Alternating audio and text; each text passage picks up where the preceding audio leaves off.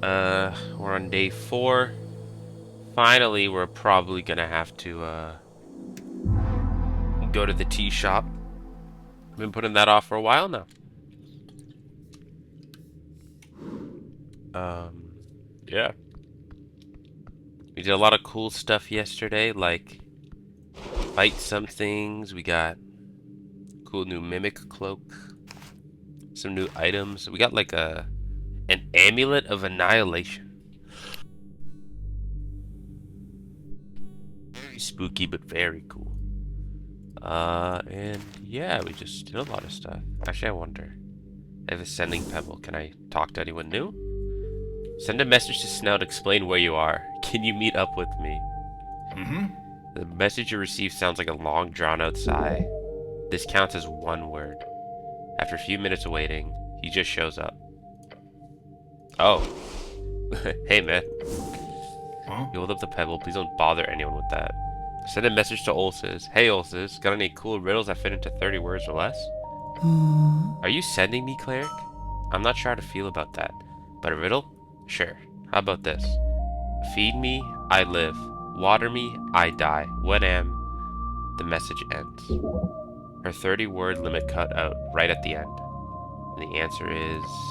Yes, you know it. The answer is fire. Suddenly, you hear Ulysses' voice in your mind again. Sorry, right out there, sending you now. The answer is fire, as I'm sure you figured it out. I have to say, sending is not an ideal way to hand out your sending ends. You feel it, the roaring rage of a Geno Sphinx yelling out her frustrations at failing to keep it under the word limit. You can now reply, yeah, I guess fire. Then, I kinda like it, and thanks for the riddle. Your reply ends. Send a message to Rickspitter. Hey, any news? Hey. Cleric. Oh, it is you. How lovely to hear you sending a message here, out of nowhere. Or is it a pebble? It seems more like a pebble, really. The message ends. Put the pebble back in.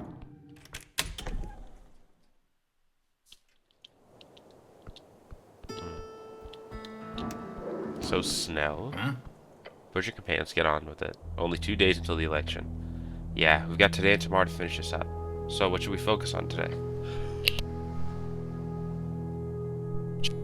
Shop is priority number 1. We gotta gain access. Focus on that. Well, we have access, we just haven't utilized it. Oh. I do want to... How many crowns do I have? 641. I do want to do a few things. Let's see. Round. This kid. Huh? Hey, it's you again. Buying something? Hear anything about any assassins on Tolstad? He shrugs. Nothing comes to mind, I mean. There's always a bunch of weirdos running around the city below, you know? What about iron masks? The kid stares at you. That's... Yeah, I've heard that before. Tell me. It's like only rumors, right? But there's this group of angry people in the city ranks. They wear iron masks, apparently, and they fight against corruption. You know, like dark vigilantes. What are they mad about? Taxes? No, it's more like anti-free strider stuff. They don't like democracy? I guess? Or more like dirty money, corruption stuff. He shrugs. Sounds like a magazine story. Yeah, it's unreal. But like I said, probably just rumors. Or is it? Interesting. Thanks for telling me. No problem. Oh, dude. I figured out what was up with all those lights, man. Cleric, he mutters. His gaze remains on the city horizon. I don't like them. What do you mean, no? No personal questions. Professional. Keep it, I don't know what I'm saying. Do you have a quest? Nothing.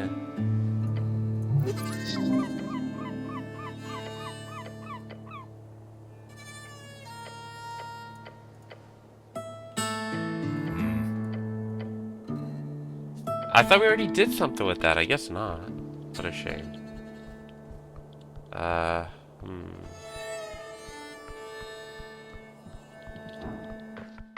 I do want to check out the Asgal again, because their thing.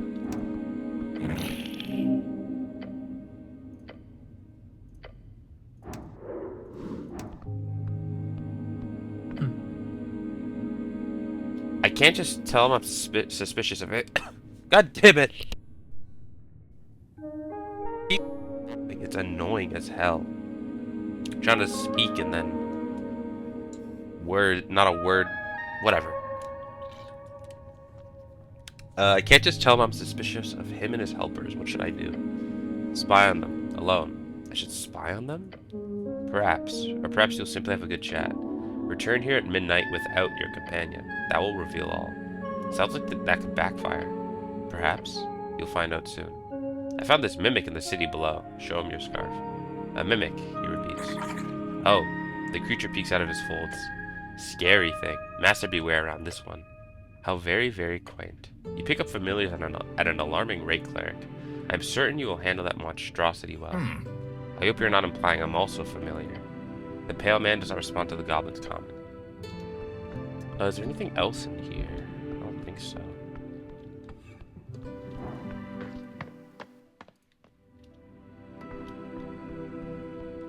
Still a dead guy right there. So what was the quest? Lich House? Several Viscount's helpers across Tolstad, and the Pale Man himself must be some type of evil mastermind.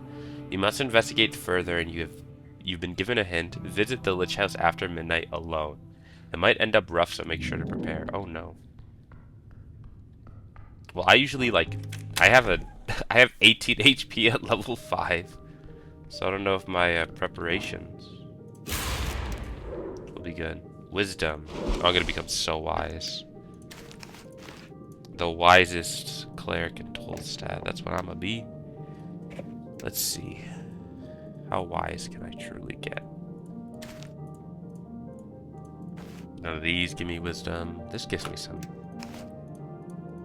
wisdom. Plus 11. 27. Behold at 27. This creature is no goblin. Though her desire lies heavily invested within this tribe, she's far older and far more dangerous than all these servants of hers combined. She knows well the flames of Ezeth. Why is she here? Chaotic good.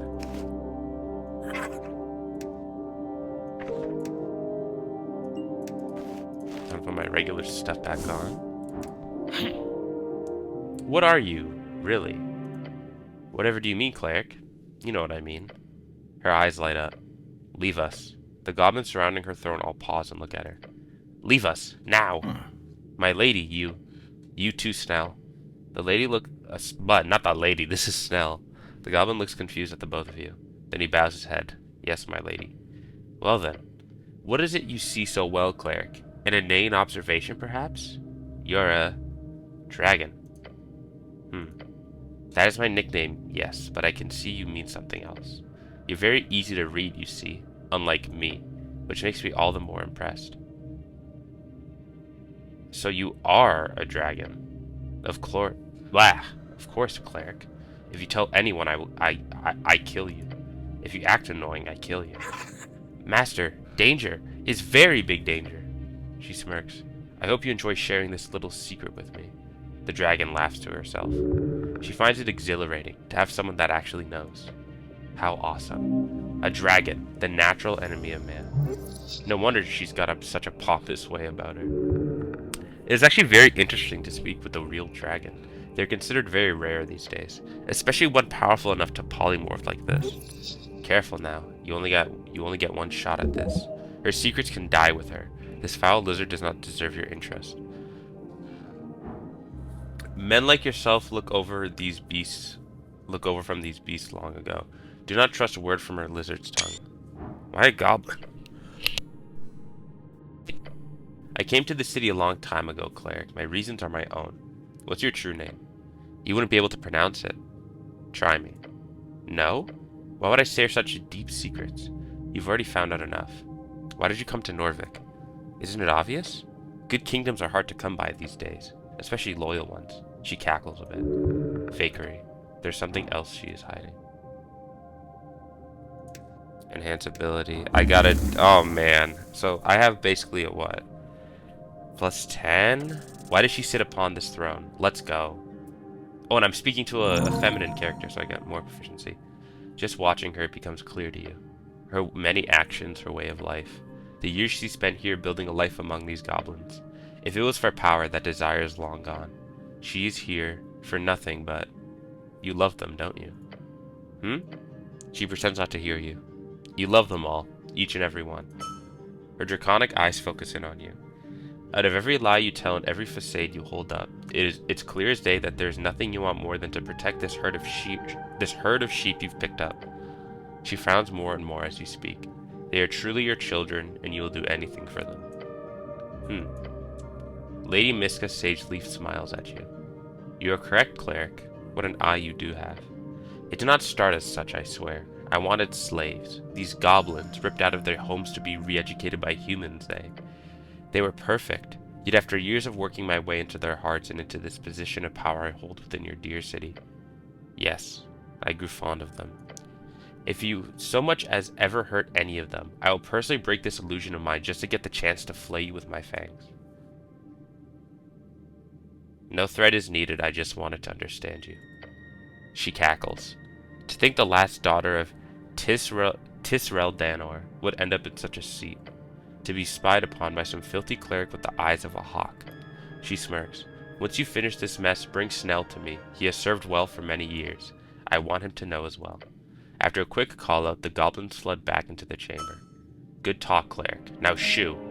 Your companion approaches you after Sageleaf ushers you away. What the hell did you talk about? He shakes his head. Actually, don't tell me. She'd get mad if you did. You'll find out. In time. What? In time. What the fuck? That's so incredibly ominous. Sorry? I mean, it's just... Look, just shut up. I don't want to know now. Time to go.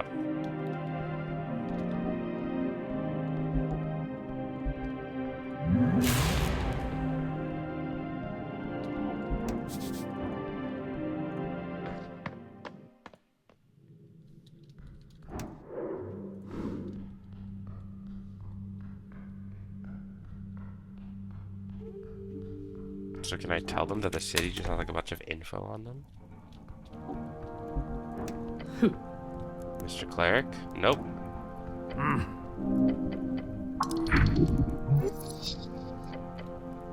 Okay, so I can't do anything. I already know these guys well enough. I guess I do go to the tea shop. Unless I can steal something.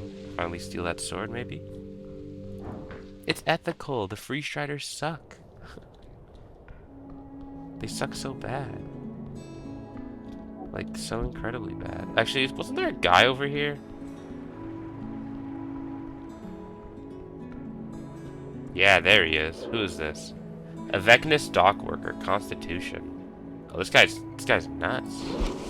Hold on, let's see if I can do something about that.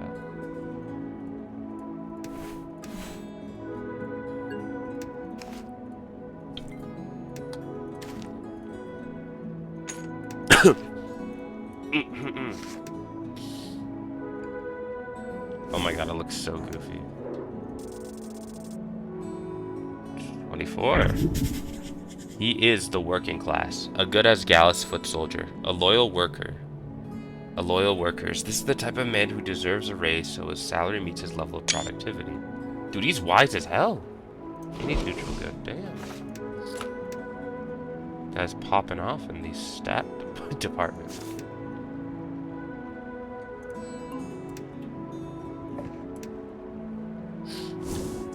What if I should go talk? I'm gonna try to talk to him.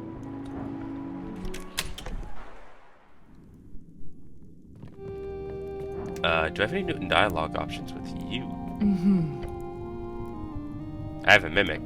That's... She drops her smile. Sorry?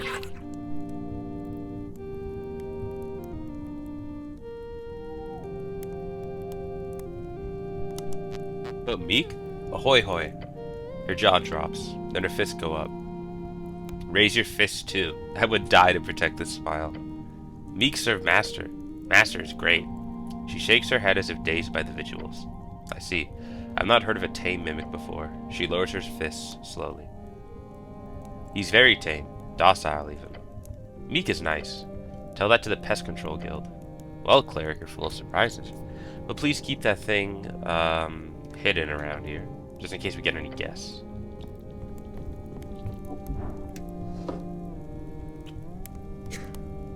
Actually...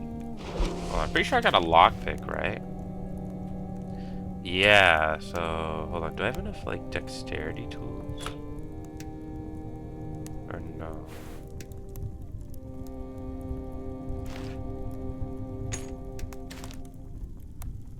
That's dex.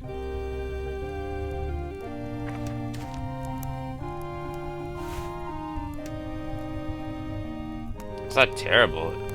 Oh wait, no. Oh, it's lockpicking. What am I doing? I gotta get intelligent.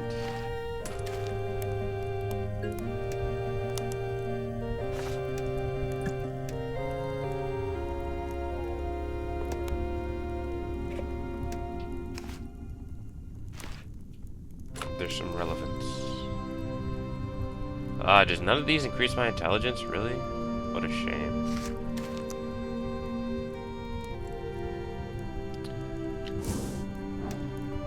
Mage hand, go. Yes! This seems like a good sword. What is it?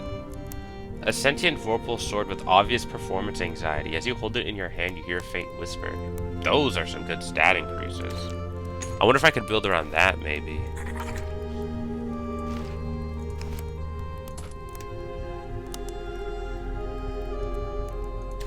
Maybe.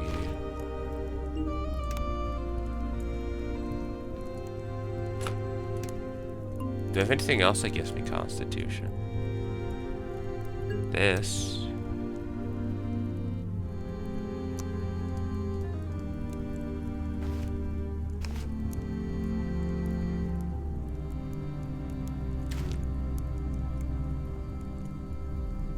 This book.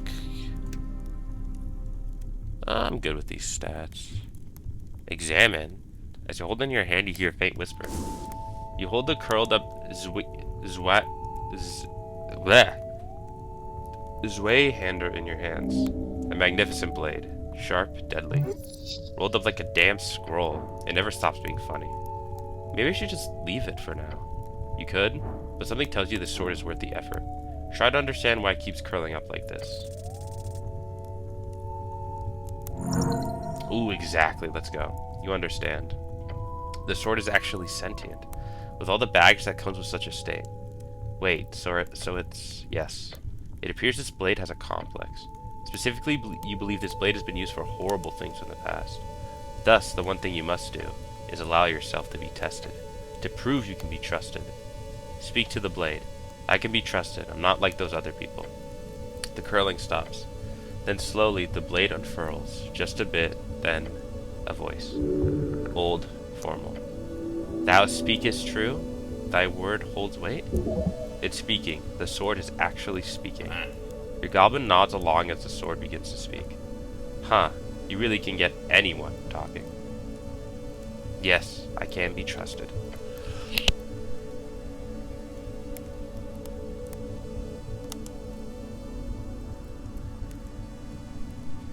Wind, night. Thou hast yet to prove thyself, night. I am Catcat, forged in elder days. I serve only those whose hearts I deem worthy. The blade hums with ancient power. So this is a power of love and friendship type trial? It is of good and evil. Answer mind questions truthfully. 5 trials of thy character. Speak not what thou wouldst do, but what thy heart truly desires. Then shall I judge the truth of thy soul. First, thy family starves, 2 other families also starve. Thou hast food enough for 1 family only. The other families are smaller, they need but half thy portion. What dost thy heart desire?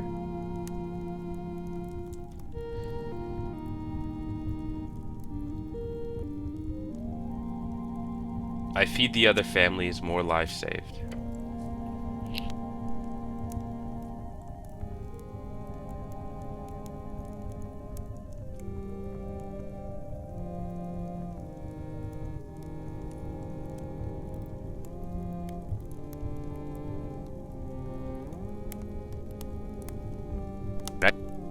drops or something. Jesus Christ.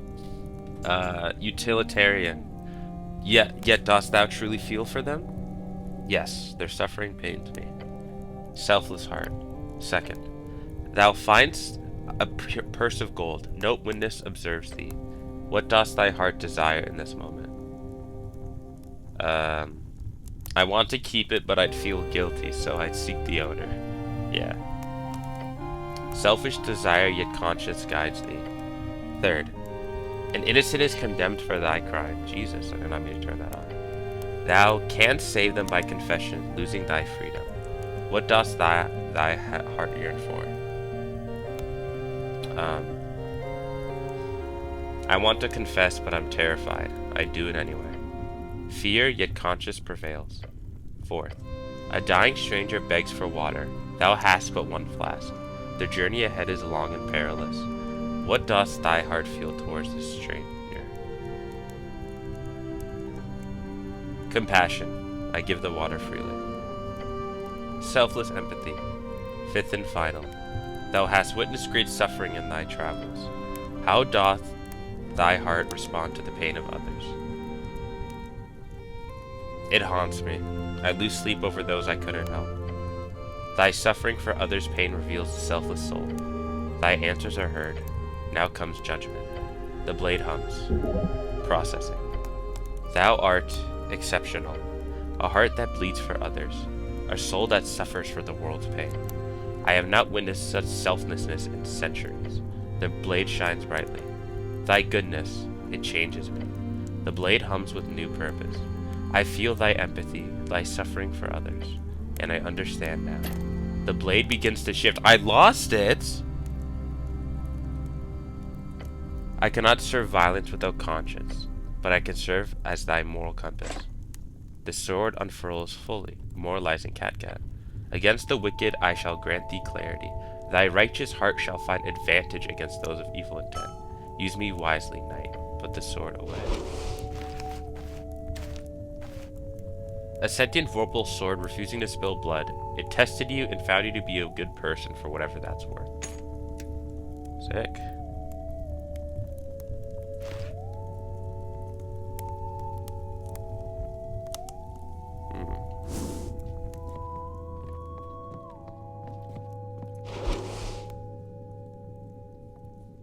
That's my, so...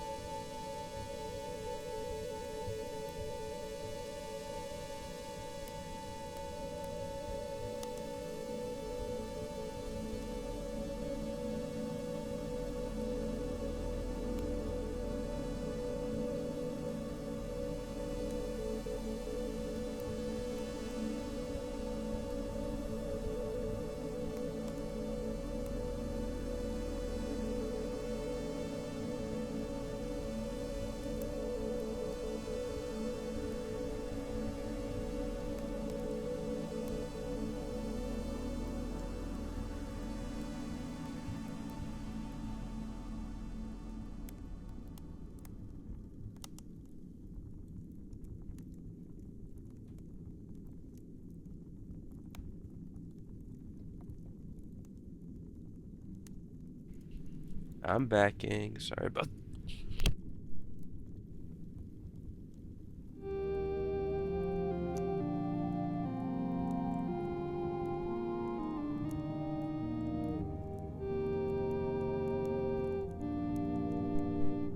back, gang. Sorry about that.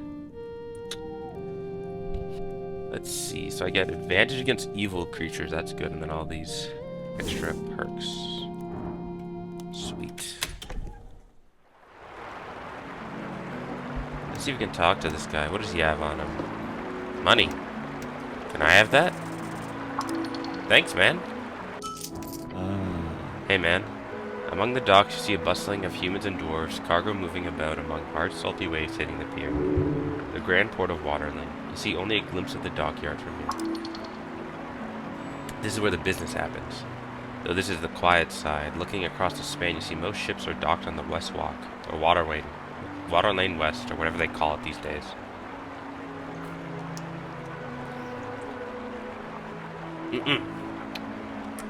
Love water. On the edge behind the Free Strider HQ, a number of workers are hanging about, drinking and talking. One of them, a long-haired dwarf with droopy eyes, throws you a cool head nod. You look like a cleric. Hello, yes, I'm the cleric. I thought that'd be clear by now. By now? Cleric is etched onto your very soul. I never met you before, man. It is pretty obvious. Alright. I mean, who else would dress like this? The goblin gestures towards you in your outfit. Sure, I guess. What's up? Nothing much. Work is over for some, starting for others. It's like a tidal wave hitting the shore, you know? Like a never-ending search for capital. What's your story? My story, man? Yeah, tell me. I'm not that interested. Oh, God. I'm not that interesting. I just did like what most exiles did. As the VK got all stale and no one could find a job, we moved downriver. Earth was really cool back in the day with all that stuff. My dad took me and my sister all the way down. He worked on the GSP, you know? I never got into construction myself, but since I finished school, I've been on the docks. Not here. I've only worked on Waterland for a year or two, but I've been all over the city, really. The GSP outlet, Ice Bay Point, North Housing. Had a gig with a factory on North Wall before the Bone Purge, but they shut down once they took down the zombies, so yeah. Not a huge fan of the Free Striders, but the AR pays well. Nice folks, too. Beyond that, I'm looking for a wife at the moment. Had my eyes on this gal who lived in the hills last year, but she liked my friend Jag more. I don't blame her. He's got a real nice mustache. Though it's saving up for a house these days, so I'm not sure if I'll ever afford the whole family life, you know. Maybe I could vote as Gallus. Jolt. Ah, what a lovely story. A regular dwarven tale. Typical below average worker. This is not a hustler. Thanks for asking. Clerics don't usually act all nice and kindly, you know.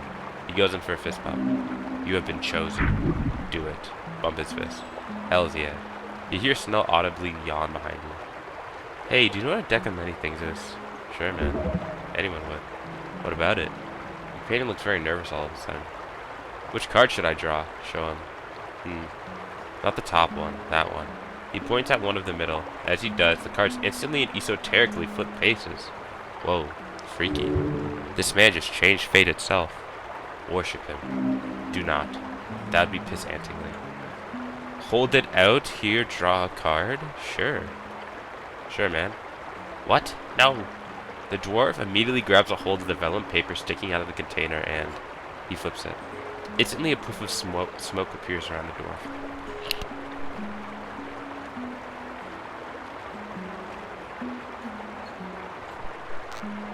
When the smoke clears, he looks the same, except he's holding a large, fancily embroidered bag. Huh? In your hands, the card container appears to have fizzled out of existence. Oh. The dwarf looks inside the bag. Cool, man. What's in there? I won't have to work anymore with this. He tosses you a bunch of electrum coins. 1,000 crowns. What? This is like 1,000 crowns worth. Snell glares at the two of you in shock. How much is in there? Not sure, man, but looks like a fortune. A logical calculation of size and apparent weight, as well as since it looks to be entirely filled with amber coins of the electrum kind. The dwarf received approximately 50,000 crowns in value, all from the magic of the deck, which is now spent. The dwarf begins to walk away, leaving you and Snell speechless on the pier. Have a good one, you guys. The goblin rubbed his eyes. Good for him. Now, can we leave? The working class dwarf shares his spoils with you, his brother. A good man, a true man. Tiny portion of it, which is technically a fiendishly shrewd move getting you off his back. But you seriously doubt the dwarf thought that hard about it. I should forget this ever happened. Sick. So now I got a lot of money. I can buy stuff with this.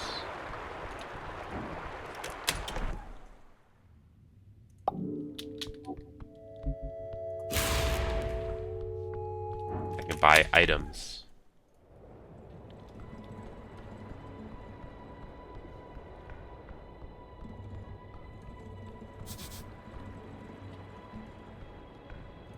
What does that mean?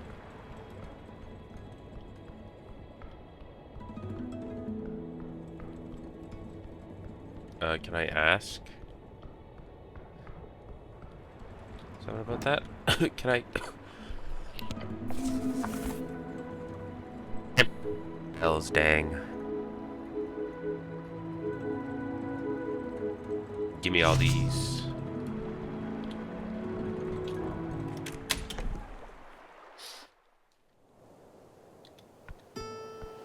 So I guess I should just like go and buy a bunch of stuff.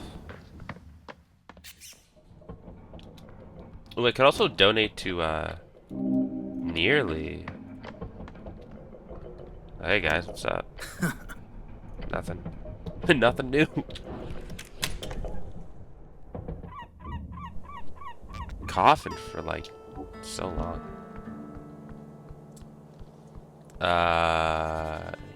Here. Hold on, I need to get my haggling skills ready.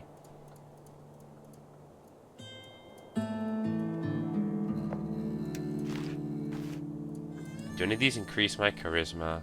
No. So, this is as charismatic as I can be, which is nice. Mm-hmm. It is you. What can I interest you in? So what are even these things? Let's see. Empty Efreeti bottle. +2 intelligence, +2 wisdom, -2 constitution. Armet. +1 charisma. I guess I can buy both of those.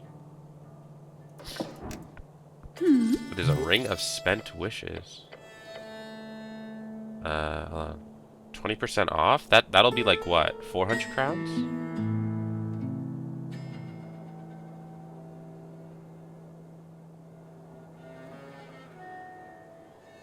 Oh wait, I can't even take that. Oh wait, no, I can't take the helmet. Dude, that's not 20%! That's so little of 20%. Are you nuts? I thought I was gonna get like such a good deal, but no. A genie once made this lamp its home. That's clear by the remnant tingle you feel when you touch it. Also the smell. Doesn't appear anywhere. And then, what, the helmet? The helm of an arcane era paladin, mass-produced for lieges in the coast, were extremely cool looking. Does look cool.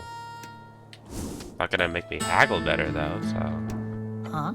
Hey, it's you again. Buying something? Yeah, sure. Give me all of these. Great choice. Women's magazines are really popular these days, even among men. Purchase to tame the Dame. Of course, here you go. Lots of men buy this one. Purchase News in Norfolk. News in Norfolk coming up. Looks like there's some juicy gossip in this one. Purchase Norvikian Post for 11 crowns. Oh, so you are a postie. He quickly stammers out something else as he hands over the newspaper. Sorry, I mean. Good choice. Most people choose the Post these days. Purchase Shivers and Shrieks for 30 crowns. That's a good one. I read it last night. Super spooky, you'll love it. And then purchase Modern Man, a guide for 30 crowns. That's our last copy. So, let's see. Wow. There's a lot of reading. +2 strength, +2 wisdom, -3 strength, +1 strength, -1 wisdom, +1 charisma, +1 constitution, -1 wisdom, +2 strength, -2 charisma, +1 dexterity. Okay. Interesting.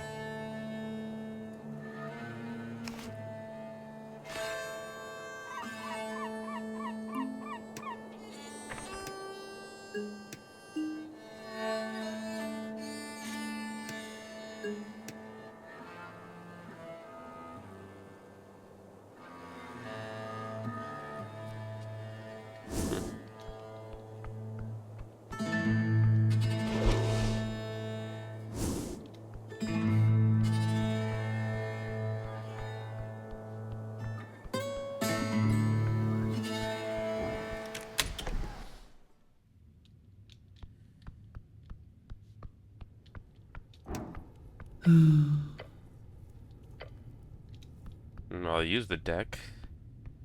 You know what? I got scammed. I got scammed, damn it. I want that ring of spent wishes. Because I got scammed by them. It said haggle 20%.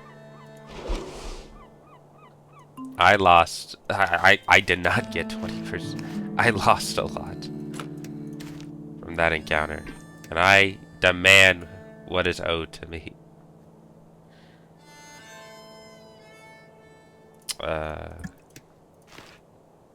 Let's see. Are any of these like intelligent papers? No. There's not a single paper in this city. Really? Alright then. Well, this will be a piece of cake. DC 19? Oh. Let's go. Yep. Now still is a hollow shell, yet the tingle still remains. It's just a sexy accessory at this point. Well then. It's mine now. So, that sucks. Advantage against evil creatures.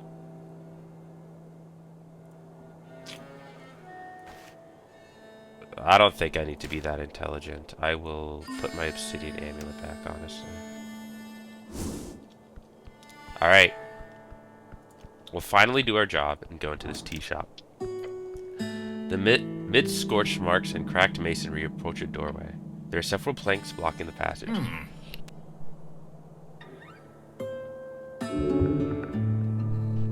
What a mess. Take a peek inside. A powerful force left these marks. Rip these planks aside, let's get to work.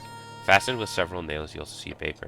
The goblin clears his throat and begins reading the bold letters at the top of the paper. City's notice, no trespassing. That doesn't include me, does it? He shrugs. I'm no expert in city law, but your companion suddenly kicks the planks, sending a subtle ripple of blue energy around his foot. You think I wouldn't sneak in by myself if I could? It's sealed. You ain't getting in without the magistrate's approval. Touch the planks. As you do, subtle ripples of blue energy appear around your gloved hand. It is sealed. As you move away your hand, the faint aura shimmers in dark translucent blue and then fades away. Yep, this feels like trouble. Just standing near the door makes it clear that there's a locking spell cast on it. Standard procedure for crime scenes. Rude to lock people out. Crime scenes should be public viewing. Oh, I can do this. What kind of magic is this? It's arcane lock. Casting it on a bunch of planks is unorthodox, but obviously they got it working.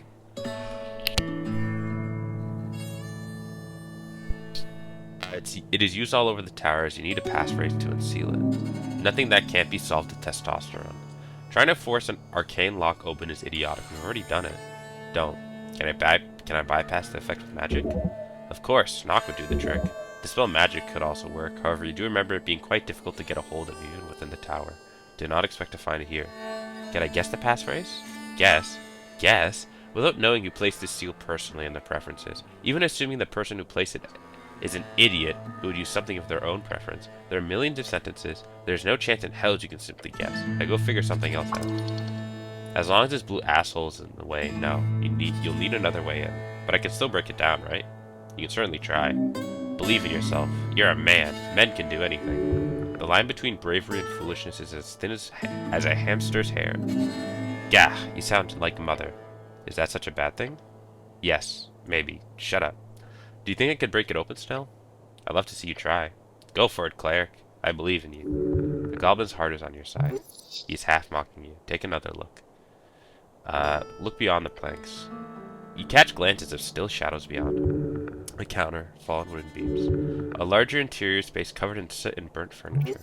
This place is a mess. A scorched mess. There's no other way in? Not that I know of, but it wouldn't surprise me. Tolstad is full of tunnels, holes, pipes, so who knows? Look around at the scorch marks. The marks go far. The flames must have been enormous, very clear signs of esoteric power. Could possibly have been caused by a regular fire of a wooden house. This stone masonry does not have enough fuel to carry such a flame, unless the building was stacked to the brim with tinder. Check out the trespassing notice on the planks. A handwritten note in bold lettering says, "City notice, no trespassing." It then continues with a finer writing. By the order of Coin Lord Darrow, the following premises are under city seizure under suspicion of criminal offense. Unlawful trespassing will be liable under 13 Holster contempt. 13 Holster, a collection of laws surrounding the lawful arrest of citizens. You'll get into trouble if you enter the tea shop without talking to the Coin Lord first. The law is the law. You'll need the magistrate's password. Turn to Snell, the tea shop that blew up, eh? It sure did. It was one hell of a blast, but the structure's still standing. The masonry is modern, clearly the work of Dwarven engineering. Looks like shit, but boy can it take a hit. Disliking Dwarven architecture is very hip these days. Grease. A splash of colorful grease magically covers every crevice of the planks. It oozes colorfully. Is that gonna help? Yes, Snell. Okay, so it'll be greased up and easier to pry? Exactly. Right, great. You see a reflection of the now glazed wooden surface. You look glorious. Time to smash these planks. This will help, but it will still not make it easy. You might have to try several times if you want to brute force the entrance. I can do this. I am strong.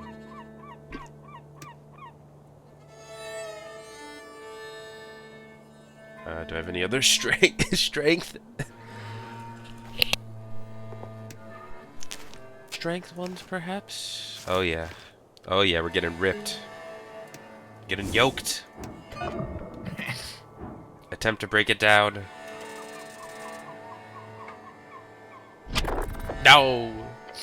Get ready. Reach forth. You grab the planks and the esoteric force shimmers. You grab it. Muscles ready. The power of the seal, it burns. An intense pain shoots through your lower back and shoulders. The pain is immense. You tried, but the planes are nailed esoterically in place.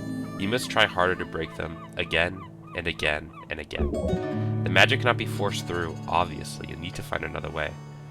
Well, hope it was worth a shot, cleric. You should probably just talk to your coin lord up the hill. Your back is on fire. Nah, I got this. Break this down. Easy. Let's go.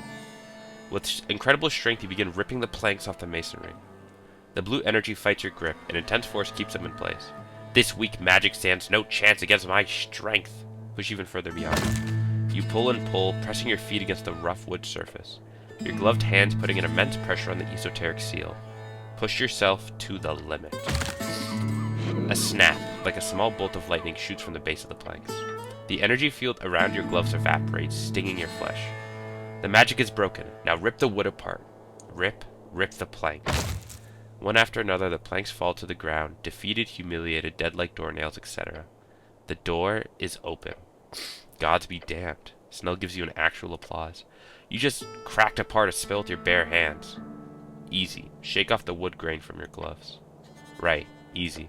I'm officially oppressed. Well done. You stand there, breathless, having performed an amazing feat of strength. Beyond lies the ruined tea shop. You can smell it already. It's like you're looking into a burnt-out fireplace. The ash and cinder is all that remains. The goblin gives you a serious look. It's time, cleric. You get ready to step inside. Your body begins shivering. Get ready to run. Meek smell old fires. Bad magic leave. Stay in here. Master, be careful inside. The tea shop finally awaits. We're coming in once and for all. After delaying it forever.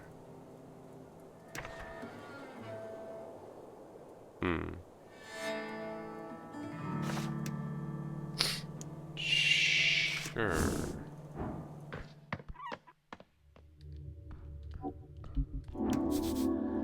Used to be seating for customers. Along the wall, you find a row of booths. Any textiles are obviously ruined, but the wood itself stands. Interesting. Your companion squats down and checks under the tables. Yep, it's fucked down here too. I look first. Wherever evil is found. Not helpful. The left booth doesn't seem interesting. Snell checks the right one. Check the central booth. The militia hosed the whole place down, Snell says while lifting a coal-like wood piece.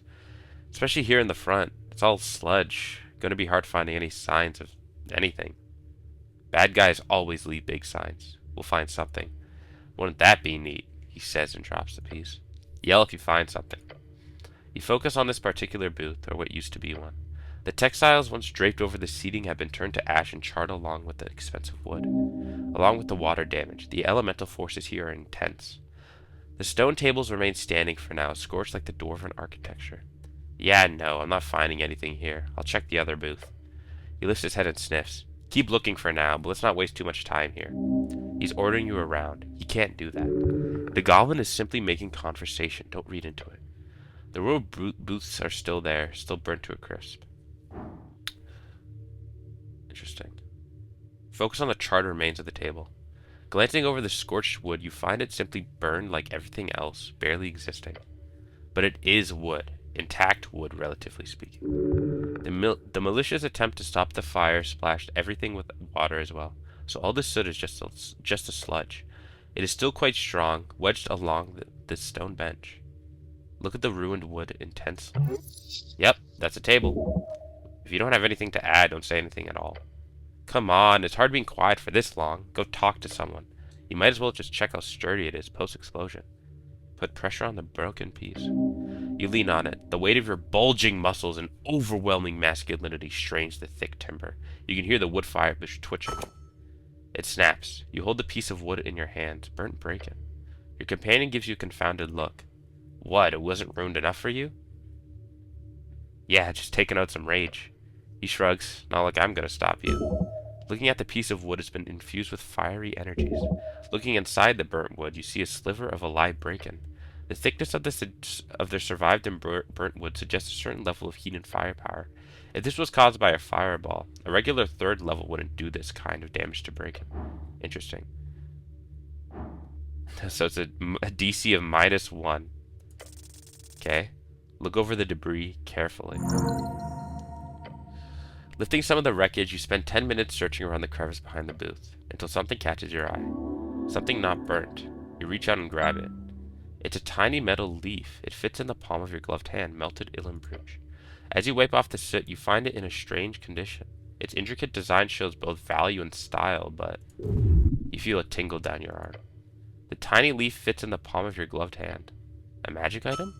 The brooch is half melted. A magic item does not get destroyed like this, not by anything but the most powerful of magic. It simply does not happen. A dainty elvish symbol, representing their degeneracy and decadence. This is a brooch designed by Ilum hands. The religious leaders and nobility carry these. You glance over to your companion. He hasn't spotted your find yet. Hey! Yells someone loudly. He jumps and gives you an angry glare. Not so loud, damn it. The goblin scoots on over to you and looks at the tiny pin in your hand. Strange. Interesting. It kind of survived the fire? Bring it with. Show it to the old lady. Why would she care? Obviously she'd care. Alright, sure. He looks around. Let's focus somewhere else in this. Let's stop investigating this.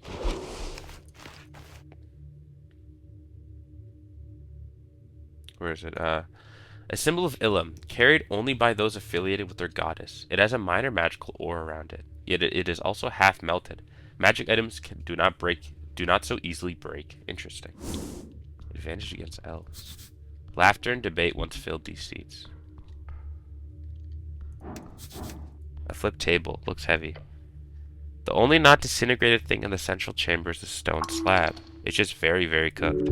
A table. It was once a stone table. Now it is as scorched as the rest of the tea shop. Move this thing. It is surely hiding something important. Ah, yes, a table. It must have been flipped over by the force of the explosion. Leave this for last, if you are able. So whisper the strings in your ears. You want to flip the table? It's damn heavy, but maybe we can do it together. Even with Snell, this is really heavy. There's something interesting here. However, make sure you look around first. Okay? How the hell is this place still standing? Oh wait, there's a thing right there. Such destruction. Thanks, man. Oh yeah, I'm not missing anything, right? Let's see. Doesn't look like it. It reeks. It's a miracle the chamber is not completely collapsed. Whatever content once filled this chamber has been pushed up against the cracked walls. The dwarven masonry is damaged in various locations, and every single thing in the chamber is burned. This is the center, but where exactly did the explosion originate from? The stony tiles, scorch marks, and general aesthetic makes this look like a dragon's lair. Beware, beware. Check the debris. Just a quick search reveals nothing but charred rock and iron scraps. Remnants of furniture. Shelves, maybe. Chairs. Pushed up into the corners of the room. A violent and sudden force of heat compressed it all. Check the iron beams along the walls. Once they stood straight, holding the ancient tunnel upright. Askew and weak, yet they still stand. Yeah, it's a miracle this place hasn't collapsed entirely. You should probably leave. Relax, it is fine. Check this ceiling. Your heart beats quicker. You glance upwards, finding the somewhat high ceiling in the chamber to be scorched but intact. This place will stand for now. Could this be caused by a spell? Spells can cause most things. Very obviously this chamber has been hit by a fireball spell, or any type of equivalent explosive force. Your chamber smell? He removes his sleeve from his nose and mouth. It's a damn blast zone. Any theories? I'll tell you what I think, cleric. I think, and I'm very fairly certain, that a very powerful fireball was cast right on this spot. Clearly. But look, I'm no expert, but he has good intuition. Exactly how that would happen is confounding to me. So let's both just look over the debris and bring as much information as we can to the old lady. Why do you think it's a fireball? He shrugs. Pretty common spell, powerful. Wouldn't be the first time either. Norvik's seen its fair share of renegade wizards over the years. Not too many capable of this kind of destruction. Not these days. There used to be much more powerful wizards before the start of the new era. Back then, Earth would wrestle with any rogue sorcerers. Now that is your job. The goblin lifts an eyebrow, and you feel a stirring in your lower stomach. What about you? Can you cast Fireball? He asks with a little hesitation. Most clerics and paladins can't tap into arcane magics. I could, technically. Good. The goblin smirks. Then you can tell me if there's something off about it. I should leave the rubble alone. What's this? On the floor beneath the shelf, you find a pile of broken porcelain. Damn, it's like a clump, he says, and coughs a little. The heat must have been extremely intense at this spot to cause such an effect. Old Master had a cup like this. Sorry, what? Look down at your scarf. Old Master had big collection. Of cups? Yes. Teacups? Yes. This Old Master of yours sure is a strange character. Yes. Try to pick one up. Grabbing the edge of a cup reveals how stuck it is. You can't move it an inch. They've been deformed by the fire. The heat must have been thousands of degrees. Can't I pull harder? It would only break. No use. I'll stop looking at the cups. Only the stone base remains. You step in behind the counter. There are compartments filled with ruined tin boxes. In the back, there's a complicated set of tubes and pipes combining into some type of tea-making machine. A brewer. Not often you get to see those these days. For such a fine and expensive piece of machinery to break. A shame. I'll have a sweet with cream, please, Snell says nasally. He leans over the counter. Oh, make that half cream, actually. My tummy's sensitive today. He's making fun of humans and their love of milk. Not the best joke, but I'll like you more if you play over it long. Answer in a snobby tone. We only serve hill source oat milk, sir. The goblin looks at you, then looks at the counter, then looks at you again. That's called a double take. Good job. Look at his face. Pure shock. Good one, cleric. He waves his claw. Check the counter. For a short instant, he actually thought you were funny. Damn. Look at the surface. There's a slab of wood covering the stone base of the countertop. More like charcoal at this point. It was once finely sanded bracken, now ruined. But the stone still stands. Strong, steadfast. Look over the machine. Pipes and levers melted. Glass shattered. This was once a fine work of engineering. Check the pipes. Copper pipes, expensive, once shiny, now charred and bent. Handcrafted. You can see the markings of a rounded hammer across it. A lot of care went into this machine. Check the copper chamber at the top. This is where you put the tea leaves. As you lean in, you don't see much beyond some burnt muck through the cracks. But you do smell something. Your stomach turns. Why does it smell like that? It contains something foul. You do not know what. Move away. Do I have to? You really do not. Move away from the chamber. You do so. Check the output valve. There's a metal valve at the end. It's shut. It's only shut when it's brewing. That means it was working during the explosion. Open the valve. You try to turn the valve, but it bends at an odd angle. Wait, that's not how a valve is supposed to feel. It's stuck? You are the hammer. This valve is the nail. Be careful. Only with finesse can you tame a machine like this, because you're such an expert at that. You carefully put pressure on the valve as you turn the little lever. Suddenly you hear a snap. A tiny piece of copper comes flying towards you, hitting your helmet with a dink. You totally let it do that. Oh, there's more. Shit, step back. The valve bursts open, releasing an oozing pile of tea ash and gods only know what else onto the floor. Gods be damned, Snell mutters and holds his nose.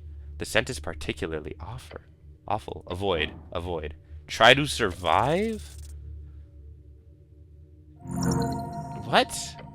Foulness, but nothing you cannot stand. You smell the fetid, melted ooze. This is disgusting. The goblin is dry-heaving next to you. It's not so bad, Snell. Don't be dramatic. Alas, you persevere. Yeah, great job, man. Now stop smelling weird shit. You are not enjoying it. The floor behind the counter is now covered in a layer of ashy mulch. This is what victory smells like. You have won. You will tell the tale of the chamber and the valve to your offspring. This will be your legacy. This is who you are. It better not be. Strong veto on that one. Ugh, what did I gain from this?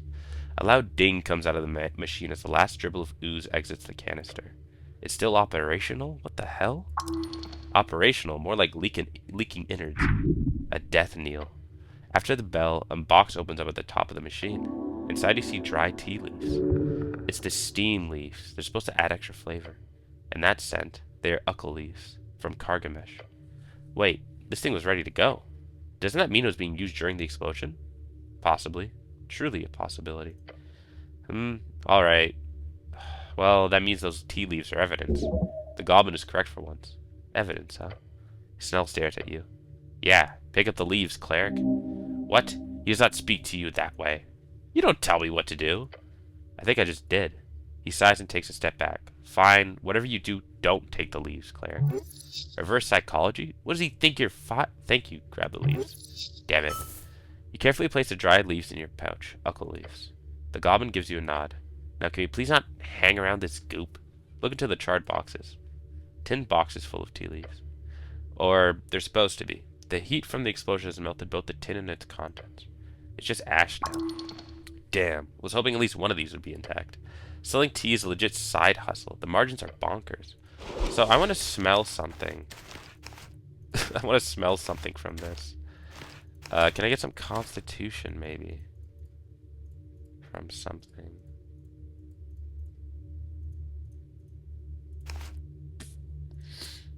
Sure, I can get it from this pot.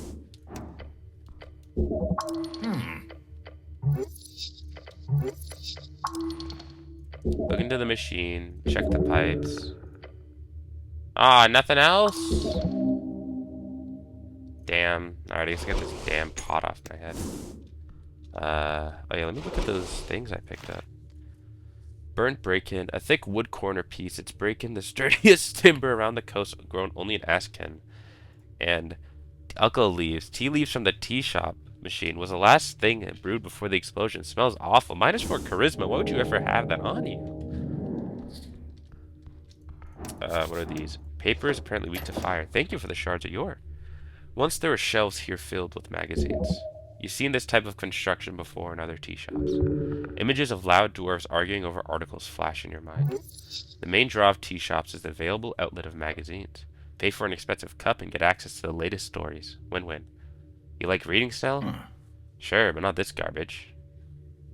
You're right. Hard to read when it's burnt like this. No, not. He shakes his head. Copper Zines. It's just a bunch of lies and tall tales. Might be fun if you want to raise your blood pressure. You don't know what you're talking about. Oh, I'm so sorry, cleric. Of course you should keep reading your gossip papers and propaganda signs. He gives you a kind smile. Your opinions are as valid as any others. Somehow you feel like an idiot for defending this shit. Hey, lies can be very entertaining. You don't have to believe them. Look at the clumps of charcoal. Littered across the stone alcove, you see chunks of, well, charcoal. These used to be wood. These stone shelves used to have a wood front. Is there really nothing readable left? Why would there be? Paper burns quite easily. But what if... Sure, maybe you'll find a magically fire-immune newspaper or something. That's right. You have to take a proper look here before moving on. Great. Just great. Your eyes sweep over the ashy remains. Search for something, anything. Ooh, nat 20. Notice something solid. Moving away a small pile of burnt magazines, you discover paper completely unharmed by the flames. It's a bit dirty, but a quick shake reveals the title. The Undercommon. For fuck's sake. This paper is cursed, I tell you. We spent a fortnight fishing these bad boys out of the sewers last year. What kind of asshole thought a magically indestructible newspaper was a good idea? There's a faint tealish outline on the paper. Not quite glowing in the dark, but almost. It can't even be burnt? Nope. Not even magic flame. Is it any good? Glance at the magazine. The Zine? Nah, it's shit. The magical elven brooch was damaged, but not this? Immunity to fire damage sure is something, huh? Put the magazine away and look elsewhere. An unpopular fanzine, shoddily printed and filled with letters, fan fiction, and reviews. It's essentially a collection of writing from various fans of local theater shows, musical artists, and nerdy activities. This issue seems to be full of info about LARPing, which has taken the youth by storm. The Zine is infamous for accidentally releasing issues in an enchanted and destructible newspaper. Illegal battles being fought over the difficulty in removing them from circulation. You cannot destroy this magazine no matter what you do. Well, damn.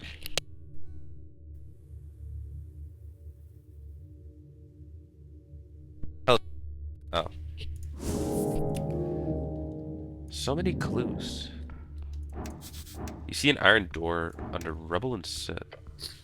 Late in the passage, the iron door has fallen off its hinges. Look at the corners, they're bent. Look at the bent corners of the door. To bend metal like this, it takes power. An incredibly high temperature must have been involved to cause this door to bend like this.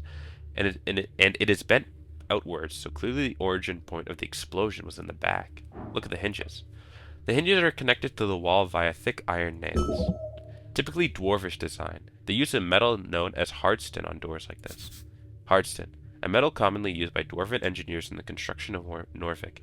It is light but extremely durable. Melting point is 2,500 degrees Anders. Looks like they've been ripped right out of the stone. No, wait. No. The iron's been bent as well. Interesting. Then this was a combination of force and heat. An esoteric effect? Just a spell? Your bet is this was a high tier spell. Alarming. Oh wow, the DC is nothing. Meek, what do you make of this? Door is very hurt. Meek feel bad for Door. Bad magic did this. Master, be careful. Whatever did this still may be here? Figure out what could have bent the door like this. To melt iron like this, it would require incredible heat, especially for hardstone.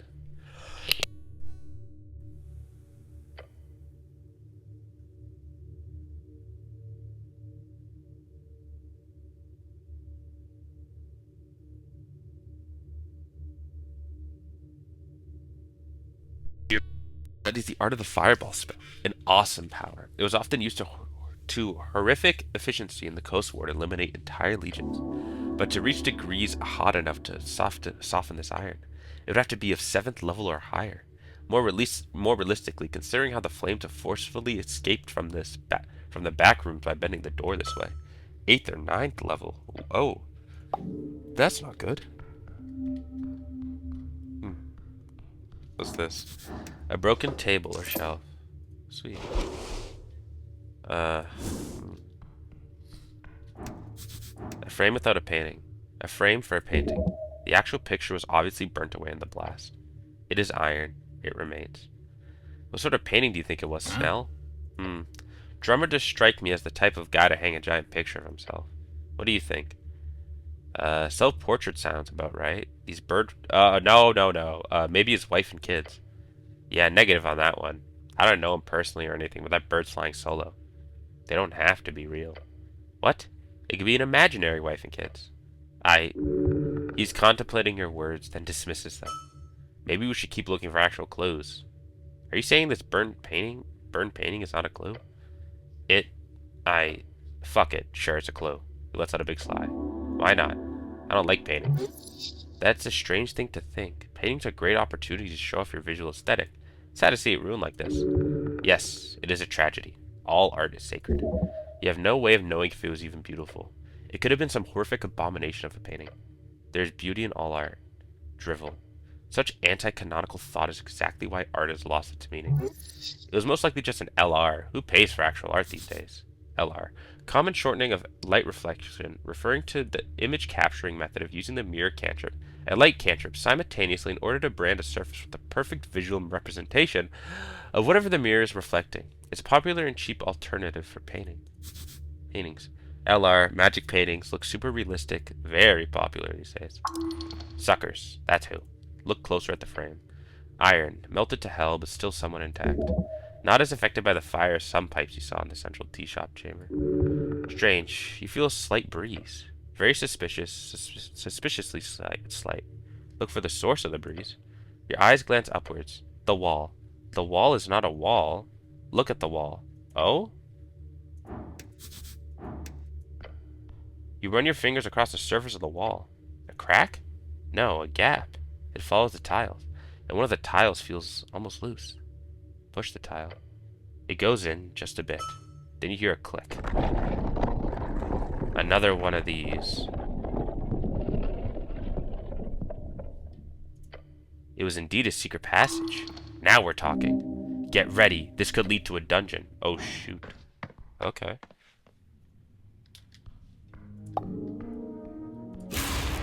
Oh, wow. What's that supposed to be? Triple D, the man, the myth, the lad who is mad. Pick me up, regain 1d4 hit point. Ooh! It's just barely out of reach. Behind the barge, you see a very fancy warhammer. Cool. Looks dwarven. Yes, dwarven. Made out of adamantium, which means it's functionally useless. You also see a bag of griffin fodder goodies. Quite the expensive treat. Niche too. Appears to be almost 100% meat. You could reach it easily. Grab a handful of it. Reaching in between the bars, you easily scoop up a handful of the stinky little nuggets and toss them into your pouch of holding. Let us wish, for the sake of everything, that these nasty bits won't stink up all your other stuff. This isn't even an item. It's just mush. You're pushing mush into the pouch. This does not count as loot in any shape, way, or form. You refuse to consider this loot in any way. This mush is not loot. You will not be able to find it in your inventory. It is anti-loot. But everything else I get counts as loot? This does not. Now stop thinking about the mush. Useless.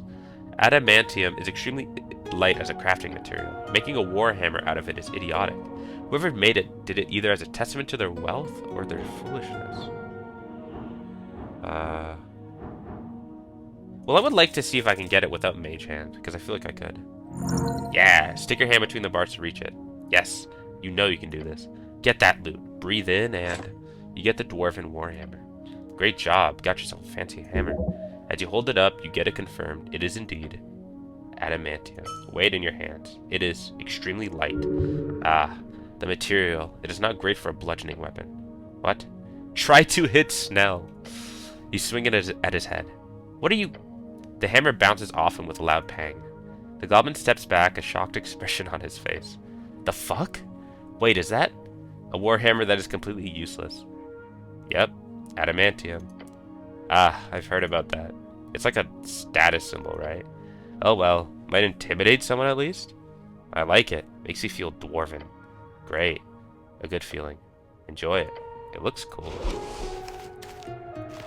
Does it? Where's my weapons? There we go.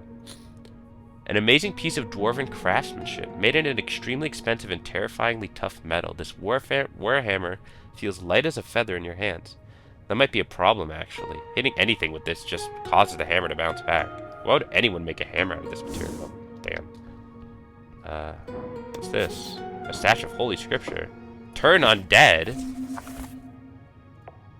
As an action, you speak a prayer censuring the undead. Each undead that you can see or hear you within 30 feet of you will be turned for 1 minute or until it takes damage, if it is weak enough to be affected.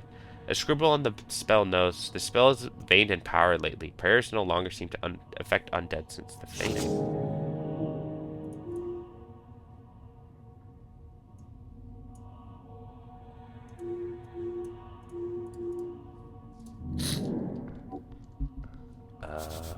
That son of a bitch, he's got a whole horde back here. You approach your companion, let's get on with it. Won't you look at this? A secret tunnel. Yeah, this is a shock. There are a ton of tunnels under the city, sure, but right under the Temple of Earth like this? Old lady won't like this, not one bit. Let's not focus on that right now. More importantly, let's focus on how this impacts the explosion. Time to keep looking around. Yeah. Who doesn't love a good lever? A lever on the wall of this dark chamber. Sure, pulling random levers has never ended poorly. It is probably connected with opening an entrance. The goblin lets out a single sound, then he just takes a step back. Oh, Meek knows this. Pull lever will open secret door. That how Old Master always put it. Lever equals secret door. Levers can sometimes be used for other stuff too, you know. They can? Yeah, like... Yes, like, Your goblin companion also gets sucked into the thought, clearly struggling to come up with a single thing that would need the use of a large wooden lever of this kind. Like what, Master? A drawbridge. A drawbridge. A drawbridge. Yeah. Oh, yeah. Yeah, a drawbridge. A drawbridge. Yeah. Oh. Master's so smart. I'm only as smart as the people in my party. Humble, Master. Very humble. Meek learned much. Very good. Very good. Drawbridge. Why would a drawbridge use a lever? Shh. Same. Oh. Maybe Master will come up with the answer later. Meek look forward to it. He won't. You don't want to pull the lever with me, Snell? No, thank you. I'm going to assume it won't spring a trap or flood the string. Or sorry, I'm going to assume it won't spring a trap or flood the strange chamber. The lever appears stuck? Ah, yes, it is connected with the passage to the tea shop, which you have already opened. Great. What are these? A box of expired potions. Let me get some water, some sipskis.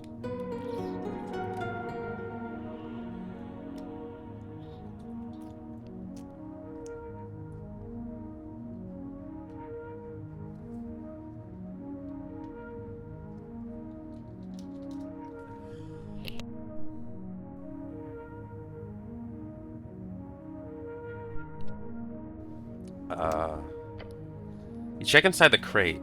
Potions, several layers of them, wrapped in Retian newspapers. Some is written with big letters in the inside of the crate. Spoiled potions batch. Do not drink. Who brewed these? Oh shoot! Thank you for the follow, Eden Nova. Appreciate it. Hope you're enjoying the stream. The labels all say Hexbrew. All the work of Joanna. I don't know what Joanna. If you got into the potion business, you could probably make a killing. Are they all spoiled? It appears so. They must have been removed from another shipment. When checking potions, one would make use of the Detect Potion Purity spell. Detect Potion Purity, a first-level divination spell and a modification of the Identify spell, which focuses on detecting impurities and errors in magical potions. These potions must have been detected as ineffective and placed here for later disposal. Check the box. Nothing interesting about it, except the tiny carved marking of a bird on the bottom right corner.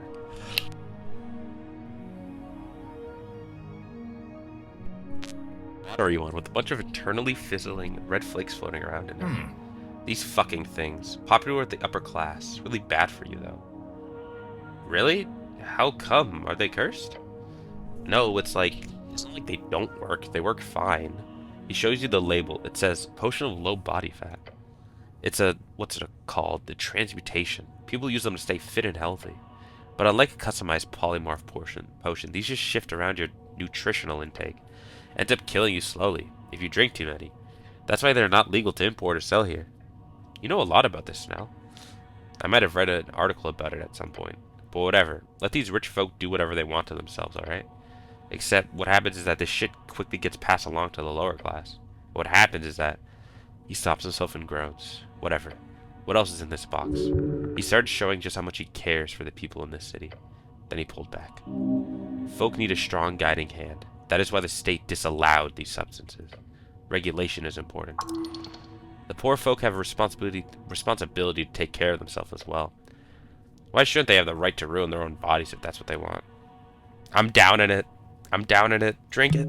You crack it open, the cork flying down the tunnel. I really do not think that's smart and you downed the whole bottle.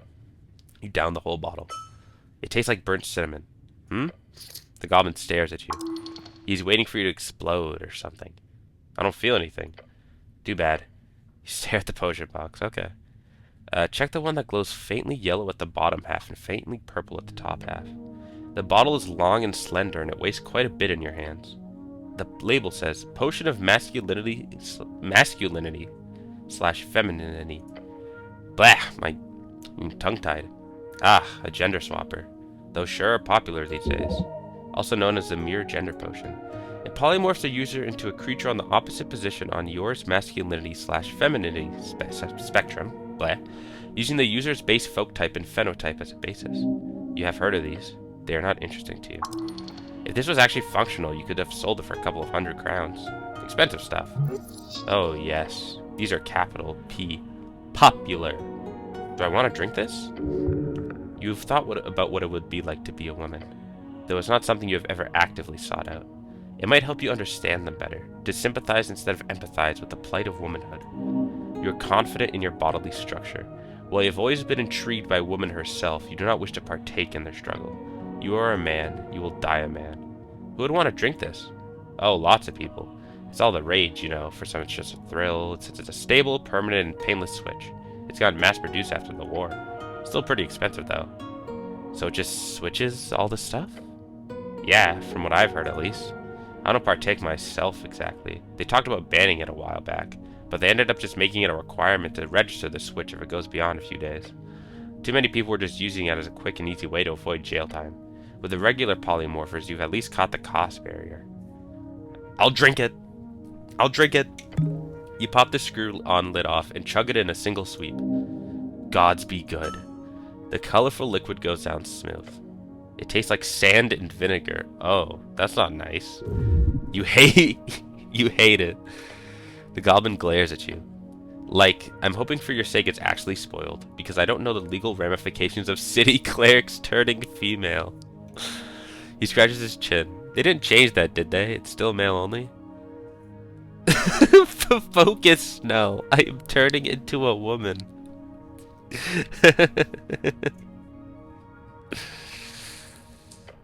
I don't think that's happening anytime soon.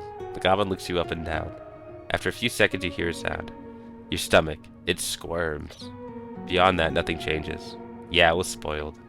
Snell raises his eyebrows at you. Say that again? It was spoiled, Snell. Nothing happened. Wow. Your voice is a tad bit higher. No, it's not. Yeah, it is. Well, I don't hear it. Well, I do. And most people probably won't notice. And it might wear off in time. I've heard that spoiled potions can give some weird temporary effects, like rolling the dice.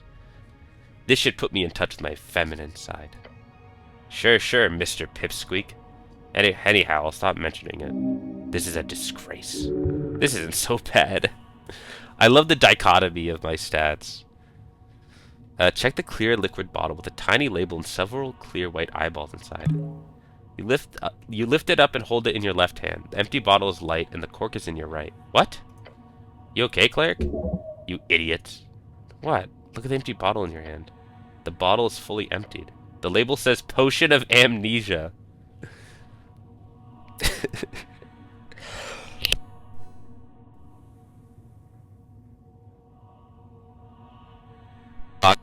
Right? So the other potions I get to have like full philosophical debates on. About, you know, if I want a little less body fat. Or if I want, you know, to be like, want to change my gender. But this Potion of Amnesia, I'm going straight in. Nuts, bro. We don't have to start over, do we? Please don't say we do. That would be the worst. You drank it, but the weak spoiled potion only took away a few seconds of your memory. Ah, I see. So you're okay? I lost a few seconds there, but I'm fine otherwise. Ah, right. Spoiled potion, weak effect. Let's just not drink random potions from now on, okay? Check the date on the newspapers. It says Cronus 22nd post-war era on most of them.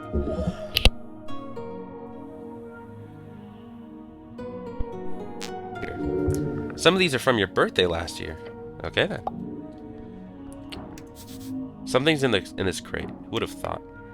Looking inside this crate, you find a notepad. A notepad with several pages of scribbled notes. The handwriting is awful. Is it truly okay to read someone's personal thoughts like this? What if it's a diary, or a message left for a family member, not meant for the eyes of prying clerics? No, okay, scratch that. It says ledger for smuggled goods on the front. A bit on the nose, mayhaps. Oh, smuggling? Awesome. Check this shit out right now. So this notepad is filled with proof of both evil action and intent? Oh wait, I gotta take a screenshot for a friend. Hold on.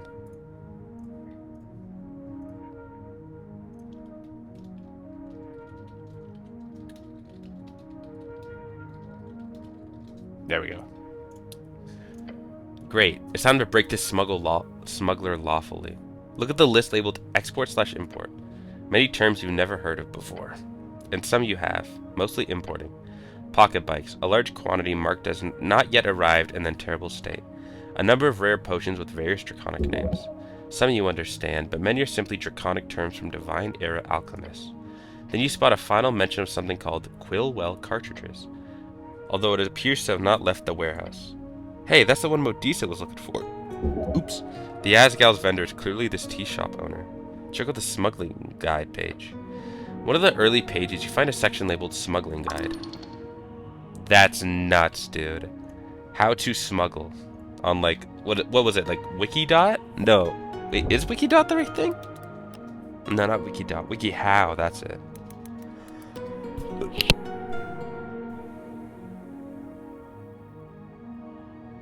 Yeah. WikiHow. How to instructions you can trust. How to smuggle. He wrote a guide on his own illegal activity as a reminder on how to do it? Huh? This can't actually be his voice trails off. Some people, man. Step 1. Use your connections. The Reedsian merchants are always good for coin. They pay hefty for simple storage. Step 2. Storage. Move things from warehouse to secret tunnel. Use free strider help. Lift up from pillar crossing. They write off missing goods as lost at sea. Step 3. Keep secret. Mix crowns with tea shop income. Fudge receipts. Avoid sage leaves handlers. Step 4. No distribution. Return to warehouse night before ship leaves. Do not sell goods yourself. Stay clean. Of course the free striders are involved in this. They probably set it up to begin with. These crafty bastards. They've really got out their fingers and everything. You should really consider becoming a full-time free strider agent. They probably pay a hell of a lot better. Over your shoulder, Snell is reading this elaborate display of criminal incompetence. He looks less angry and more disappointed. I suppose it's a blessing when the crooks of society also implicate themselves through sheer idiocy. Look at the latest entry. On the last few pages, there's a ton of handwriting. There's a ton of reminder notices written in sloppy handwriting. It goes on about missing payments, lost suppliers, and various angry comments about tea shop customers. Probably written to himself. He's clearly not someone who remembers without the help of writing. Then you get to the final notice. It is marked with the date, March 21st. That's the day of the explosion. Coast hag potions not yet arrived. Days late. Don't want diluted piss again.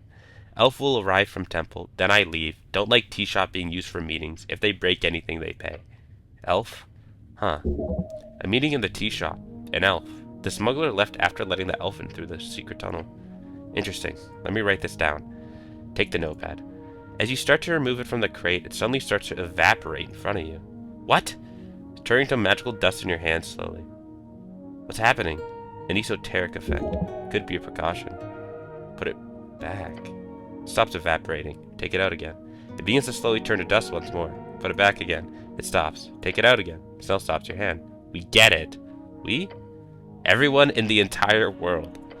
Metagaming. This notepad, it has a defense mechanism, an esoteric abjuration. If you bring the notepad away from this crate, it breaks. Somebody does not want it to be used as evidence in a court battle. You'll have to leave it here for now. I'll send someone to take a look here later, don't worry. I'll make sure to mention that they should not move this thing, just in case. Alright, I'm done here. Okay, so there's something there. Several bags, one of them looks interesting. Bag of holding? That's a popular D&D item. This is clearly a bag of holding. You've seen these around. They're extremely valuable these days. Be careful, you don't know what's inside. Examine. You grab the bag and look into the void within. It's very light. What you found here is a very popular and extremely useful magic item. A bag of holding. Oh, Meek knows this. It is hole that eats all and then spits out. Old Master had one with teeth. Very rude one. No way. Way. Way! What's interesting is whoever left this behind could definitely have stored a bunch of cool stuff inside. It could be anything. Expensive magic items? Relics of divine might? Messages from lost people in their culture? Fancy clothes? Oh yes, but more importantly, it could have a hoard of crowns. Try to grab the contents. As you do, the bag shivers in your hands. The usual trick of just turning it inside out or holding a hand in front of it while thinking of the thing doesn't seem to work. It's broken? Or cursed? Damn it! How will they get the potential stuff inside then? You could always try to force it. The smartest move would be to examine the bag closer. Oh, these are some big and varying DCs. Shove your head inside. What else can I do with this? Not much, if it's weird and cursed like this. Should I put stuff inside? You could put things into it. However, since you already have a pouch of holding, it is redundant.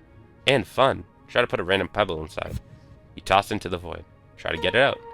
Nothing you do seems to get it back out. Right. Good to know. Indeed. Alright, time to try all these checks. So let's really, like, try our best here. Me can stay. Let's see. Constitution. That doesn't give Constitution. This does, though. Without lowering my stats.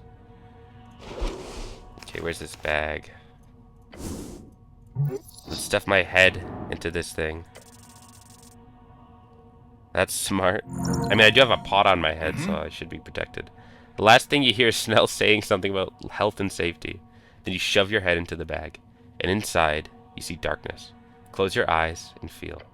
Something inside reacts with you. Something near. Something close. Your stomach grumbles. Yeah, I am pretty hungry, actually.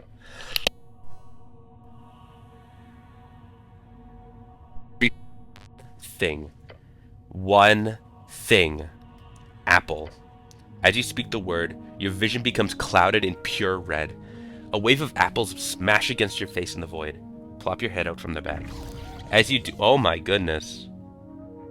As you do, following your head is a stream of apples. They fly all around you, then spill it on the ground. All around like little red treasures. At first surprised, your companion's expression soon turns to weariness. Of course. What did I expect? You may begin. Pick up an apple. You do so, taking one of many from the ground. I didn't mean to do that. You leave many apples around you on the ground. Such littering is bad. What? No! It was a misclick! No, it was a misclick. God damn it. No. No. My apples. How many apples? I only have 13. Alright, what should I do next? What's the next easiest? Dexterity. I want to make sure I, like, succeed these, so I'm trying to put good stuff on them. Let's see. So this gives me some dex, although this gives me more. Yeah. Let's see. This, and then I should have a thing that gives me some dex. Yeah, Norvikian Pose. Alright, a plus 10. Yeah, that'll work. And I also have a plus 3 from Advanced Ability. So I should get it. Let's play around with it. Should be fun, yeah. Inside the bag. You feel around the rim of the void within. And there. You feel it. Pull something out of it. A jar of pixie dust. Sweet. Time to party.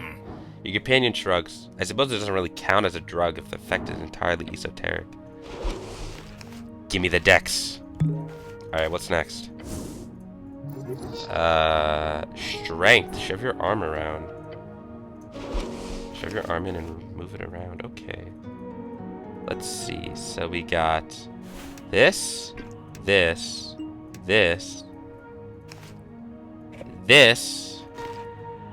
and this. Alright, it's a plus 7, not bad. Again, with enhanced ability, I should be pretty set. Where is it? I keep on going back and forth. Yeah. So, I literally could not have failed unless I rolled a 1, which is a 5% chance. You root around and you feel something. Something hard. Grab it and pull it out. As your arm escapes the void of the bag, you see shards of yore. Several, in fact. Some of them drop to the ground and you pick them up. Hey, nice find. Oh yes, quite so. Intelligence. Actually, does the bag of holding give me intelligence? No, it takes it away, actually. Oh! Do a single one of these give me some goddamn intelligence? This one. 30. I'm so intelligent, my goodness. Plus 10. Examine the bag closely. You're just a casual 32 against a DC of 15. As you do, you realize there's a faint trace of dust along the edge. Bone dust. Give me bone dust. Saying those words causes a canister to plop out of the ether. And then another. And another. Cool. 3 bone dust. Useful, yes. How high can I make one of my stats, actually? Is it Constitution, unironically?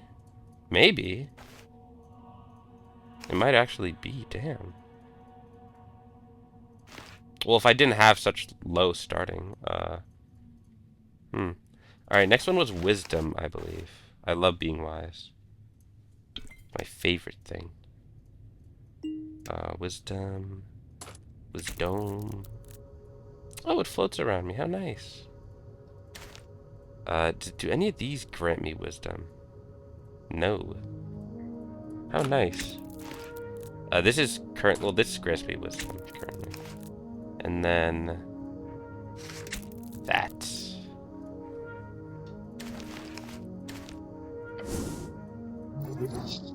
Try to ask the bag for stuff in different languages. So there's actually a bigger chance I could fail, but I got this, as I always do. You think about it, usually languages and words lie within the blue one's expertise, but this is not so much a knowing as much as it is an intuition. And interestingly enough, the only word that comes to mind is one that is not so directly interesting. A broad term that exists in every tongue, money. Try some. Oh wow. Raha, go with Elvish. Mongo, go with Cargamishian. Nothing. Pengar, go with Dwarvish. Pedingar, go with Giant. Money, go with Diminorian. Pieni Adze, go Celestial. Dinero, go with Cat Speech. Cremata, go with Mer Speech. Aryan, go with Face Speech. Gur, go with Snail Speech. And Argent, go with Anurian. As you speak out that word, a flow of coins appears out of the bag. A lot of them. So it's 7, 14. Oh god, keep catching coins. So many crowns until keep catching. Eventually it ends. Wow, that was what? 1 month's rent? Almost? Almost, yeah. Nice. You did work hard for it, picking up all those coins. Nice. Even if money is not everything, it is quite lovely to have it, to give it to those less fortunate. I got 70 crowns from that? Alright, that's not bad. And then finally, Charisma. Charisma. This,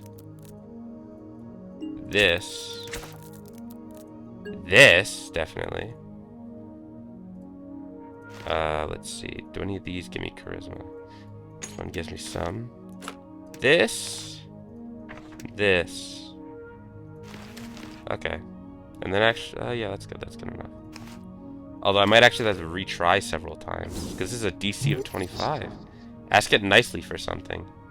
I can do that. Hey! Let's go. Let's see what to ask. Oh yeah, ale. I can't drink. No, not that ale. The stuff you can drink. You know that always helps you handle people, even if you're not actually drinking. Oh, okay. Go for it. Not like it'll actually work. Can I have a concentrated rhubarb ale, please?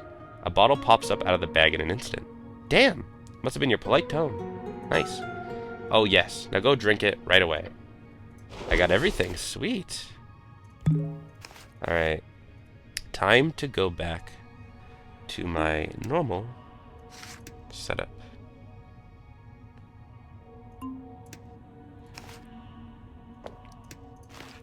Oh, I did not mean to put that on my head. I'm more charismatic now, which is nice. And dexterous. What is this?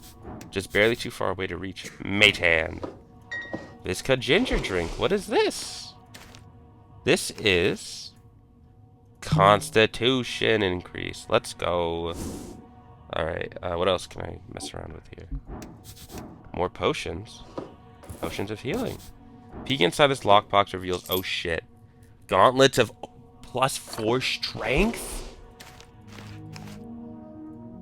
A pair of leather-bound steel gauntlets. The material is rough and causes your hands to twitch as you touch it. The ominous skulls clearly indicate an evilish origin. On the inside, there's an inscribed message. Vis Imperium Regni Filler. Wait a minute. I'm gonna get so yoked right now. Hold on a second. Make that... increase that strength all the way. 28. Wow. Actually, let me see if I can increase my wisdom the most. Let's see if I can do that. I'll put that bag of holding on me. Let's see. Sure, I'll put this bottle on me. +2 wisdom. Actually, I'll try to put on stuff that doesn't disadvantage me. That'd be nice.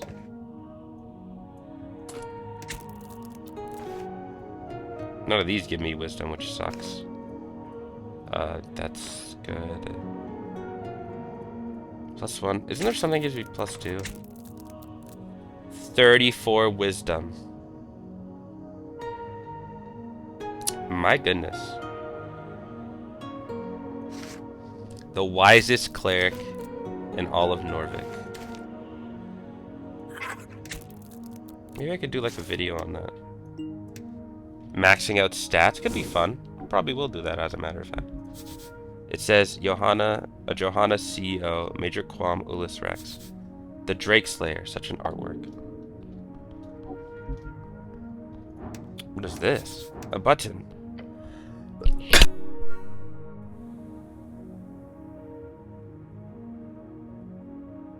But this dark chamber.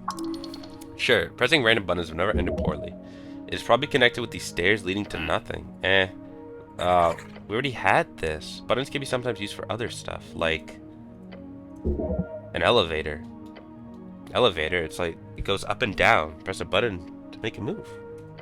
Oh, Master is smart. I've already had this conversation.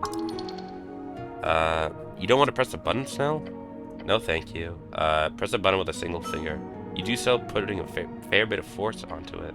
As you do, a groaning sound fills the chamber. A passage opens at the end of the stairs. Logically, this will lead to the Temple of Earth. Does it? Oh, wow. You see me come out of that passage? Oh, I can change my spell here. You have anything new for me? Yeah, I can't take that, but that would be crazy to have. The Ironton Can Nightman, dude. What? What? Wait, that was such a long... Wait, that was such a long... Like, what? Charm person, comprehend languages, cure wounds, detect a... I don't think I need that. I can just roll really good. Inflict wounds. Shield of Faith, turn undead, bark skin enhance, ability knock, bring him protection of evil or good. Oh, of course, give me good apple. I always need good apple.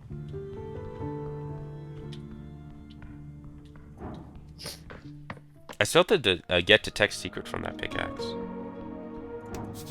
A ladder down, it goes all the way down to pillar crossing. From where? Oh my goodness. Place is nuts. More potions. Okay. Well, we certainly figured out a lot. Very nice, what's it called?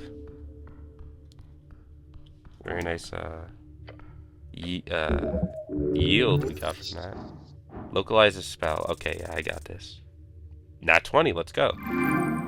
Localize the origin point. You look around and find the damage confusing.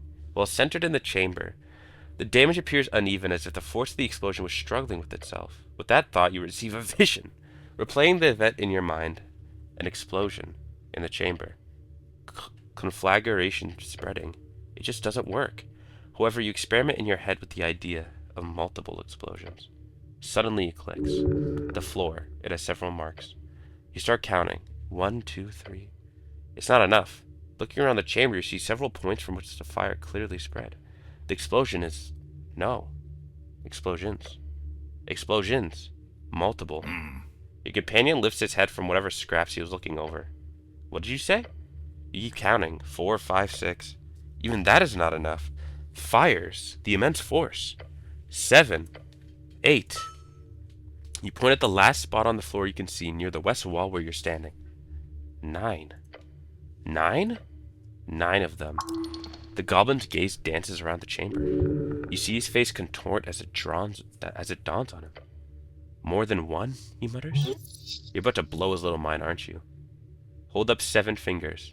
9 separate explosions, simultaneously. He stares at your fingers. He won't mention it. He's too kind. He looks around the chamber, concerned. Walk me through it. How do 9 explosions go off at the same time? We got a cabal of sorcerers, a coven, what? Careful now. Do you really want to share this info with him? The goblin is not your boss. You don't need to tell him anything. Could be useful to keep this to yourself for now. Tell him, necklace of fireballs. Necklace of... he says and pauses. You can see his mind working behind his sharp eyes. Huh. Mimic an explosion with your hands and say, boom. Like the assassination of Priestess Ilona? Something like that. He nods and looks around at the destruction. The mass-produced shit they used in the Coast War. It wouldn't get close to this level of force. You're telling me someone tossed 9 beads of fireball, essentially a fully charged and practically invaluable magic item, into a damn tea shop? It's that or a group of very quick hags. The goblin smirks. You put the image of 9 old ladies scurrying out of a burning tea shop into his mind. Speedy hags, how horrific. He rubs his eyes. Well, shit. Another thing to report. Old lady's not gonna believe it. Leave the rubble alone. And now we gotta pull this up. The only not disintegrated thing in the central chamber is a stone slab. It's just very, very cooked. A table. It was once a stone table. Now it is as scorched as the rest of the tea shop. Move this thing. It is surely hiding something important. Yeah. Oh wait, I've already read all this. Actually, I wonder. My intelligence is pretty high, so I'm curious if I can just put something else in its place, maybe.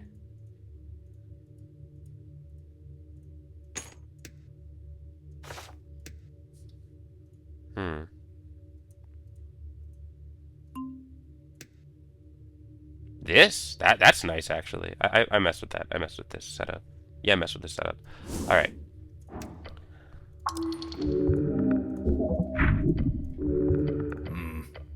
Or maybe I can actually put a helmet on for once? Let's see.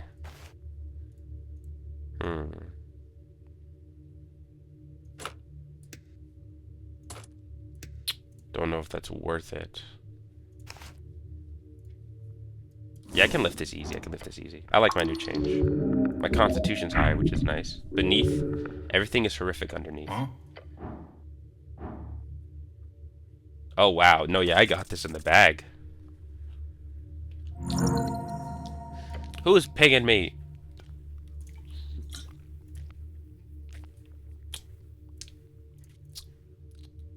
Who's this unk, bro?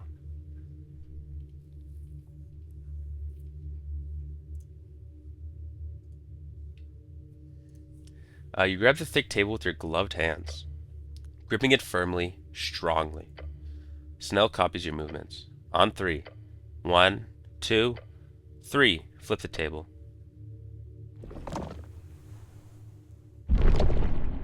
Ooh. ... Oh shit.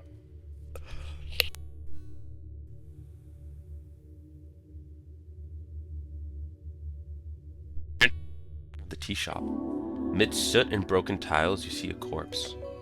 It almost disappears into the destruction around it. An aura of sorrow. This is pure tragedy beyond any imaginable degree. It's a... Snell stares at it. He is silent. Give him a second. He'll appreciate it. 1 casualty. Report it. Huh. Lower your head in respect. You spend a moment next to Snell in silence, your thoughts landing on the disfigured remains. It haunts you. The corpse appears completely charred to you. Such destruction would make it very difficult to identify. The size is average, in human terms, somewhat slender.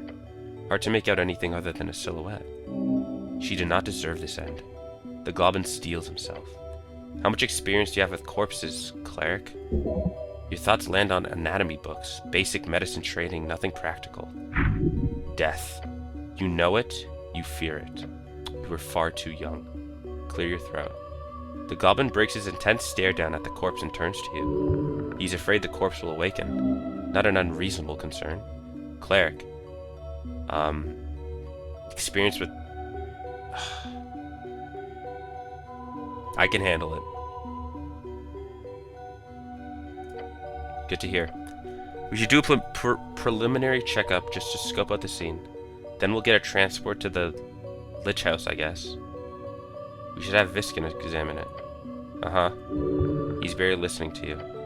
I'll check at the head. You, check the hands or something. He's keeping a healthy distance. The goblin is afraid. He does not want to touch the corpse. You feel bad for him. You are not afraid. Approach it. Do your job. Nasty business this turned into. Well, time to go to work. Step up. You take a few careful steps up to it. Kneel down. Seeing it up close causes you to shake. Your flesh feels the flames. Oh yeah, I'm so glad I got my constitution higher. You share the bond of death. Look at the torso. A dark mass, once skin, now appears to be but a solid mass. It does not even smell. She was incinerated, fully, in an instant. The intense heat caused a rapid muscle contraction, freezing the woman in place. She placed herself in this position, most likely to take cover from the explosion. Nothing but blackened, brittle carbon residue. However, you are quite certain this was a woman. The mortician will have to determine that. Whatever led her to this corner was quick. Woman, unknown age, she crawled up in this position moments before the explosion. She did not suffer. Got it. Good info. He leans in slightly closer. Too far to see anything. This poor goblin. Focus on the hands. You see the left hand is half destroyed. Perhaps they landed on it. She could have shattered in the fall if the source of the fire was instantaneous enough. But most likely, the fire would have taken at least half a minute to be lethal, and only if the fire source is hot enough to cook the target's brain. The right hand is clenched near the victim's hip, holding something. A clue, of course. You've read stories like this. The victim always grips something important when they die. Looks like something brittle in the grip. Perhaps leave it for later. You'd have to have a real gentle touch not to break the content of that fist. Go for it. I'll leave it for later. To make sure I can do that right. Boring. The mortician will handle it. He will handle it?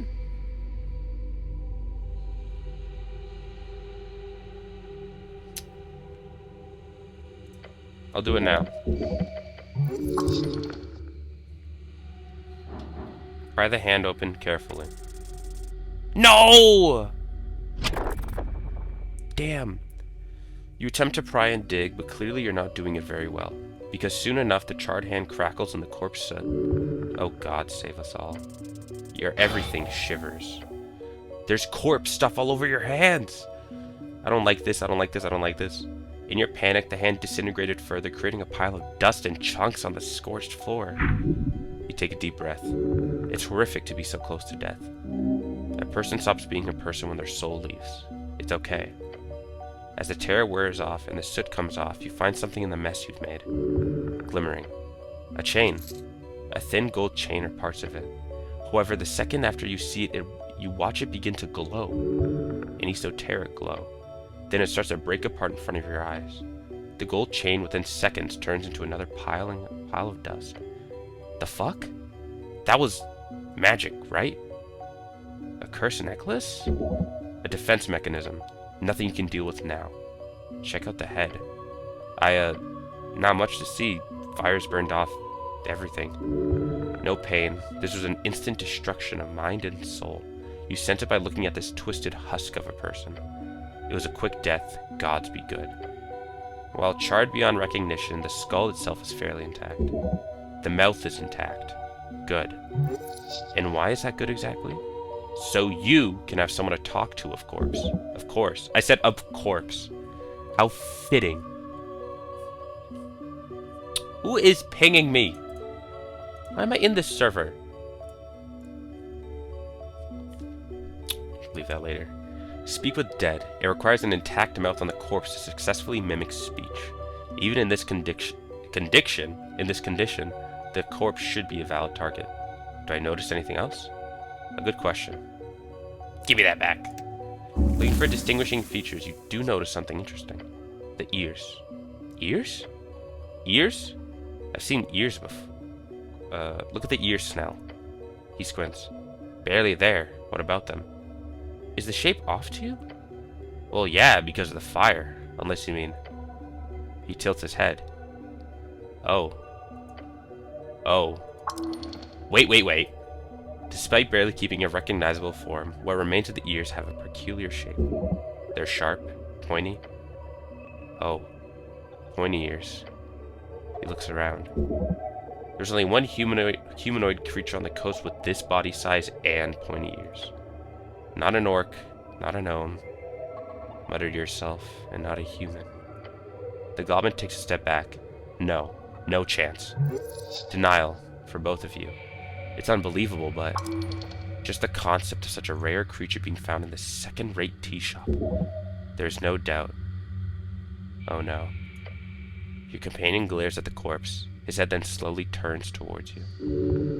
Oh no. Oh dear gods. It's a damn elf.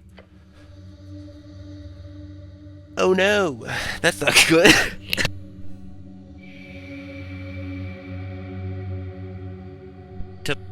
Its flame amiss. This is the death you fear, the dramatic end to your career. Did they know? No, they couldn't have. Yet you have, through no means of your own, landed in this trapped hallway of a mission. You only have one choice now. Find out exactly why this happened. Who killed the elf? Who blew up the tea shop? You feel the answer must lie below. Far, far below. So in case anyone's like wondering why that's a big deal, the world of Esoteric Ebb, it's... Oh, hey Austin the duck.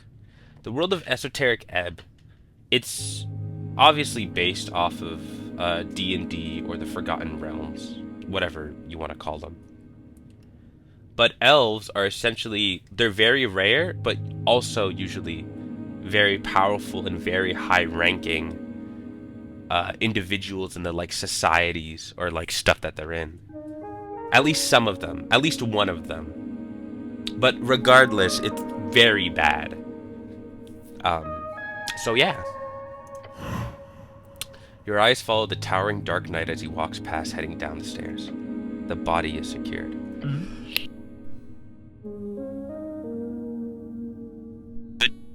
The pale man answers behind his desk. Snell leans against the iron slab, his eyes fastened entirely upon the elvish corpse across the chamber. I think I expected a dwarf. Huh? A dwarf. What? Why? The tea shop used to be a gathering place for the Asgals.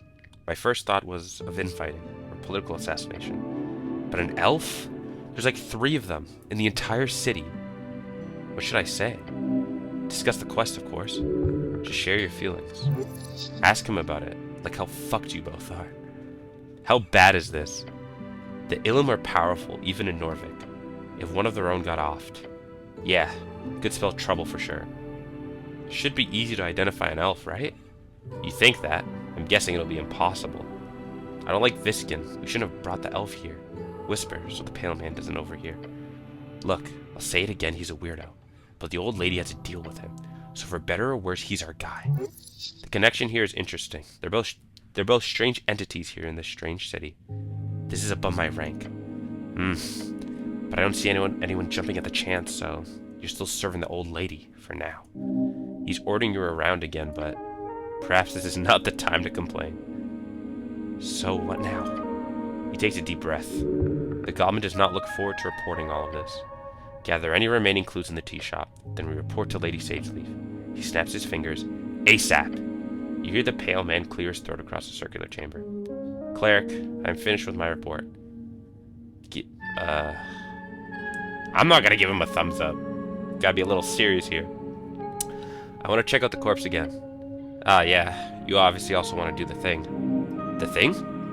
What thing? You know, the thing. He holds up a hand to his mouth and mimics talking. What is he implying? What thing? He groans.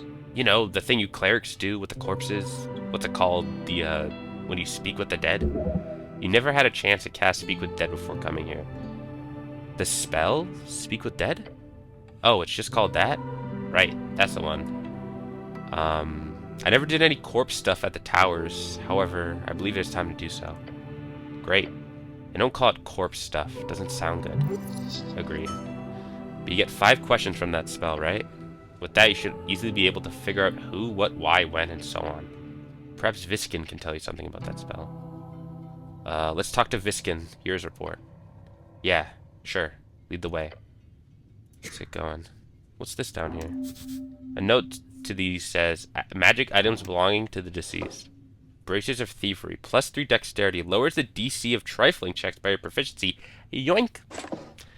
Sorry that I took that from you, corpse, but you're not using them. The elf's corpse lies motionless on the slab. Take a closer look. Moving it to the Lich House has caused some minor scuff marks, but nothing major. There's a gentle repose cast on it. That's how it survived the journey in one piece. How did they move the corpse here? The so-called duck, Viskin and him performed a corpse retrieval. A real man. It was an impressive feat of magic to keep it intact despite this short journey. Yes, he says with a smile, putting away some of the documents before him. Actually, let me check my questing tree. Yeah, this isn't good. Tell me about this dead elf. Yes, cleric, there are a few points to go over. 6 points of interest to be precise. Hand you a piece of paper with the points on them. Tell me which points you wish to go over. Oh boy, you have control. You like this. The goblin groans. Don't give them choices, we'll be here forever. You should pick the last point first, then go random. Keep them on their toes. Go from 1 to 6 in order. Begin with the least interesting. That will keep you engaged and most susceptible for information gathering. Start with the most important first. You need to know this. Who cares? Just get through this boring list as quickly as possible. Point 1. The transfer? Yes, it went fine. The body was ruined, of course, but still intact enough thanks to the charring. That gentle repose did what it should. I then had a subordinate carry the corpse wrapped in a yimsil, a special fiber material. With minor damage, the transfer was completed. Point 2. Folk identifier. It's an elf, right? Yes, your preliminary assumptions were very much correct. While even the teeth had been ruined, the fangs presented as clear evidence. This is an Ilum elf, one without horns or other bestial alteration. Point 3 just says sex. Yes, sex. Surprisingly difficult to determine in elven folk. Sex would be nice. What? Not with anyone in this place, though. Well, funny, this is probably not the best moment to attempt a joke. Strength, what are you on? Go on. Be boring. After much consideration, I established that this was, at the time of death, a female elf. Tragedy. Interesting. Would it be less of a tragedy if it was a male elf? You know what I mean. I do. Can we please just focus on the points here? Point 4. Mouth intact? It is. Which means you're able to cast Speak with Dead Cleric. I need some help with that. He nods. I'll see what I can do. Next point. Point 5. Ilum identity. This elf is clearly of Ilum nature. Getting in contact with the embassy would be smart. Or foolish. I suggest speaking with Nicholas Darrow or his Valkyrie. Yeah, that sounds like trouble. That embassy is on the other side of town. Plus, they're not exactly known to be too welcoming to inquiries. Point 6. Hands. Yes, they were quite broken when the corpse arrived here. I'm assuming she held on to something at the time of death. Did you take something out of her grasp, cleric? Yes, a gold chain. What about it? Interesting. I was just keeping it in mind as a clue. It was destroyed, sadly. Ah, interesting. Yet it held up until that point. He nods. Point 7, the cause of death. Fire. The easy answer is usually the correct one. She was incinerated instantaneously. The final shape of the body informs this judgment. I cannot determine if she sustained any minor damage before, but the way she ended up makes it clear. She was moving until the fire erupted. That is all. Point 8, it says, clerical compensation. No such point, cleric. What else? He's quick. The pale man is learning how to handle you. I have what I need. Give back the paper. Right. Good. Now listen. Speak with Dead is a powerful spell. Where can I find it? Straight to the point. Necromancers are rare in the city. Some specialized clerics are taught it, but few are powerful enough to know it innately at 3rd level. However, for lack of a better way to put this, I know a guy. Can I just get a scroll from the towers? As a low-ranking cleric, you can't get access to anything higher than 1st level. It truly and utterly sucks. Can I trust this guy's guy? He wants you to pick up this spell so you can use it on the corpse. So it's in his interest somehow that you get this spell. So, yeah? Maybe? Tell me about this guy of yours. Move on. His name is Bondeville. He is, or was, an arcanist, a pupil of the Fortress of Verdun, if you believe the rumors. Fortress of Verdun, a perfectly square miles wide urban expanse placed at the center of the Verdure Hills. Nothing grows around it, and there are no entrances. One of the great mysteries of Ascan, said to be the cursed city of some forgotten magocracy. Those who have attempted to scale its wall and survive say it's filled with undeath and general negative energy. A cursed and evil place you've heard about in stories since you were a child. Surely this is a necromancer. A necromancer? Bendeval is an eccentric fellow. You may find him down in the crypts. Alright, I'll go look for him. If you treat him well, he will surely share his knowledge with you. Once you are in the crypts, one of the western coffins has a handle that may be rotated. Do so, then pull. His private area will be revealed. Sounds esoteric. It is, in fact, an entirely mechanical endeavor. I did not install it myself. Once you've learned to speak with Dead, return and cast it on the corpse. He leans back and nods. That is all. Anything else you need, cleric? Okay. So, I need to report to Lady Sageleaf. Go to Eder, or Darrow, but I'm assuming Darrow won't see me.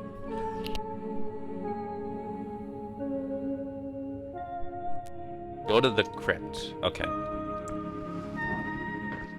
I suppose I'll go see Sageleaf first. And then I'll go to the crypt, then I'll go to Eder.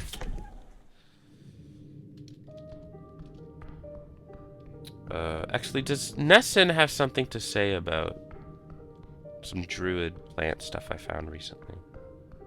This break-in. Elf looks you up and down as you approach. Human. A friendly greeting. Don't know what you did to deserve that. We found an elf in the tea shop. One of your friends? Her normally wide smile fades. An Ilum, I presume. I do not consort with their kind. I'm afraid I cannot help in any way, apart from offering you a few free piece of advice. A tip, if you will. Only a tip? She makes a coughing-ish sound. Tread carefully. The roots of Ilum grow far and deep. They will strangle you if given the chance. Do not anger the Mender's shadow. Got it. I'll be careful. Her smile returns. Good, she nods. Good. Yes, no, this is a really bad situation for us. Does she have something I want? The goblin glares at you with his muscles. I want that pixie dust slush. This might be a little silly. This might be a little silly. You know, because she's a dragon. Like, I've established that fact. But... you know...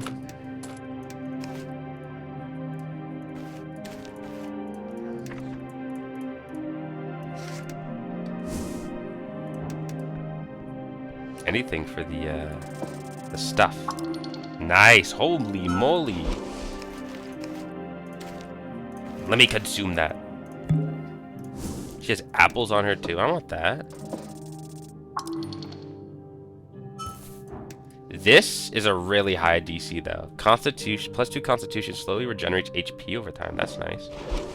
I'll put my normal stuff back on. Meek, you can come back on my shoulder. That... I want to get this, like, sooner, because I love because I love stealing. Dude, I'm nuts, bro.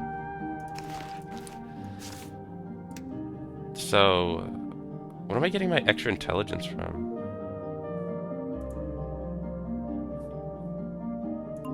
If I put this away... So if I increase my intelligence by 1, could I get an extra literature slot? Because when you increase ability scores, it might be up to max level you get increased slots, so maybe. Cleric, the lady leans back in her throne. You've returned. But the tea shop? Well, well, her eyes focusing on you and the room seems to shrink. Go on, Cleric. Snell takes a deep breath next to you. He's expecting the worst. There is a dead elf. She lifts her head and gives you a cold expression. She is shocked by this news. Do you have an identity? It's an elf. She slumps in her throne, pondering for a moment. A headache into a migraine. She groans. Elves. Ilum, obviously. May their forest burn for bringing such chaos to my streets. Her words strike fear into your spine. Yes? Anything new to report? Perhaps something actually useful? A brute, hold on. Can I just play dumb? Told Snell about the necklace, so that makes it a lot harder. Oh wow, that is a lot of things. Hold on, can I just play dumb? Well, yeah. Looking over the facts, you realize there's pretty much only 2 ways out of this. You can either tell her what she wants to hear, or you can convince her that you're incompetent. You do not spend years in training to humiliate yourself like this. This is ridiculous. You cannot possibly look like a fool. How could I possibly do that? Not sure. You'll have to take the risk to find out. It'll be a coin toss. If a coin toss actually has a lot more sides than 2. That's called a die. Right. Well, gambling's fun, so let's try it. The risk here isn't that bad, actually. Worst thing that could happen is you make a fool out of yourself and fall into a panic. Not like it'll kill you. What if I walk away? What do you mean? I could just ignore the quest and walk away. That way I won't piss off anyone. Yes, that is possible. You will lose out on assistance from the lady if you do not complete her task, and she will surely be cross with you. And you will not gain the favor of Magistrate Darrow either. And you will lose out on the amazing experience of completing a quest. Yes, that as well. Wouldn't that hinder my grander quest? It is important to note that you are able to find the one or ones responsible for the tea shop's demise without completing this particular quest, but it could be slightly more difficult.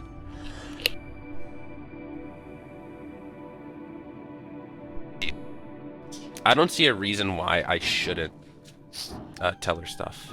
A brooch survived the flames. A brooch? Show me now. Okay, and hand it over. The lady inspects the leaf in her tiny hands.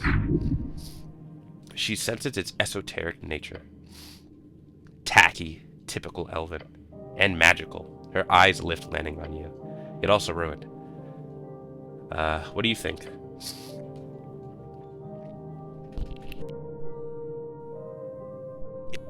Indeed destroyed by this inferno. Then the origin of that fire must have been magical. That's what I believe to be the case. Who walks around with a melted magical brooch? True, it's pretty strong evidence. He turns it over in her claw. The brooch itself is indicative of high-ranking elven power. This symbol is worn by the members of the Mender's Court. A royal? If that makes it easier for your limited human sensibilities, yes. The Mender? Ilum! The dragon growls at you. Her witlessness has spun this band into chaos more times than I... She hatches herself and mutters through a clenched maw. If her shadow was responsible for this. Symbol? The foulest symbol in Ascan, the mending tree. Worn? What? Worn, as in, I wore it. She stares at you. You don't seem to understand. It was worn. I'm asking about the elves who... We're gonna take a break here. No, they wore it. I did not, Snell. He turns you away from the throne and hisses. Stop it. Cease. Reset that head of yours back to 0. Okay? Yeah, I don't care. He immediately turns back to Lady Sageleaf with a smile. Ready to continue, my lady. Can I have it back, please? Move on. The dragon tosses it to you with a frown. I do not wish her mark anywhere upon my lands. Okay, so it gets easier to present the story, but harder to convince her I'm an idiot, because, you know, I'm telling her everything, okay. The tea shop machine thing was active at the time of the explosion. The tea machine? He exhales. He exhales? What? He exhales. He exhales. God damn it. The tea machine. It was in the process of brewing tea. We even found some tea leaves inside.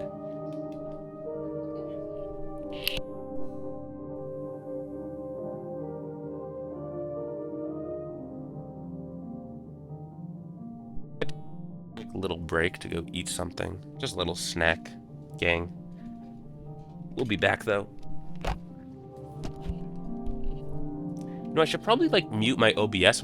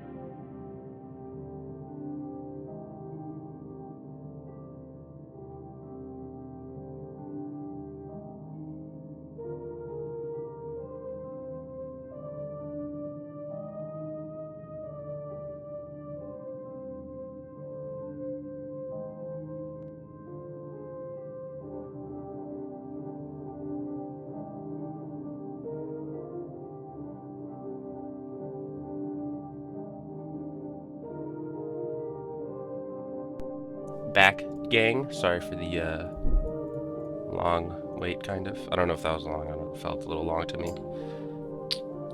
Interesting. Considering the shop was closed at the time, that is quite the clue.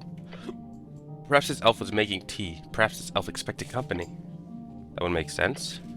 One more question. What kind of tea leaves were in the machine? Why is she interested in that? Snell gives you a glance. Why is that relevant? Her gaze hardens.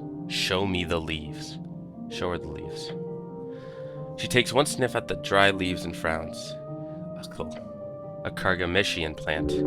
Her eyes hold fear. What is she not telling you? Next. What else? A metal door was melted off its hinges. Melt? It was bent. Bent metal. I funded that shop. The door was Hardsten, was it not? Dwarven made. It does not simply melt. I double-checked. It was Hardsten. Her face scrunches up. To melt Hardsten. That would require an incredible heat. Yes, upwards of dragon fire. She gives you a disgusted scowl. That is good information. Well done. There are 9 explosions. Her eyes focus in like fiery spotlights placed upon your soul. Elaborate. Not to Snell and say you go. You got this, man. Snell steps in with a quick bow. My lady, the cleric and I are certain of the cause of the explosion. A necklace of fireballs. Necklace of fireballs, a magic item mass-produced during the Coast War. Rare to find in the post-war era, especially with more than a handful of beads remaining. The chamber goes dead silent. She scoffs. This explosion could not have been produced by the Arcanist mimicry. You're speaking of a divine era or even older artifact. Yes, my lady. While other options are possible, it is highly likely due to... He stops and gives you a glance. He's asking for assistance. Do you grant it? Ha! He's nervous. Hilarious. He'll owe you if you help out. Several delayed fireballs are 9 separate casters, both unlikely. He nods to you and continues. The goblin is grateful. A fully stocked and charged necklace of fireballs is the most reasonable explanation. Reasonable yet vexing, simply raising more questions. Yes, my lady, I'm afraid so. She frowns and scratches claws on her wooden throne. What else? A copy of the Undercommon survived the flames. She hits the wooden throne, giving off a loud thud. I told the damn bird not to stock that magazine. She shows her sharp teeth. Might have been a leftover. Shut it. It was never there, cleric. The Undercommon is banned throughout Tolstad permanently. She lets out a frustrated growl. I was going to say gowl. What the hell is a gowl? Growl. Those gnomes. I should have had them strung up. Didn't even hire good writers. You hear Snell let out a slight groan. You set her off on a rant. Nice. This is not the first time she's angered by this magazine. An indestructible magazine. Ridiculous. I can imagine a book perhaps, but what do they think? Who reads a magazine more than once? Except those ignorant... Wait. Oh wait, this is a different language. Okay, I gotta try my best. Ignorami cum Ephes... Cum? This is a language? Don't laugh. Ephesus Cerebris. She slams her fist on the throne. Artis esotericae illicitae debent purine tricentis verbis inforo. Is that draconic? You've broken her, cleric. The goblins around the chamber appears nod and murmur in agreement while Snell is just staring at the ground. This is not the first time. Stay silent. He finds his voice. Indeed, however, the presence of the Undercommon is quite interesting. She appears to calm down. From our previous investigation into this travesty, we know the Undercommon is indeed immune to all types of fire. This is clear proof that there was a fire.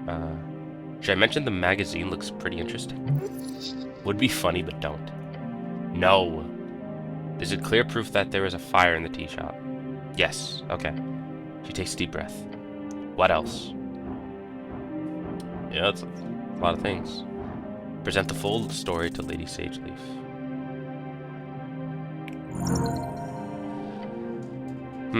Yes. You go over the details, the broad strokes, putting the event into a clear chronological order. Lady Sageleaf... Oh, fuck, sorry. God damn it. Listen patiently as you explain it all. The tea shop owner was not there, but the elf was. And the elf clearly had a reason to sit in the tea shop. Close tea shop. The elf was in possession of a fully stocked necklace of fireballs. The goblin chieftain's lips curl into a slight smile, which then turns into a grim frown. You got excited for a second. Go on. She finds your explanation intellectually stimulating. Time to lay out the entire plot from the beginning. One thing that didn't make sense to me from the start was, why a tea shop? She shrugs. Why indeed? He glances between his queen and yourself. Careful now. You know the truth. You understand. No one meant to blow up the tea shop. It was an accident, a deal gone wrong. It was an assassination. It was overkill. It was to send a message. We can't say for sure, not right now.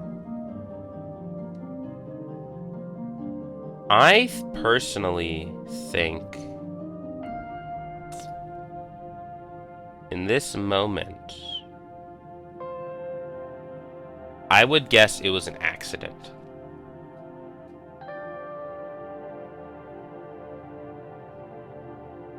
Because I feel like to send a message, it would be way more, like, there'd be way more information by now.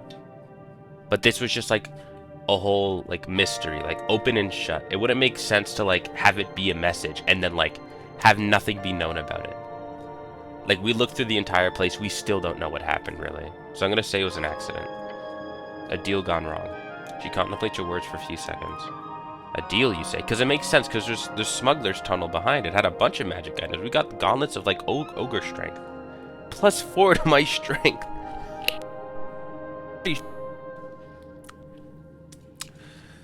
A deal, you say? Will not surprise me. Drummer appears exactly the type to mediate nefarious business. I do not believe for a second this was a planned attack. There are too many important targets so close. Had it been a simple fireball spell, perhaps. Snell, do you know how rare this artifact is? This necklace of fireballs? He nods. Exceedingly rare, my lady. Perhaps not a single bead? Those float around the coast from time to time. Still expensive, but remnants of the coast war. Each bead, if detonated together, would result in the blast increasing in power. One level per bead, and it starts on 3rd level, as any normal fireball spell would. 9 beads would then mean the blast was above 9th level. Yes, cleric. Her smile widens. 11th level. She speaks the words like they're delicious. Oh boy. By Earth. Simple math, the goblin says, looking concerned. Isn't that against the rules of magic? She scoffs. There are no rules. Not really. The arcanists push boundaries beyond mortality and reason. She scoffs loudly and with an air of annoyance. I'm just impressed the dwarven masonry still stands. I assume such power would tear reality itself asunder. But no, it simply scorched a lot hotter. I should also mention there is a golden chain in the hands of the elf. A gold chain, as in... That must be the necklace then. It actually survived the blast. It turned to dust after it was removed from the corpse. The goblin chieftain clicks her tongue and leans back in her throne. Interesting. Once spent, the core chain must have retained some magic, until trifled with, of course. The lady glances to Snell, then back to you. Well done. You've convinced me of this perspective. For now, at least. The lady grows silent and begins twirling a ring on her finger. How is the cleric's health, Snell? Health, my lady? Do you believe he could require some magical assistance? I started with a 6 in con, and I'm level 5, and I have a max of 18 HP. Snell probably has more HP than me. I need assistance. The goblin mutters and gives you good luck. Yeah. She takes off the ring and tosses it to you. Oh, sweet, so I don't have to steal anything else from her. Wield it well, human. It will keep you up and running. She leans on her claw and glares at you. This joint venture is not yet finished. Snell? Cleric? Yes, my lady. You need to find... Ooh, the tea shop that blew up completed. You need to find the responsible party and bring them to justice. That is what you do, is it not? Oh, yes. Always. Actually, I'm a more fair trial kind of guy than a swift justice kind of guy. Then bring me someone for a trial. The elf might be dead, but I'm certain whoever is responsible here is not. Speak with the relevant parties. Find out everything about this elf. Locate the missing witness, this Frank, son of Frank, dressed in yellow. Fake name or not, if he can be found, you must do it. And then, there's a question of the poor fool drummer, of course. You have until the election, cleric. Be quick about it. Time is running thin. I spoke with Drummer. He was hiding in a warehouse on Water Lane View. Did you now? She leaned in, saying, and what did the bird say? She glances to Snell. We discovered an illegal smuggling operation, my lady. What? The bird couldn't have run of himself, could he? There's an undisclosed hidden safe space connected with the tea shop. Drummer used it as storage space for his free striders. I took his papers. He's yours to do with as you see fit, Lady Sageleaf. Yes, good. She leans back in her throne. We will make sure to attempt to catch him. Snell, I've already sent word. We'll do our best. Of course you will. At the very least, the bird was found, and this adds to the full picture. The goblin groans loudly. Gods, do I hate the free striders. Hand her the papers. Here, take care of him. She snatches them quickly and tosses them to the side of the throne. Okay. Good. That'll make things easier. You serve well, cleric. The goblin chieftain gives you a wicked grin. Who doesn't hate the free striders? A fair statement. Now, what else? Do you know anything about this dead elf? She groans. There are words of a certain elf making friends within political circles here on Tolstad. I'm assuming this is the one. I would suggest speaking with those connected. The Asgals for their involvement with the tea shop. Viskin for the postmortem. And of course, the corpse itself. That you should be able to handle. Any more info on this missing witness? This Frank, son of Frank? Not much. Some whispers about a man dressed in yellow rushing downwards. Perhaps he fled into the city below? That fellow's probably dead or dying in that case. Either way, find him. That's all for now. Fine, keep at it. Oh wow. Take root.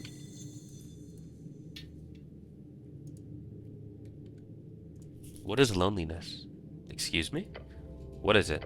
That feeling in your chest, the knowledge of lacking, of being without, this thing hanging veil-like as a connective tissue between others. Is it something, or is it simply void?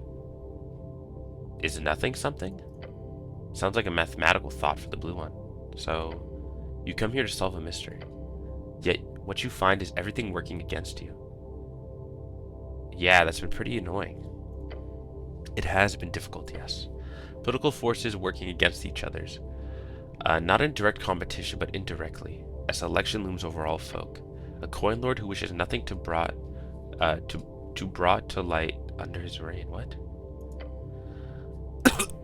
Sorry. A chieftain who wishes to hold their domain tightly.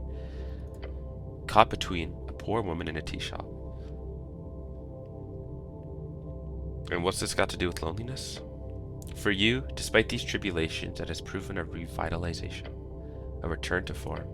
This last year's been terrible. It's been fucking awful. But now, you are on your way to handle it all. All thanks to Snell. Yes, his presence is a good in your life. He is potentially a friend. A friend. Friendship is not a necessity, nor is beauty, nor is love. They do not help you survive this world. Rather, each of those things give value to survival. So the empty hole in your chest does not open up as wide as at the end of your next quest. When the silence of your tower office or room at mom's apartment does not engulf you quite so suddenly and hastily. Remember that feeling. But then you ask yourself another question. What is tea really? Are you shifting topic again?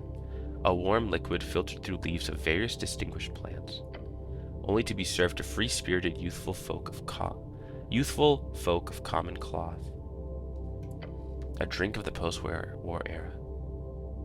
And then this drink explodes. It does not, however. You see, at the center of Norvik, in the middle of the chilled River Torna, sits a fortress. One filled with folk, each of them flowing through the alleys and tunnels and streets. At the center of which, you find a tea shop. Stepping through its doors, you're immediately hit by a wave of exotic aromas. There are folk of all kinds, debating, playing music, and exchanging ideas within these walls.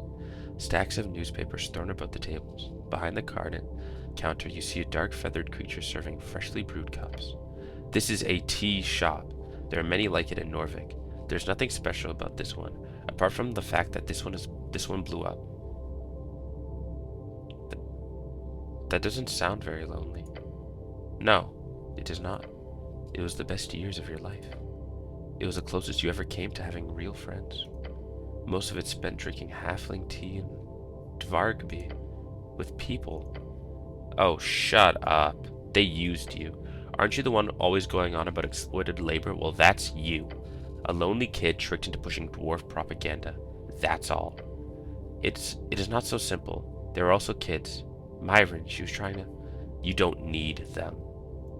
Nothing to cry over. Nothing lost. Everything gained, however. If you hadn't gotten arrested, you never would have joined the Earth Guard. It was destiny. A group of Asgalis turning on each other, running to the hills. To survive that, it builds character. Keep this goblin at arm's length. You don't know where he's been or what his intentions are. You will make it as a lone cleric against the world, as always. No, don't push him away. You gotta reel him in, just like everyone else. Your main problem from this beginning has been one thing: honesty. You keep showing your true colors. Nobody likes that. Keep it friendly, keep it light. Everyone should enjoy your company. They can enjoy your company without it being a winning game. But if they enjoy your company, you win. Everyone wins, including you. Ignore this idiocy. Focus on your spells, learning, retaining knowledge, and applying it during your downtime. Become an even greater master of memorization. Tell me more about Lone Cleric. You're a man. You don't need friends. Taking a short rest means kneeling down in the dirt, a fist placed upon your chest, your brow dripping, pearls of sweat falling down upon your bulging pecs.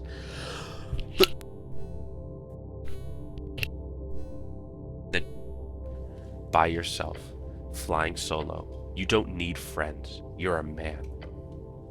At the start of your short rest, heal an additional amount equal to the levels of exhaustion you have. Terrible. Tell me more about Master Memorizer. Normally, your absolute genius allows you to recover a spell slot during whatever breathers you take. Focus on this. The rest is useless.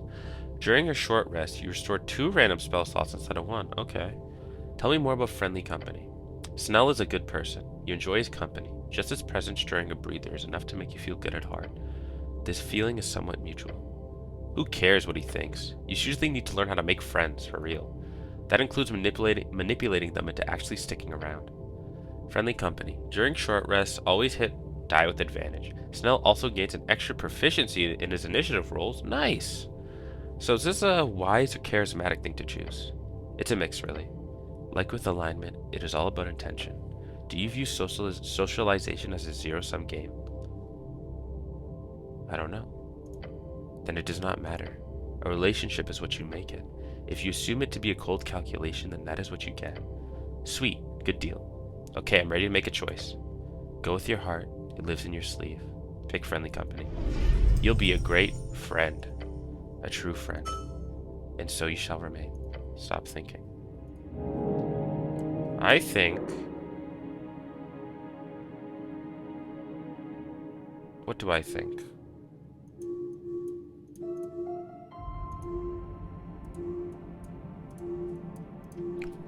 It appears that I think my abilities scores, my checks are pretty high enough. So I think I'm unfortunately gonna have to forego Lady Fair for now. Where is that?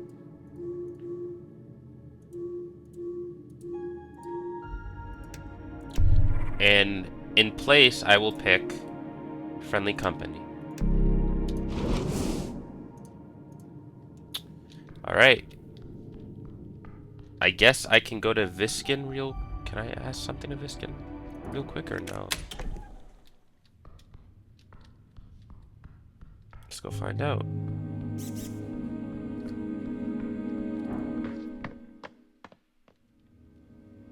Hopefully I can level up soon. Yes. Tell me about the dead elf. Okay, nothing new, nothing new. Okay. I just wasted a little bit of time. Okay, I'll go find him. I'll go find him.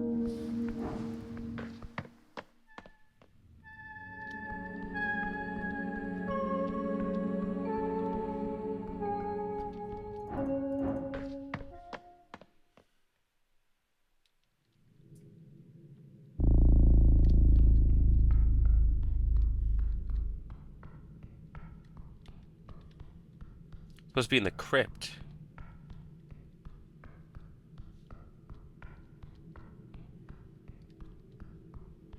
So this way? Said he's behind a secret door or something.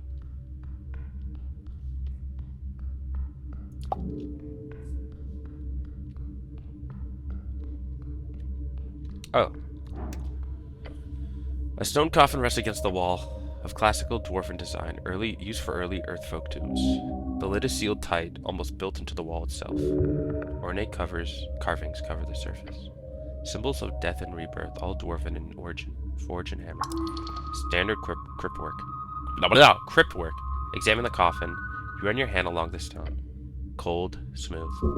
The carvings are deep, deliberate. Something about this feels off. Look closer at the carvings. Your eyes trace the symbols carefully. Death, rebirth, the cycle. Typical dwarven work. A few words of poetry, nothing interesting.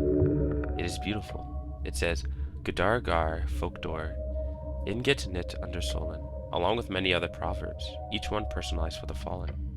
These coffins must have been close dwarven warriors of Earth until their graves were exhumed, of course. Examine the handle. It is integrated perfectly into the design. An iron ring serves as the grip. Rotate, then pull. Simple, elegant. Rotate, you grip the carved skull, and twist. The soft click echoes from within the wall. Something is unlocked. Now pull the handle. The handle resists for a moment, then gives way. So many, like, secret doors everywhere.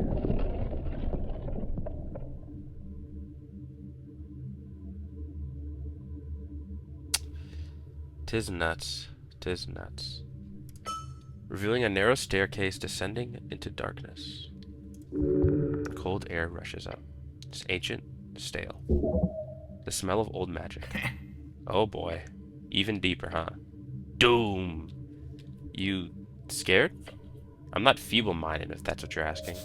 Feeble Mind, an 8th level enchantment spell. It deals a destructive blow to the target's mind, leaving them in a demented state. In good cases, it can be reversed with a greater restoration spell. In bad cases, only a wish spell can do anything to bring back the target from the abyss. So yeah, I'm scared. He steels himself and grips his sling. Let's go. Into the dark. Can I come? Oh.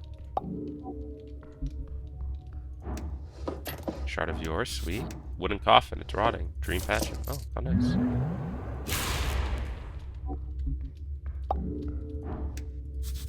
Highly decorated skull.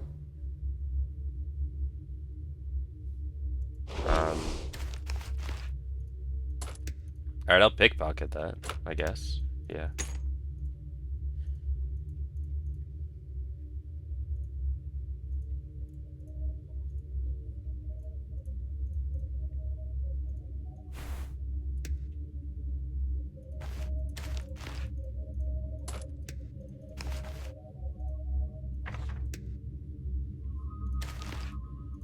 Or I guess I can wear this. This looks cool. Sweet, I got an emerald. There's other stones too. Can I have those? Or is that a no-no for some reason?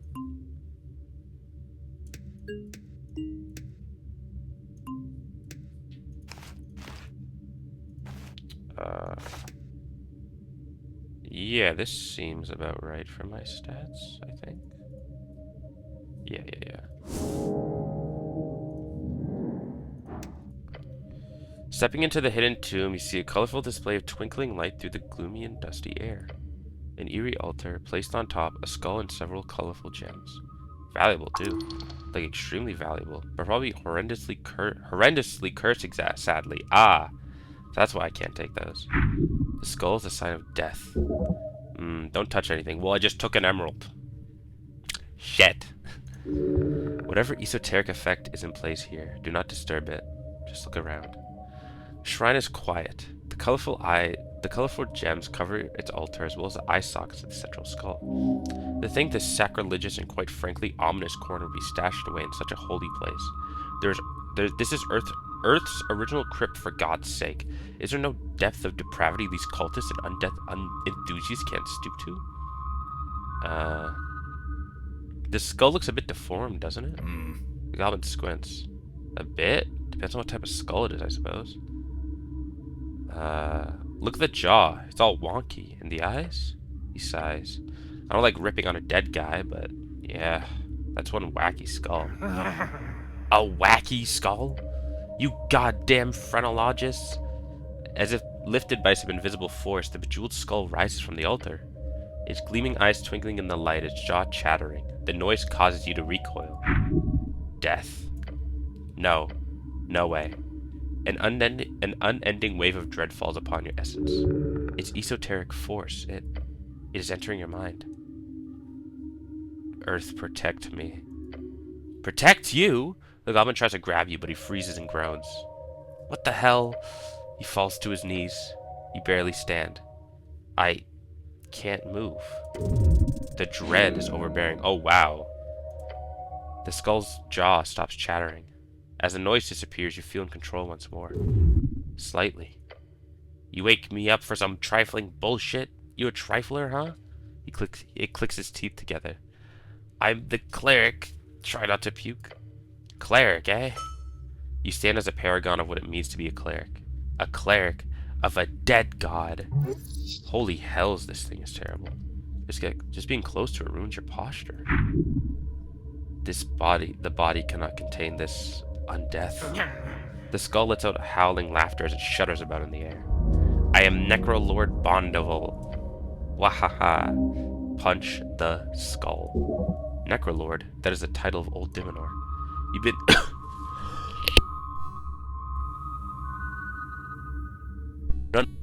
encounter here, remnant of the Arcanus, left to decay into this mad form. A demi-lich. Oh no. That's, big bad. A horrifying creature. A lich. Fallen into a state of insanity and decay, rotting into nothing but a skull.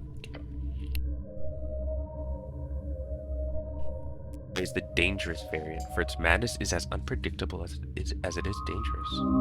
Punch the skull. Ooh.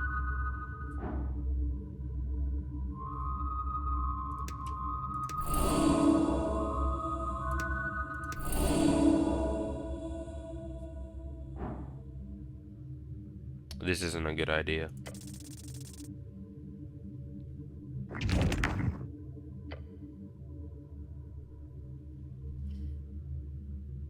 I'm not even looking at the screen right now.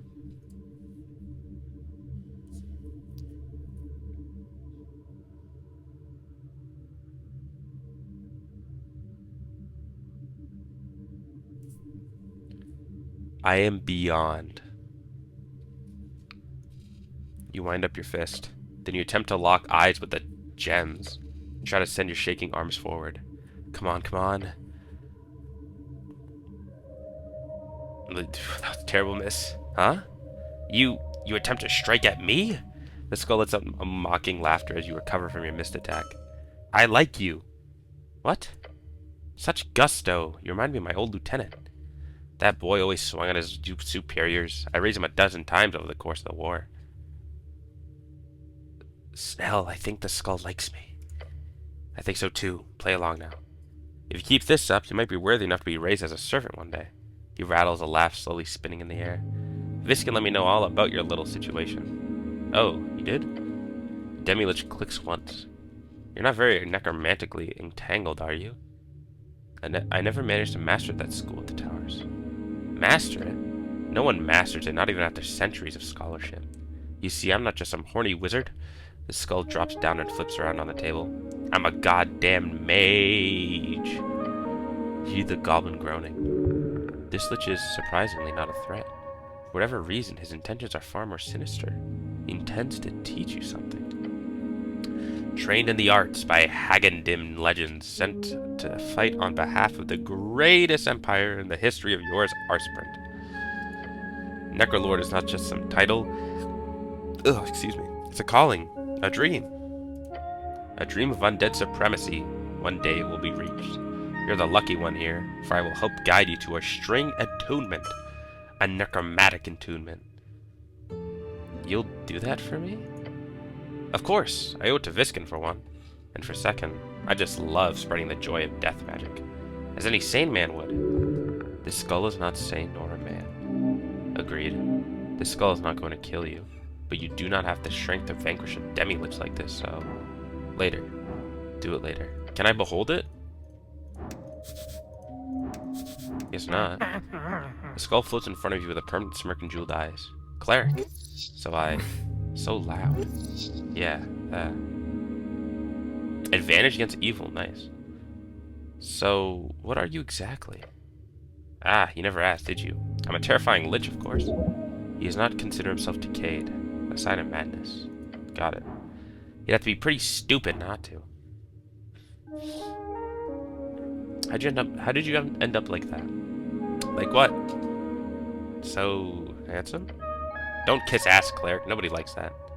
He's right about that. Usually. Dead? Ah, that. Long story. I've been around since the 300s. Divine? Not Gate era, is it?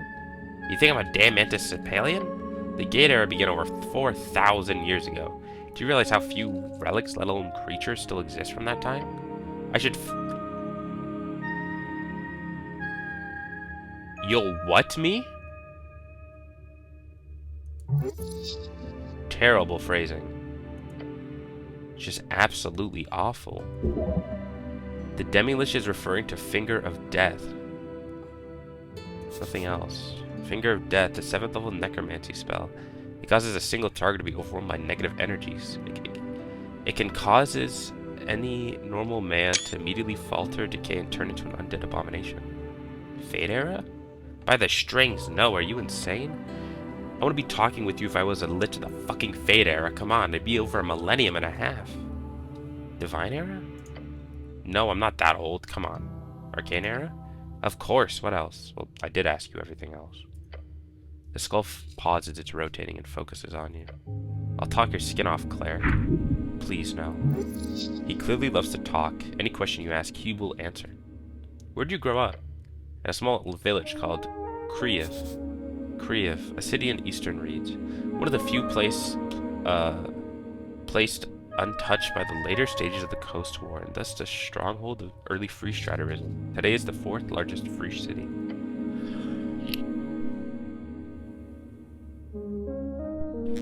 Invasions on the Vorgeni border every year. To protect them, I raised our dead from the village curse. Those are some bloody battles, I'll tell you. It took a dozen heads before the message got into their thick giant skulls. Who taught you necromancy? A ghost, actually. Haunted a ruin outside my father's farmstead.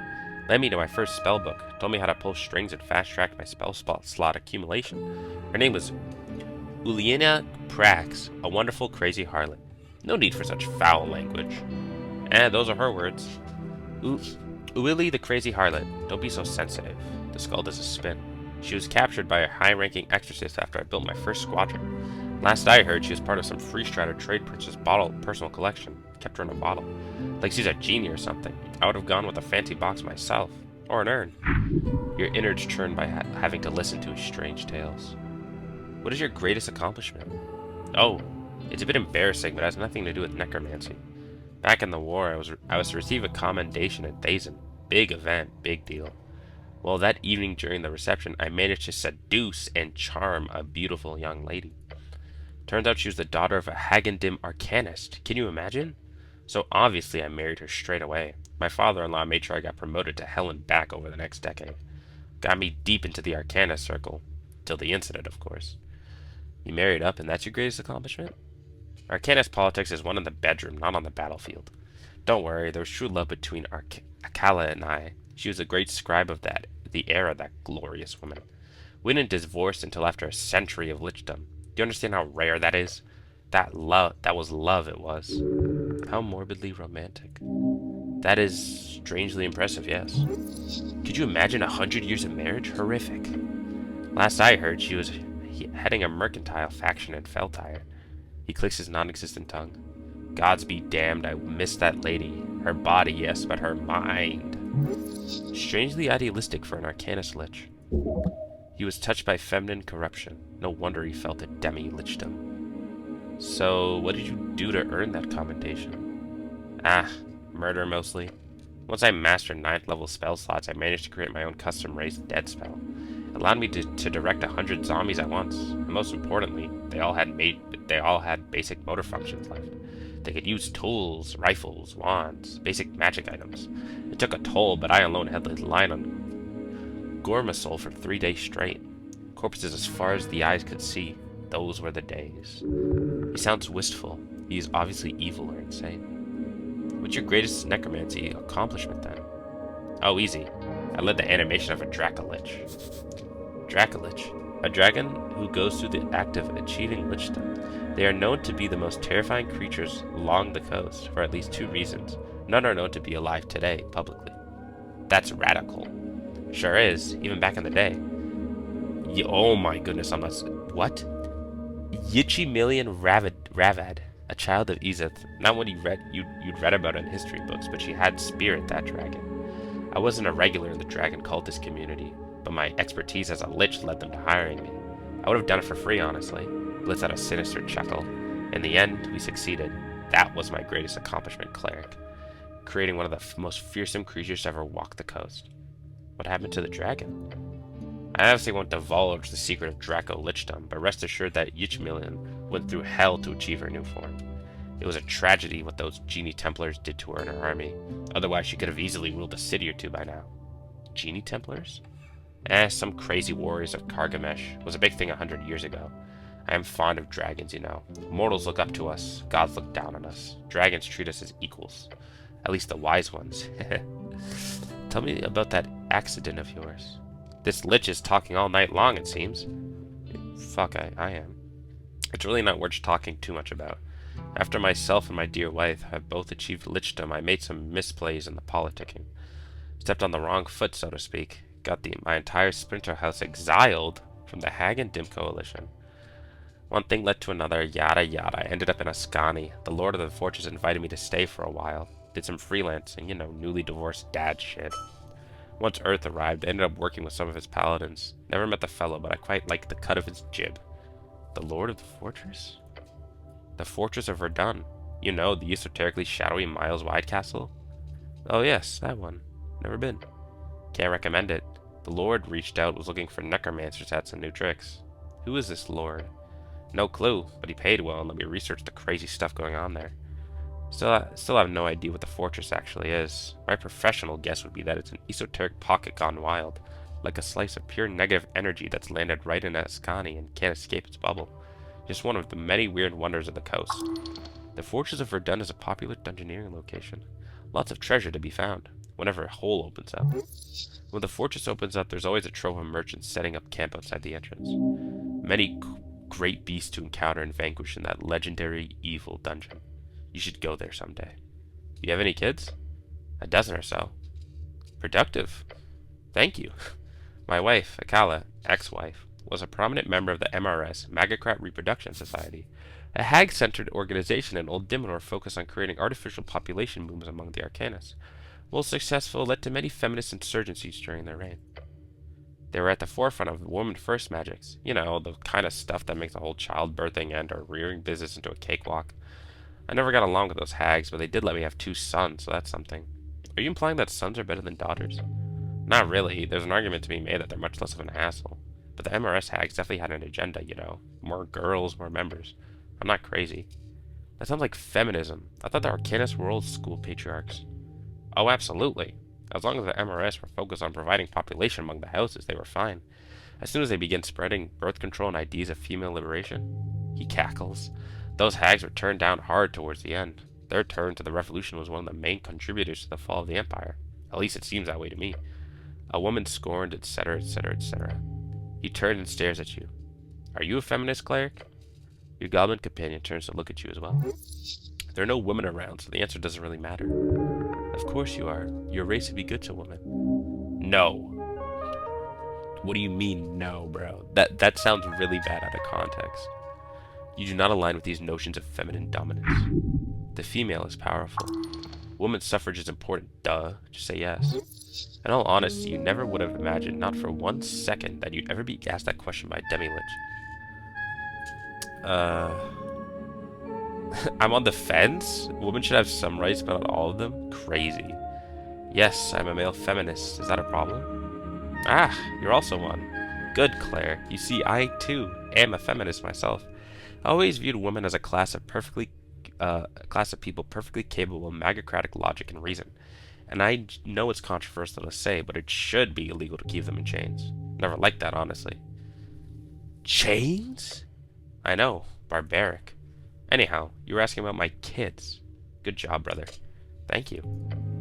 Atalia did most of the work, of course, but my contribution should not be forgotten. This is an inane topic. What happened to your kids? I think some of them survived the fall. My blood wasn't prominent enough to be a lineage persecuted among the Freestriders. At the same time, it's not like they received any inheritance. Logically, I should have some great-grandchildren scattered about Diminori. Or sorry, what's it called now? Reeds? Stupid name, if you ask me. They should have called it Stridery or something. That would have been on brand. Cool. That gives me a better picture of your life. Enjoy the view. Tell me about Viskin. Lovely bastard. Gave him a serious case of testicular... What? Testicular torsion once. Can't believe he ever forgave me. Pure evil. Vanquish this foe now. The skull lets out a maniacal laugh. What the fuck? Why would you ever do that? Not like you didn't deserve it. We had a little war going on, okay? I had just left my position at the Fortress of Verdun. It was 30-ish years, I believe, right when your Earthfolk had begun growing bold up River Torna. So I decided to sneak into your city here. That's when I saw him. An old opponent, Viskin. I immediately remembered his ugly mug and his rotten soul engineering. So how old is Viskin, then? No clue. Maybe 100 or 2? Either way, I decided to kill him and take his place among the immortals of Norvik. A couple of magic duels and assassination attempts later, and we were at a stalemate. Although I'd considered it more of me as just getting tired of hunting him down all the time. Him and his goons. Our battles came to an end, though, when a local vampire started messing with us both, threatened to expose us, so we joined up. Team up for this century, or that decade at least. You two fought a vampire together? It was an epic duel of the shadowy fates. The skull bounces around. Together, however, the vampire was easily eliminated. In the aftermath, we decided to work together. Viskin even helped me get this sweet alcove for myself.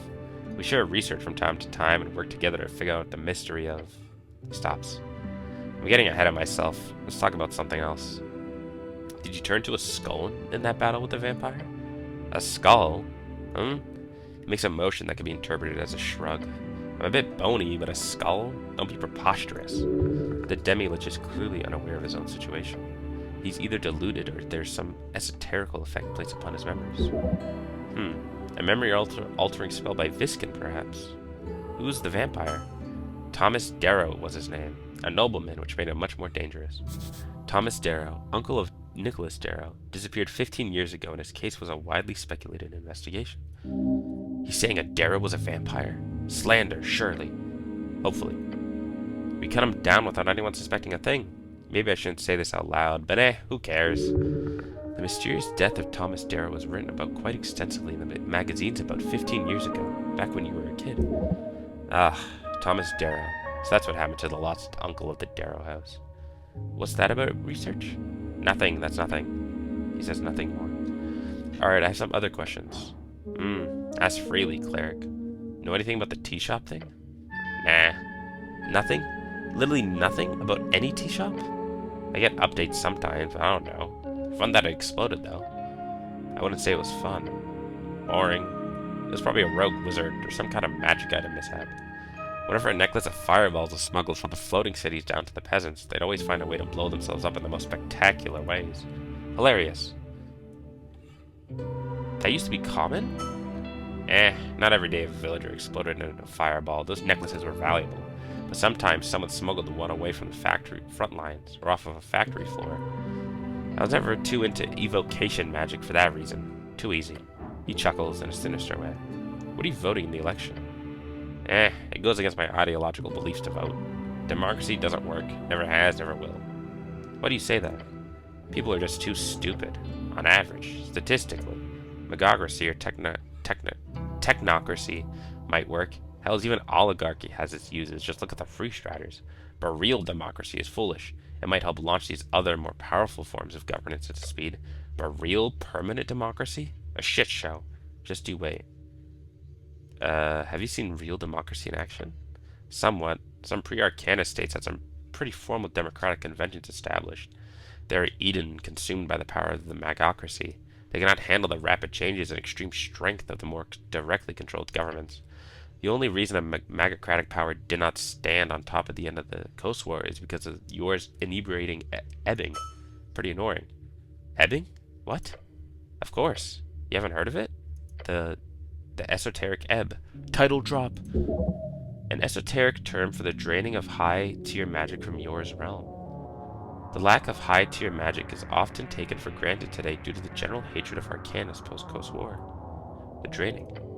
We can talk about political theory all day, but if the ebbing had not occurred, the Arcanists would still rule the coast. There's no argument to be had about that. The gods would have stricken you down from your thrones in the end. You know it. The skull lets out a surprisingly hearty laugh. We will see once the tide turns. Sure. There's a deep question here. Give me that enhanced ability back. This demi-lich holds much knowledge despite his mad nature. Ask him, what is ebb, truly? Some ask if this magical fading could have caused Earth's end. It is not considered very acceptable to inquire such things, but it is a fair question. I have to ask, what do you think the ebb really is? The demi-lich swirls around in the air before landing down on the altar.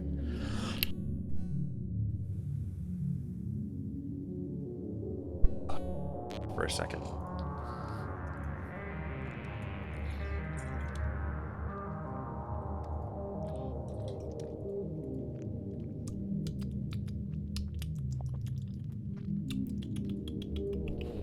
Num. Water. I say the same thing most rational arcanists said back when I was first discovered. Yor is alive. He's haunting us, taking away what he gave with his strings. As a joke or a punishment or a gift, who knows? Personally, I'm furious at him, if he is indeed still here watching us. Interesting. Think it's interesting internally. The skull floats up into the air again, waiting for another question. This is good enough. 20. I've been rolling a lot of 20s. Think. This demi-lich believes himself to be your teacher here. Oh yeah, I'm attuning with necromancy.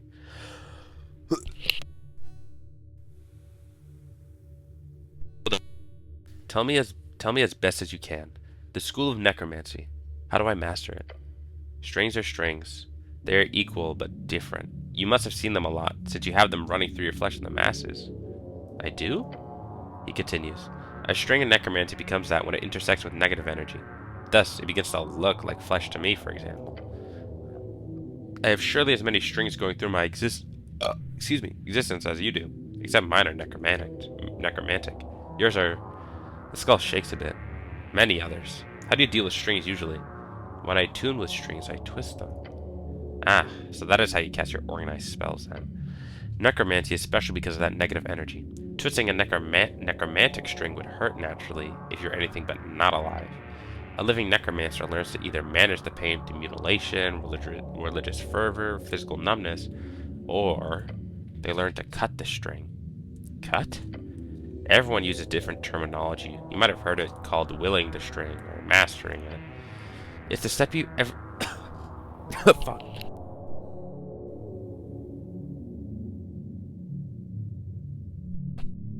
Spellcaster must go through to reach the higher tier magic. They must learn to manipulate the string's shape. The shape of the string. Yes. But it doesn't have a shape. It's just a dot?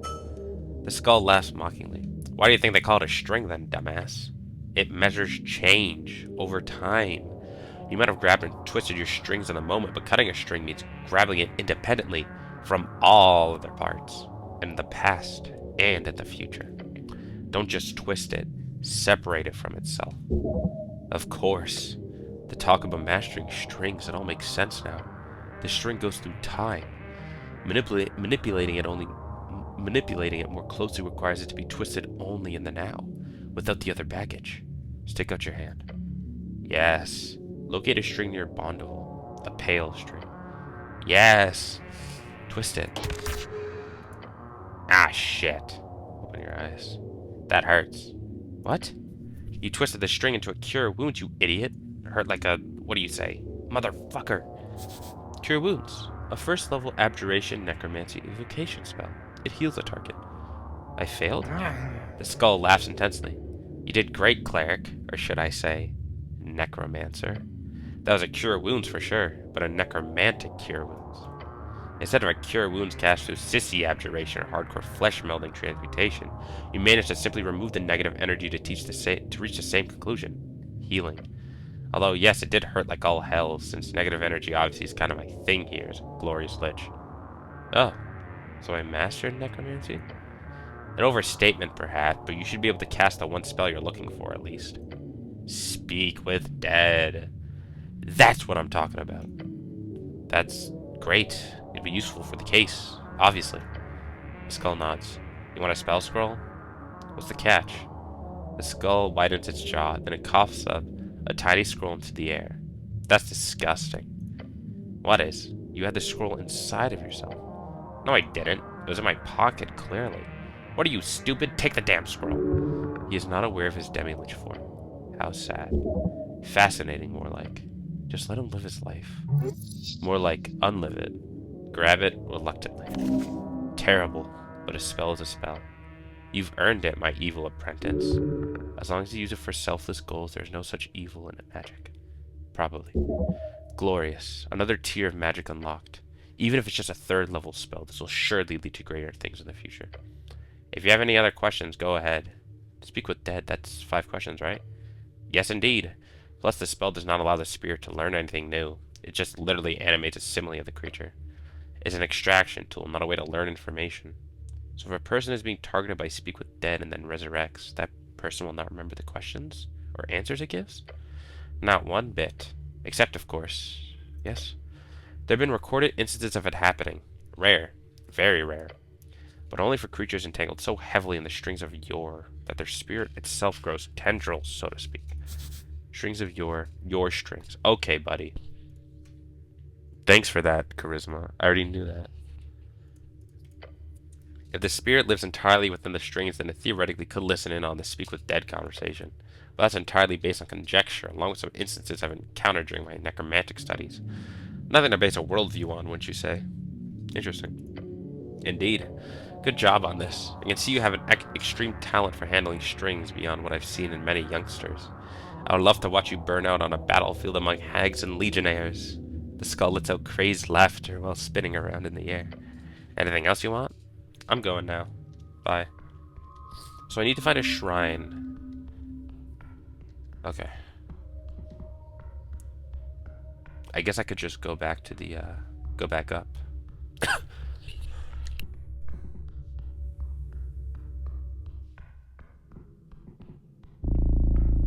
Cool. I mean, I learned how to... Where is this? Oh god, I'm really zoomed in.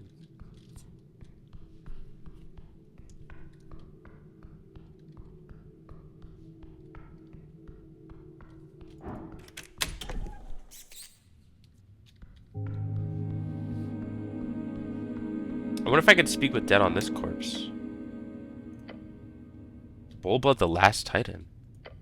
First of many, a beast of yore. Bulba was that of the hunt. Behemoths who raged across the coast. In his name we celebrate the eternal hunt. Prepare spells. Okay, speak with dead. All of these. Turn undead, that seems interesting. Speak with animals, shield of fate, grease. Cure wounds, comprehend languages, and charm person. To talk with this guy. Oh yeah, I should use all my stuff to get my spell slots back. There's a bone dust. Can I use this? Goes down smooth. There's an achievement you can get for using, I think it's like 23 incense, so gotta cast a lot. You approach the covered corpse. Speak with dead. The corpse is filled with the animated spirit of whoever he was in life. I don't think this guy's got anything interesting to say, cleric. I don't know, Snell. Maybe you saw something about the tea shop? I did not, the corpse whispers out. Ah, fuck. The corpse does not respond. Your companion sighs. Just think. Ask the normal questions. This man clearly is unimportant. Tell me everything you knew about the tea shop or what you knew. The corpse does not respond. Not a question. Not a question. What, how, when, and who do you know related to or surrounding the general topic of the tea shop either exploding and slash or anything else that happens there? The dwarfs go there. It's a rebel place. Bad place. I don't let my boys go near. I won't raise no stinking, ask Alice. That bird is a rotten apple, too, just in case you wanted to know. Damn, you've got yourself a milk drinker. That's 2. 3 more questions. How did you die?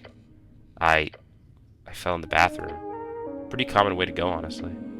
3 asks, 2 more. Didn't you have anyone who could pay for your resurrection? Yes, my boys. They will not dare leave me dead. They clearly do. He's been down here for a long time. They are not coming to save him. How disrespectful of his sons to leave him here. 1 question left, make it count. What's the meaning of life? Respecting traditions and hard work. Sounds like a good man indeed. But who is given the fruits of that labor? Not a bad motto, but he probably got a bit swindled considering where he ended up. What a sucker. The corpse stops being animated and returns to its still state. Hope you learned something. I can tell you for sure that there are 100 old men and human men who would answer the exact same stuff just down on Water Lane. So I guess you could spend money on resing him, but that's really up to you. It was interesting. Good you think that. I don't have Revivify. Dusk of day 4. Getting close to running out of time. I spoke to the guy. Ooh, yes, gotta use on the corpse. Can I use it on this? No. Just this, okay. The elf's corpse lies motionless on the slab. With little fanfare nor any magical sparks, you see a slight twitch on the scorched body. As long as the mouth remains somewhat intact, the spell will allow it to speak. There's something wrong about this. It is sacrilegious, but perhaps the animated spirit will give you something useful in retribution. As if they weren't turned to a coal-like substance, the lips begin to move. Like sludge. A faint wheezing comes out of its throat. Horrific. What are the rules of this again? 5 questions. The spirit of the deceased is under no obligation to answer truthfully. Considering you're just a random cleric, the answer should be fair. Then again, you are human, and this is an elf, so... The soul itself cannot learn new information. You're not speaking to an actual person, but rather just speaking with a mirror of its mind at the point of death. So no asking about the afterlife. Got it. Souls can only be animated by speak with dead once per week. This is your only opportunity. Be direct and stern in your questions. And stoic. Do I ask in present or past tense? It does not matter. The elf will not be aware of your perspective, and as such will interpret any question such as, what was your name, as what is your name? Okay, I'm ready. Time to talk. Maybe she'll be happy to answer. Remember, cleric, 5 questions. That's all you get, so make them count.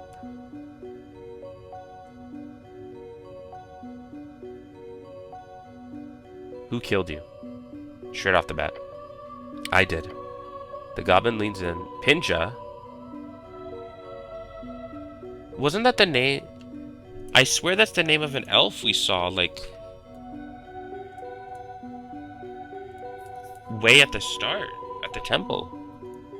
The goblin leans in, eyebrows raised. Fascism chose the path, I chose the end. He scowls. Huh. Fascism forced her to blow up the tea shop. Right.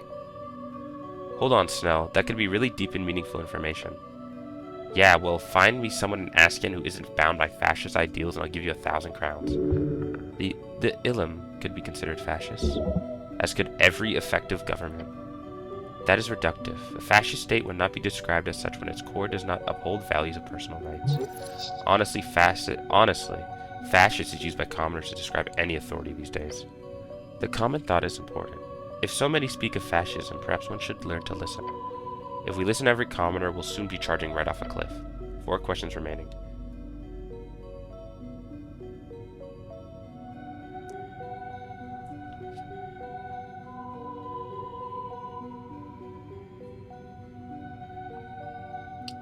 Why were you in the tea shop when it exploded? A meeting. A planned meeting with my friend. The lovely hag. Snell gives you a look. So we gotta find a hag now? This is getting messy. That's 2. 3 more questions.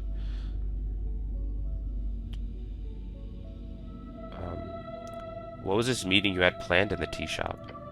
It was... A sale. A negotiation. With my Free Strider contact. Oh, interesting. 3 asked. 2 more. Who actually came to this meeting? Not the one I expected. You see Snell mouth, and? It was... The ruined body convulses, soot and charred flesh crackling and creasing, as if attempting to rise, to get away. The state... Huh? One of her hands, burnt and stale, attempts to unfurl its fingers. It breaks as it does, black dust falling to the table. But it is clear, she's attempting to point. It was you! 1 question left. Make it count. Can I get you something? Tea. The corpse's lips widen, as if mimicking the motions of taking a breath. Did you seriously just waste a question on? Yes. The voice comes out like a Kargameshian desert wind. Protect her. My failings should not lie upon her soul. Snell stares at the burnt corpse. Protect Lisa. I pray she did not get dragged into this. Guilt, even among those who have left us. I always get the best of people into the worst of trouble. That is my curse. The goblin looks down, his expression fading into a solemn scowl. Lisa? That name is a clue indeed. Quite sad. Another reason to avenge this fallen woman, despite her elfness. The corpse's mouth stiffens once more, and the mimicking of life ends. That is 5. Alright, cool. What do we learn? It's an elf? That's true. It's an elf.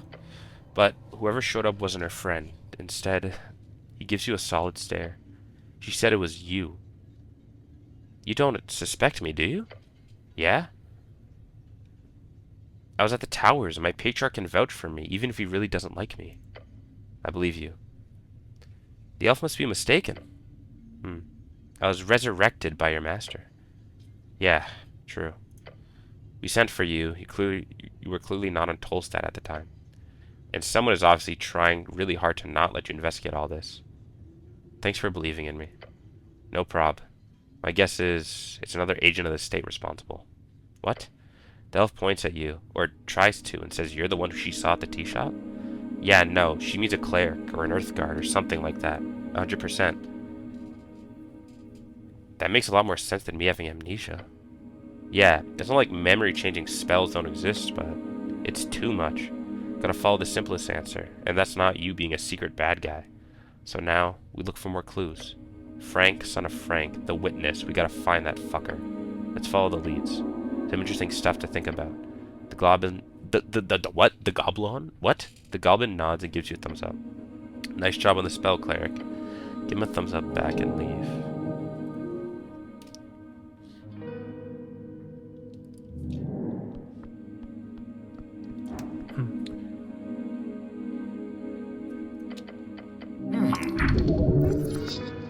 Okay, nothing else. I know, I found a funny demi-lich in the crypto time I had to cast it. You left the pale man in a state of pondering as he stares at you. Wow, we did not expect that. Interesting. Well, I already did. I guess I can go back to Sage Leaf, tell her what we learned. Oh no, I guess I got to go back to Etter as well.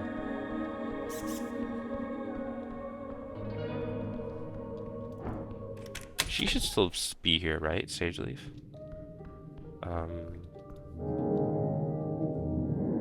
Yeah. I'm here to report some things. Oh, okay, well I guess I go to, Etter. Which is always nice. I like Etter.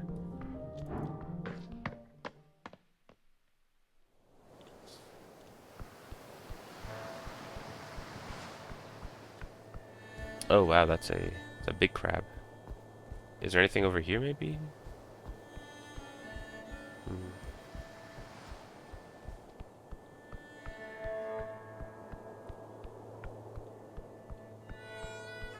Can I unlock my bike? Let's not, because I lost my key. Hey Meek, talk to your scarf. Ahoy hoy, check out this bike. The mimic looks at the yellow bike with a bulbous eye. What is bike? It's a highly efficient vehicle for urban traversal. Meek is intrigued. Meek is scared. What if you fall and hit head? That's where the helm comes in, buddy. That is why Master have thing on head. Meek learns so much about Master. Meek enjoyed not dungeon very much. Protect that smile. He's not too bad, this monster around your neck. You gotta take him on a ride once this all blows over. Damn, I can't knock on it. That sucks.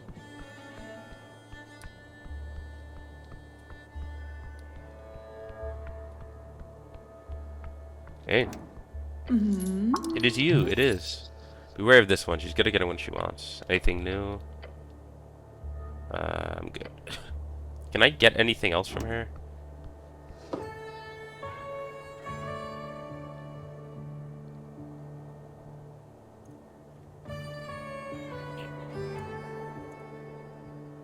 Lame. Dude, come on. Who's pinging me now? Oh. The look outside dev server, sweet. Well, there's no one there. How much money do I have? 979? I want to donate 1,000 crowns to Nearly, I think that's her name.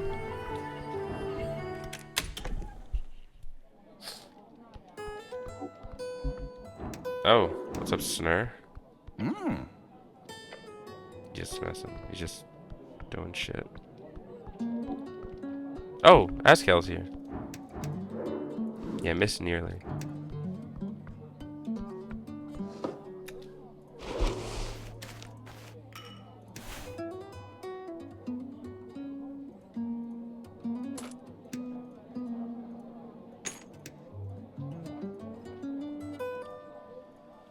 Time to do some light thievery.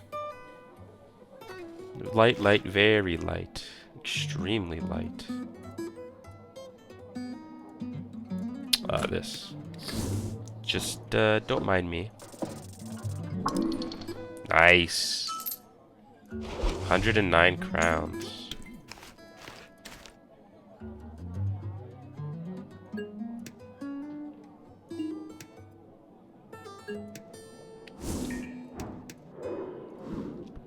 Let me donate. She's gonna lose her mind. Actually, yeah, she can lose her mind. I want to donate crown tier. How much? Donate 1,000 crowns. You open your very, very heavy pouch and begin pouring almost all your crowns into the bowl. Then you keep doing it. The smattering of coins spilling over the bowl and hitting the floor starts to overwhelm the music. Eventually, Nearly stops playing. Everyone in the tavern stops talking. They all turn to you. Not done yet. Oh my goodness. Keep pouring. The overflowing bowl keeps spilling over as you pour a second pouch of crowns on top of it. Leaning, yeah, some of that's your money. Leaning out over the counter, you see the owner looking at the pile on the floor with an expression that can only be described as flabbergasted. Finish pouring the last pouch. As the smattering of coins stops, the entire chamber is left silent. Everyone is looking at you. They are in shock. Except your companion. He just gives you a tired expression and says, "Done?" Watching you pour out all the riches you've gathered over your adventure onto the floor like this must really piss him off. Honestly, worth it just for that. Nearly just staring slack-jawed at the overflowing bowl.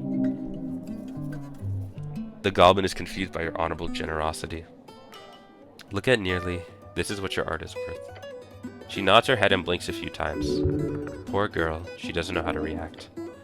A high-pitched thank you leaves a pale Nearly as she stares at the life-changing amount of crowns you donated. Then she just keeps playing. The crowd slowly begins to talk again. The fiendish tavern keep hungrily glares at the pile of coin. It's going to take her a long time to pick this up after the show. Hope you're happy. I am. Thank you, Snell. The goblin girl notices you approach and immediately gets her instruments ready. Give her the arcane music box. Huh? Oh, I had that! Her eyes sparkle as she glides her hands across the surface of the esoteric wood finish. What is this? Where'd you find it? In the city below, is in some weird mystical corner. So it's dungeon loot, huh? Was you giving it to me? Yeah, I can't use it myself. Well, she brings it before her and starts to press buttons and twirl knobs.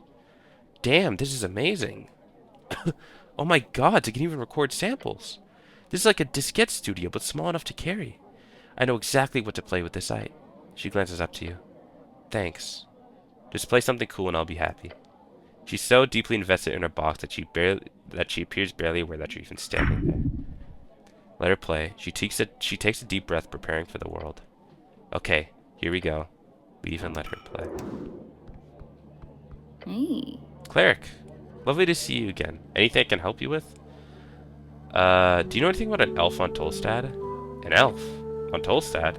You go up the hill, you might find one. Near the Elysian embassy, obviously.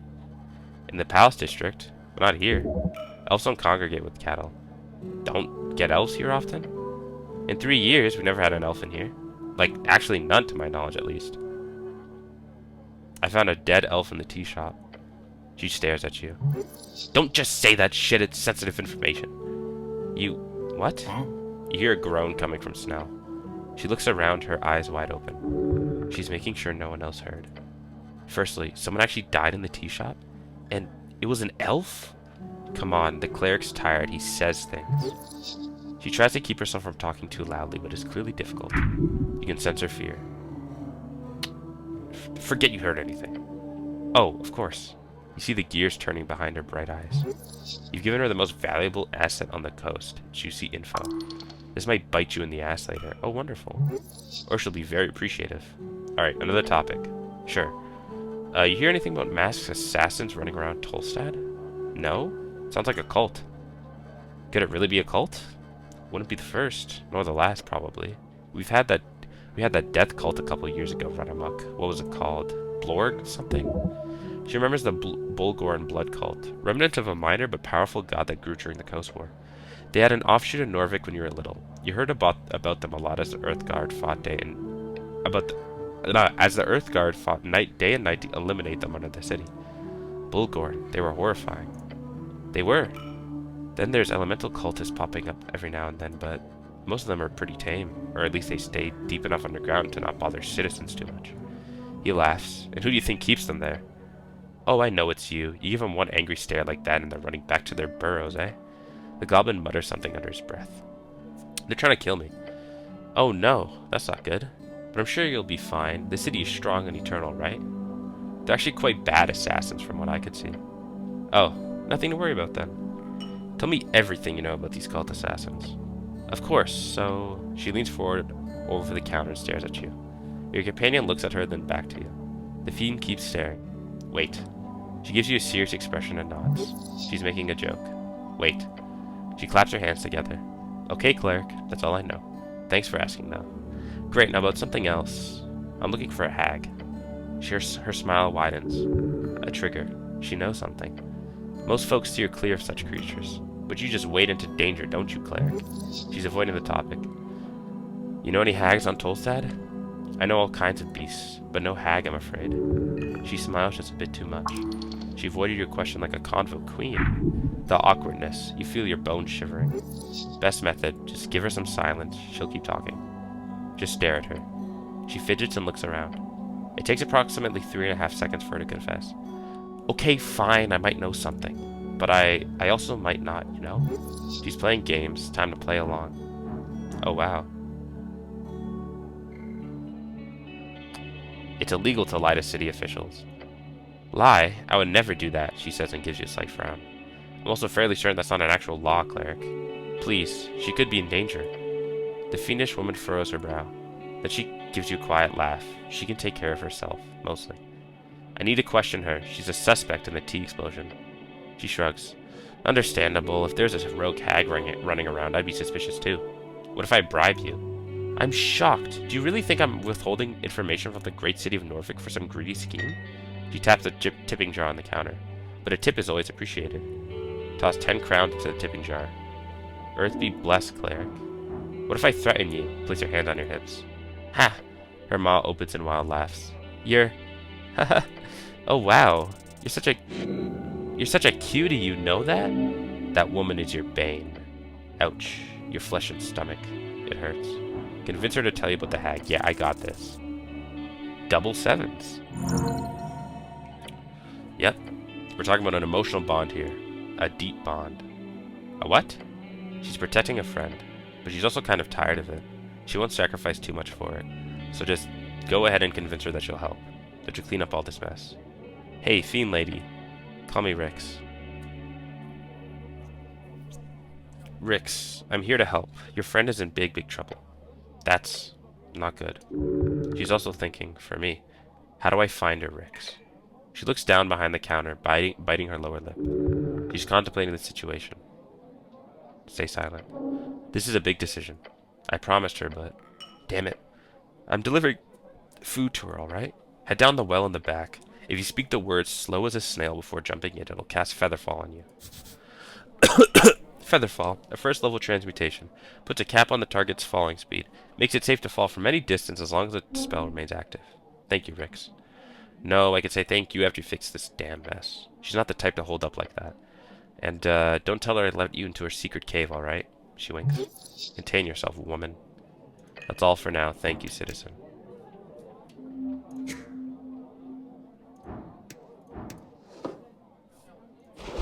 I'm gonna be goofy and go for it. It's gonna bite me in the ass, but I'm gonna go for it. Oh my goodness. Oh, nothing happens? Okay. Never mind. Cleric of Norvik. The dwarf's glowing, smoldering eyes glitter as he bows before you. Lovely to see you. Me and Romulus here are taking a little break before we head back to I'm not gonna try to say that, I'm sorry. Bow back. He laughs. Clearly someone inebriated. You should keep this dwarf close. You have a feeling he'll be leading you to treasure in the future. Oh, and I hope the pickaxe has been treating you well. Try to pet Romulus. The rust monster snaps at your fingers and Axel gently pushes your hand away. I suggest staying at a distance, cleric. You're essentially draped in his favorite meal. The pickaxe. Oh right, that thing. Yep. Again, it doesn't quite work right, but if you're able to play around with it, I'm sure you'll be able to get something useful out of it. So you're an adventurer? Ah, that'd be a decent term for it. Though some veterans would give me crap if I try to label myself that way. I've only been around a few laps. Like where? Oh, mostly city below. It's less interesting than it was in my father's time back during the real dungeoneering. Back when they'd go venturing all the way to Tolstad to the Forge of the Furies. Forge of the Furies. An esoteric pocket containing a sliver of the elemental plane of fire. Said to be home of the Phoenix which passes over the city during Phoenix Watch. Who is pinging me? Oh. But there's still a few crevices to crack open right here in this city. I'm sure you've noticed yourself down there. Even in a top-level area like Tolstad's below, there's quite a few secrets to uncover and monsters to run into. He's a classic delver. Norvik's a bit of a dry spot at the moment, but some areas inland get various adventuring investment parties from time to time. He laughs. Though I did join a venture to the Burned Coast one time, just at the outskirts, of course, as some cobalt-held ruins. Can't talk more about it, I signed a hefty NDA. The Burned Coast is filled with all kinds of ancient ruins. You can uncover many esoteric wonders there. Where are you from, Axel? My home is the settlement of Stenstrup. You haven't heard of it. Stenstrup is a tiny mining village on the Undercoast. You read about an incident with the Reedsean ambassador who was assaulted there once. I have. Be smart. You earned it. You have? Because of the ambassador incident. I'll be damned. It reached that far, huh? But beyond that little happening, nothing much to be said. Stenstrup is small and peaceful. I get back there once every year or so to visit family. They sometimes want me to stay and join the mining corps. Maybe when I'm older. How did you end up here? In Norvik?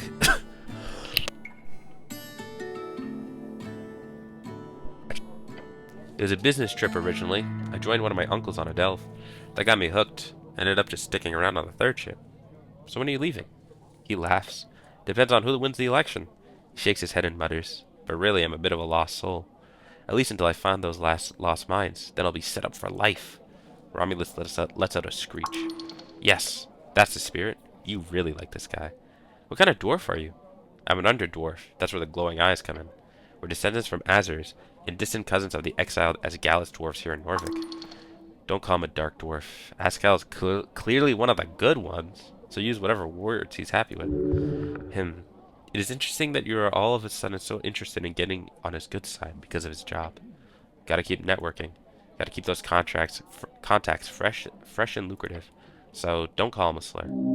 Everyone calls his kind dark dwarves, at least in the hills. But they don't like it. So yeah, don't. I'm not saying that shit.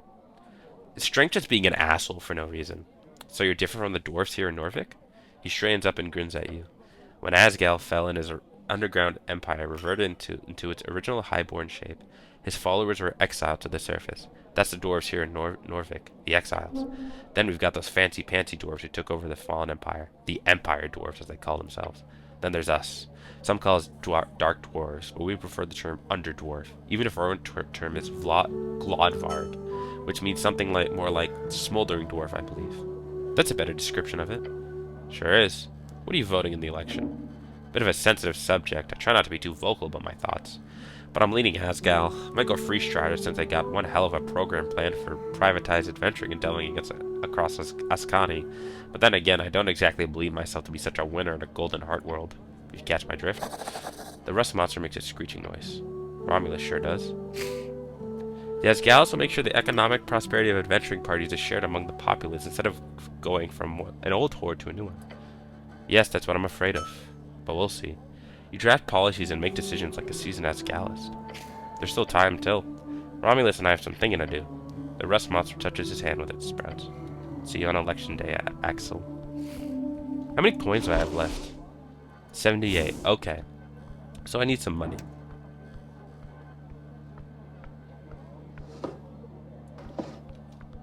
Hey man, can I have these?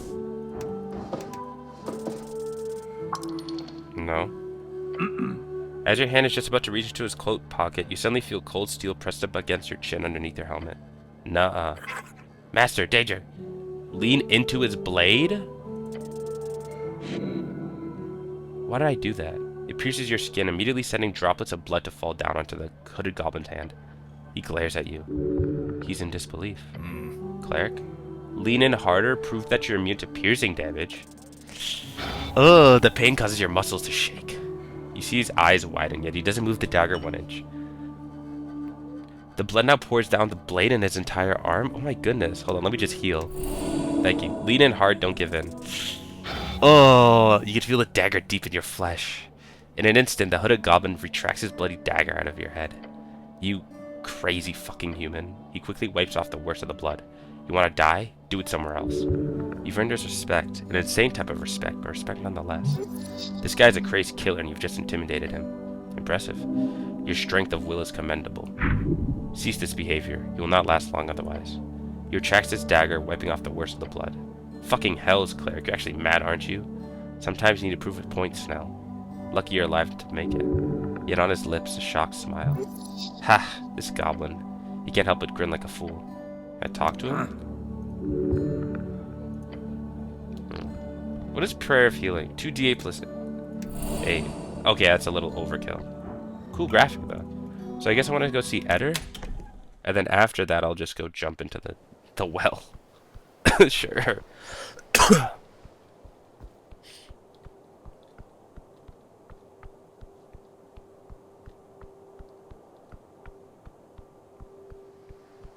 Yeah, jumping into wells is my favorite thing to do.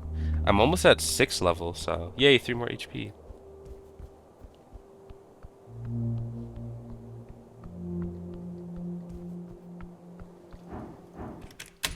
Is she here? No. Maybe I could use this time to read a bit. Hold on. You gonna spend some time flipping through the archives? He wants you to tell him if you're going to bed or not. You can go back. You can go away, Snell. I'm gonna read. Kid still can't get over it. I mean, an elf in a tea shop? It's like the start of some dumb riddle. He grunts and scratches his chin. I hate riddles. I need sleep. See you tomorrow, cleric. You stand alone in the tower. You approach the archive once again. I'll check the massively complicated bill of sale. Spend 3 hours. There's thousands of receipts and numbers. You're not going to get through this in a decent amount of time. It'll take you hours. You spend 3 fucking hours checking the numbers, both to understand them and to see if there's anything useful. Eventually, you come to an understanding. These are part of an old investigation to the Ascani Reach Trading Company, when they first established themselves decades ago. They're looking into crooks. Good. And how the Earthguard were tasked in keeping them in check until... Heh. Yeah. A lot of these receipts are faked. You can tell by the terrible copy-paste job they did on some of the dates and specifications.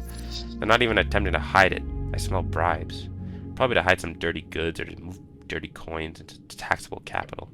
What's interesting is that the Earthguard clearly didn't have the resources to keep up. The Earthguard are in Tolstad. Oh. Wouldn't be surprising if the defunding of the Earth Guard on Tolstad was directly connected to this one investigation. Could be useful info. Maybe talk your way into the pockets of the free striders. Just don't use it too overtly. Don't want those lovely capitalists on your bad side.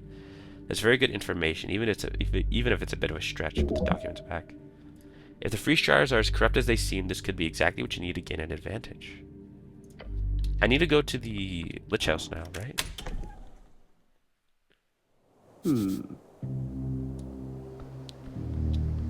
What?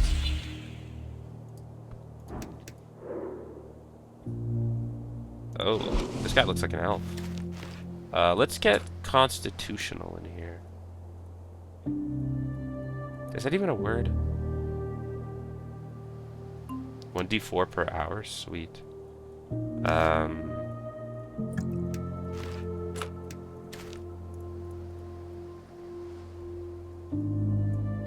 Sure, that's as good as it gets.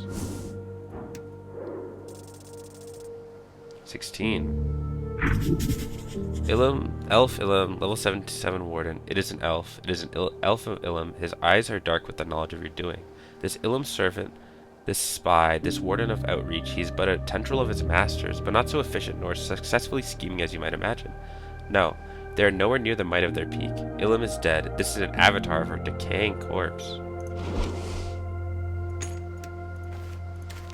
I see.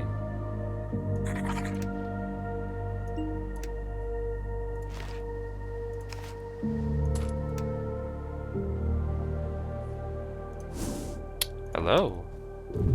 You feel fear. I'm not gonna try to say that. Elvish. Ah, an elf, huh? Elf. An esoteric aura. Elven magic. Take a step back and get ready to fight. He holds up 2 open hands. No need. I will leave soon. This is his last stop. I am Kullervo Lamalanian, Warden of Outreach. To whom I owe an apology. Why? He holds his chin up high. His cheeks are covered in swirling patterns. You see the ESO markings upon his skin, symbols of his empire in the forest. It appears some of Ilum's issues have spread into your fine city. You've been stuck. You have been stuck dealing with these issues for quite some time. On behalf of the Mender, I sincerely express our regret. Let him speak.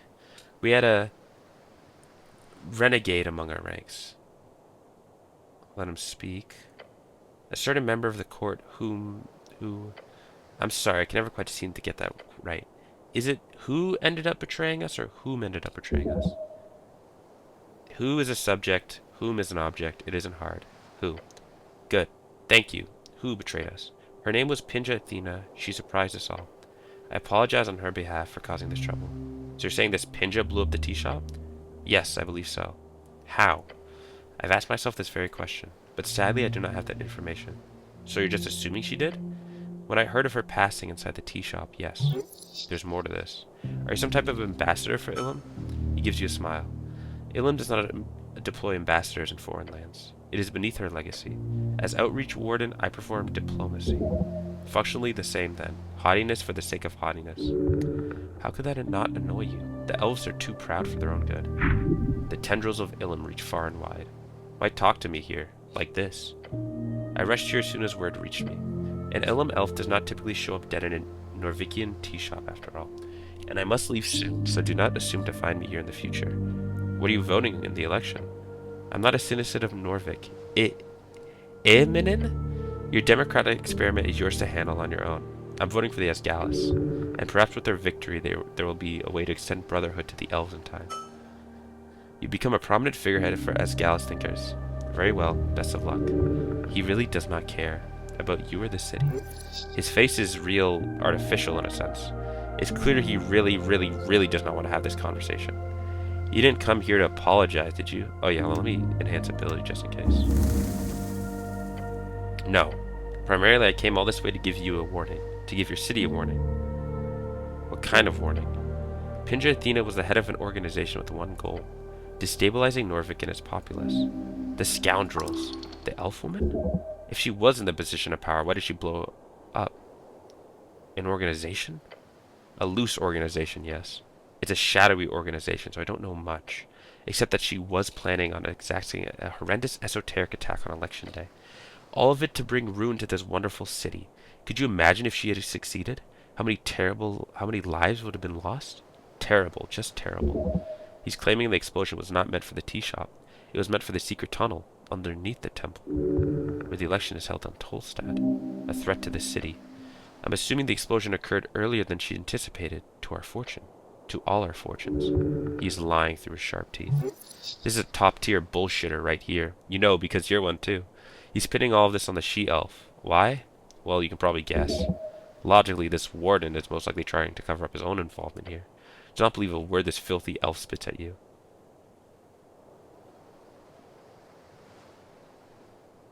And she was the only casualty in the end. He shrugs as though it's obvious. The simplest answer is always the likeliest. Most times, yes, but not on heroic quests. The elf swings his cloak around, facing the river. Now, I'm afraid I don't have much time. Absurd. He came all this way here to tell you he doesn't have much time. He's just done what he came to do. He's established the party line, covered his tracks. He glances out over the river. Wait, so who blew up the tea shop? I do not know. Someone in her organization? Pinja herself? A collaborator? Perhaps one of her underlings did not want to follow Pinja Athena's horrid plans. I've also heard she was meeting with a powerful local hag on the day of the explosion. Perhaps that meeting has something to do with it. Why should I believe anything you tell me? In the set, it says and gives you a smile. A condescending smirk played as a friendly smile. We have a saying among the outreach court. It translates into something like, Dragon servants do not know, they simply feel. They have vaisto, or perhaps a gut feeling would be the correct way to phrase it. The elf's words soften the stone in your stomach. Calling you a simple-minded, instinctual dragon servant? Typical elven backhanded comment. Your gut must tell you I am on your side. He's very good at this, but he's lying through his teeth. Trust your gut. There's too much wiggle room in this man's words. He thinks he can charm his way through the gaps. You're not going anywhere. I'm taking you to the dungeons. Ha! His demeanor changes instantly. Uh-oh. He's openly hostile now. You amuse me, Ihmin. I will take my leave now. You're not leaving this city before I have some answers. Oh, yes, I am. You know you chose to die, Ihmin. Time to act. Well, you're fucking kidding me. God damn it! The elf watches you carefully, actively. He's planning. Elves are stronger than they look. Be wary. Enough thinking, start acting. The elf pulls a leaf from his sleeve and speaks in a voice as clear as chilled water. A spell. That's a moonseed leaf. He's casting Moonbeam. A cascade of silver light crashes down on you, tearing into your body. Okay, good thing I have that sword equipped so I have advantage. Double 19s. It's going to hurt, so make it hurt less. You grit your teeth and turn your shoulder into the light. The pain lances through your arm. It's bad. It's only 1 damage. But it could have been much worse. Now's your chance. Make him stay. He's pretty far away. If you get closer to him, grabbing him will be a lot easier. He is actively casting a spell to kill you, so intimidating him at this point might be tough. But he did kind of take that spell like a champ. Force this elf to atone for his insolence.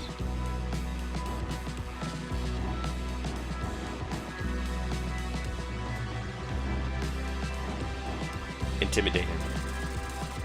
Yes! You reach for the authority you can so easily embody. You will answer my questions or you will pay a steep price.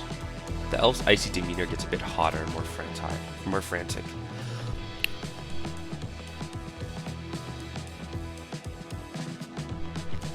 Pumping acid. You're beginning to doubt your strength. You know my will is your fate. That's hard as hell. That is hard as hell. Put that in I'm screenshotting that. Put that in a museum.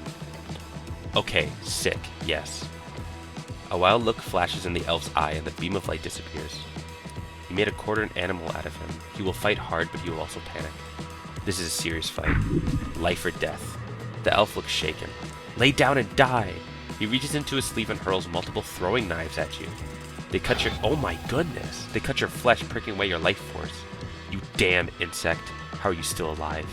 He blinks and scoffs. Crushing a bug like you is beneath me. He's planning an escape route. Maybe towards the edge of the city? Maybe jumping into the water. You cannot let this continue. Make him submit. You can make this easier for yourself. Get closer. Hurt him.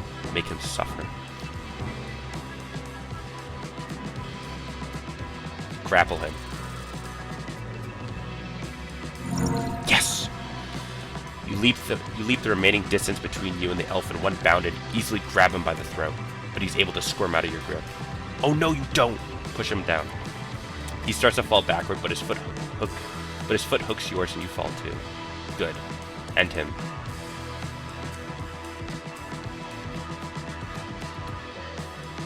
No, give up. Hold tighter. Let go. Let go. He kicks you in the face. You eat kicks like that for breakfast. So your plan is to hold his feet while he kicks your head? No, don't let him kick you. Silvery mist appears around the both of you as he begins to say something else under his breath. But then, poof. They slip off his feet. Boots of elven kind. Only mist remains where the elf was as you collapse on the ground with his boots. Misty step! Where? You glance around and spot the swirl of his cloak. He's teleported across a gap and is scampering away with his bare feet hitting the ground. With the elf gone, you admire your new footwear acquisition. A good prize in your elvish hunt. That will do. The elf had a reason for speaking with you, and clearly not one born out of altruism. Whatever he's doing, it's clearly to avert blame. From himself onto the dead elf? Who knows? Clearly, this warden appears to want to distance himself from the situation. Logically, that means he's more guilty than he lets on. I need to sleep. Whoa!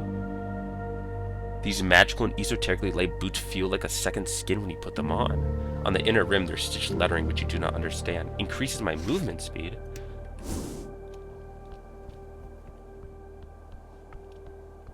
I feel like I'm faster. Dude, I'm moving.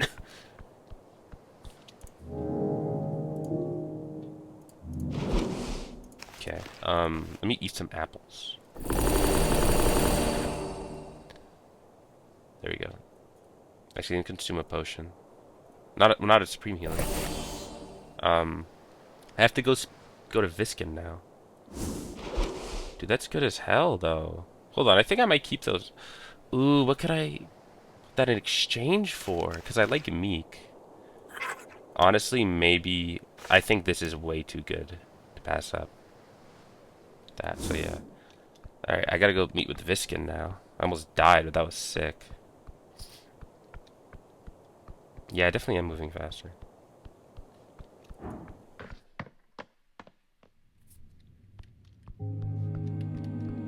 Hey, man. How's it going?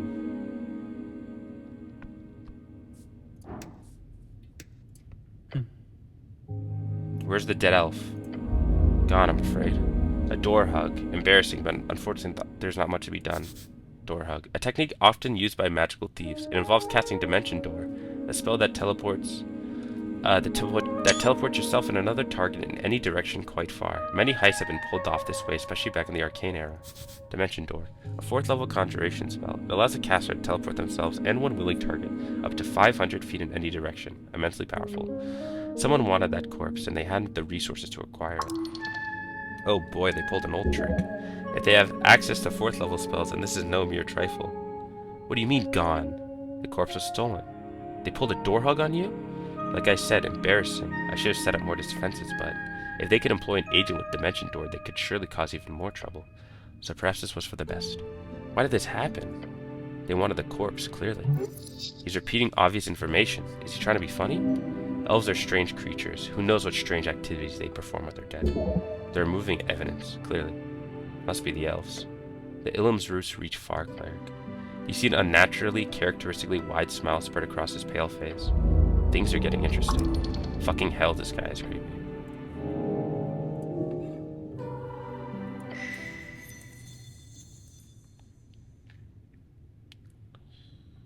Damn. They took her. Just like that. The tendrils of the Mender's court reach far. You can learn something from this. You sure can. You see that shit-eating confidence on that elf's luscious lips? That was the face of order. A foreign order, fully in control. It was breathtaking. I didn't believe a word he was saying. And yet he said them, to your face, with complete conviction. But why else would an Ilum warden, fancy word for ambassador, stand there in the middle of the night speaking gibberish with some inane cleric? He had a damn good reason to show up. And considering they took that corpse right afterwards, they know exactly what you're doing. It was a highly calculated move to tell you those things. To blame the dead elf?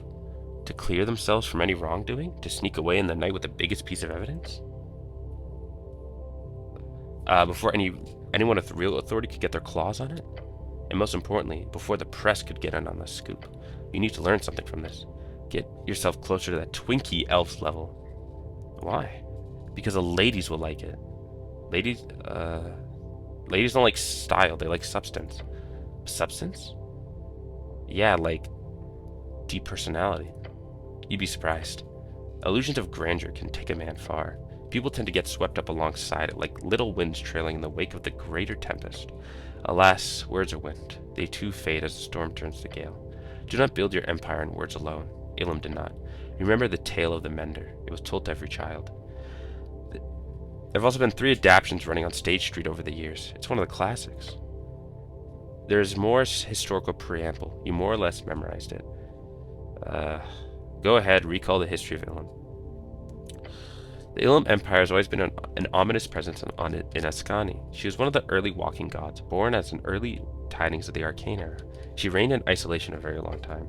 During the Arcane Era, she used her realm as a wall, one of the few powers which resisted and repelled any Dimnorian influence.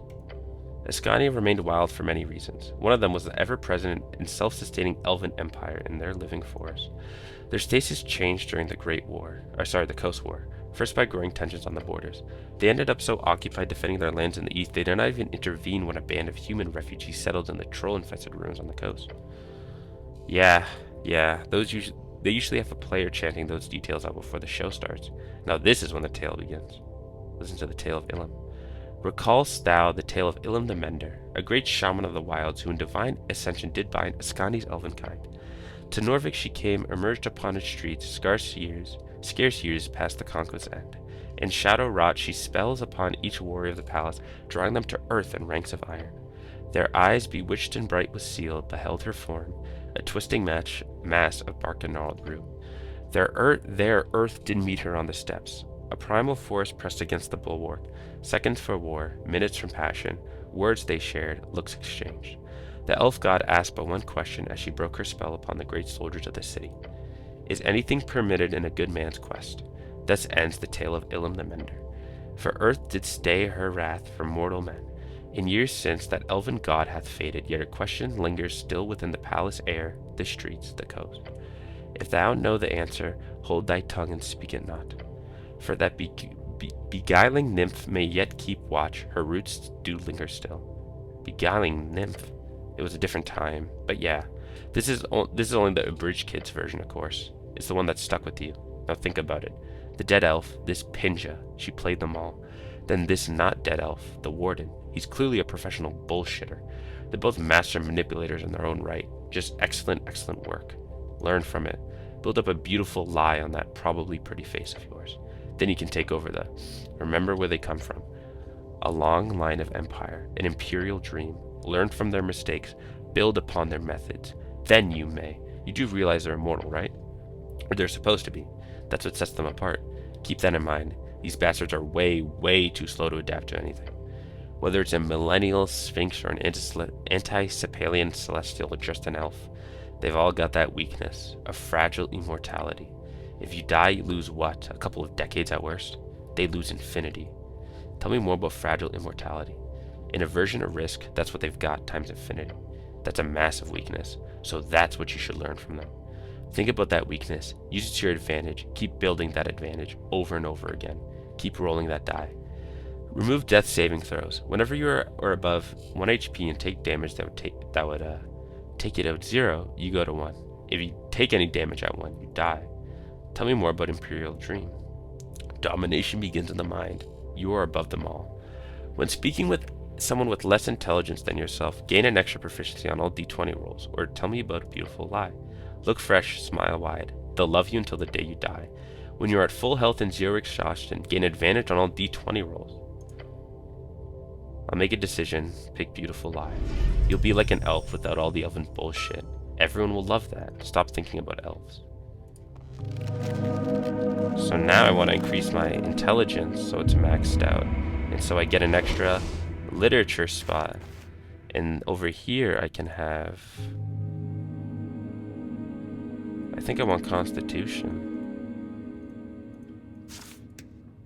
There we go.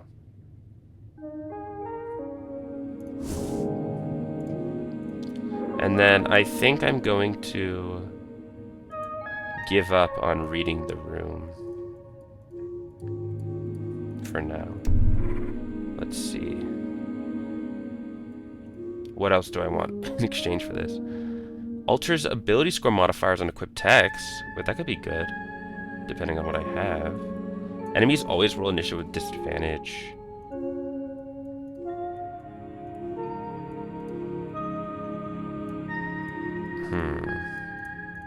I think I'll choose election week. Increase, actually, I'll pick a mass media propaganda, so my texts give me even more stuff. So maybe I could... yeah, okay. I want some personal questions. Are you evil? That's for the gods to decide. Creepy. Yeah, he's evil.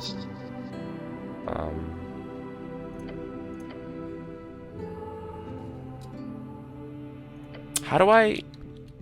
It says to come here at midnight.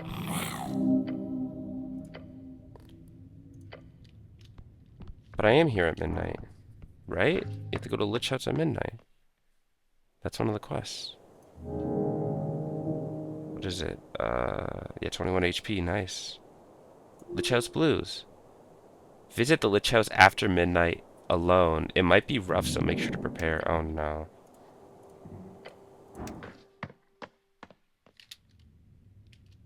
Oh, they're gone.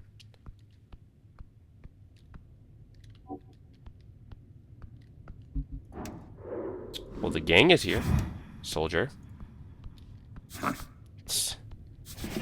crowd feels great anticipation. Cleric, speak to master now. Good evening, cleric. The pleasant words belie his annoyance.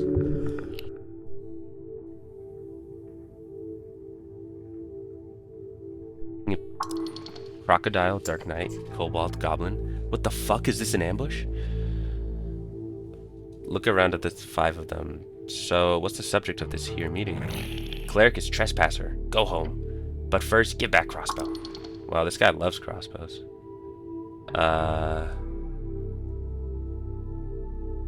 What a cute kobold.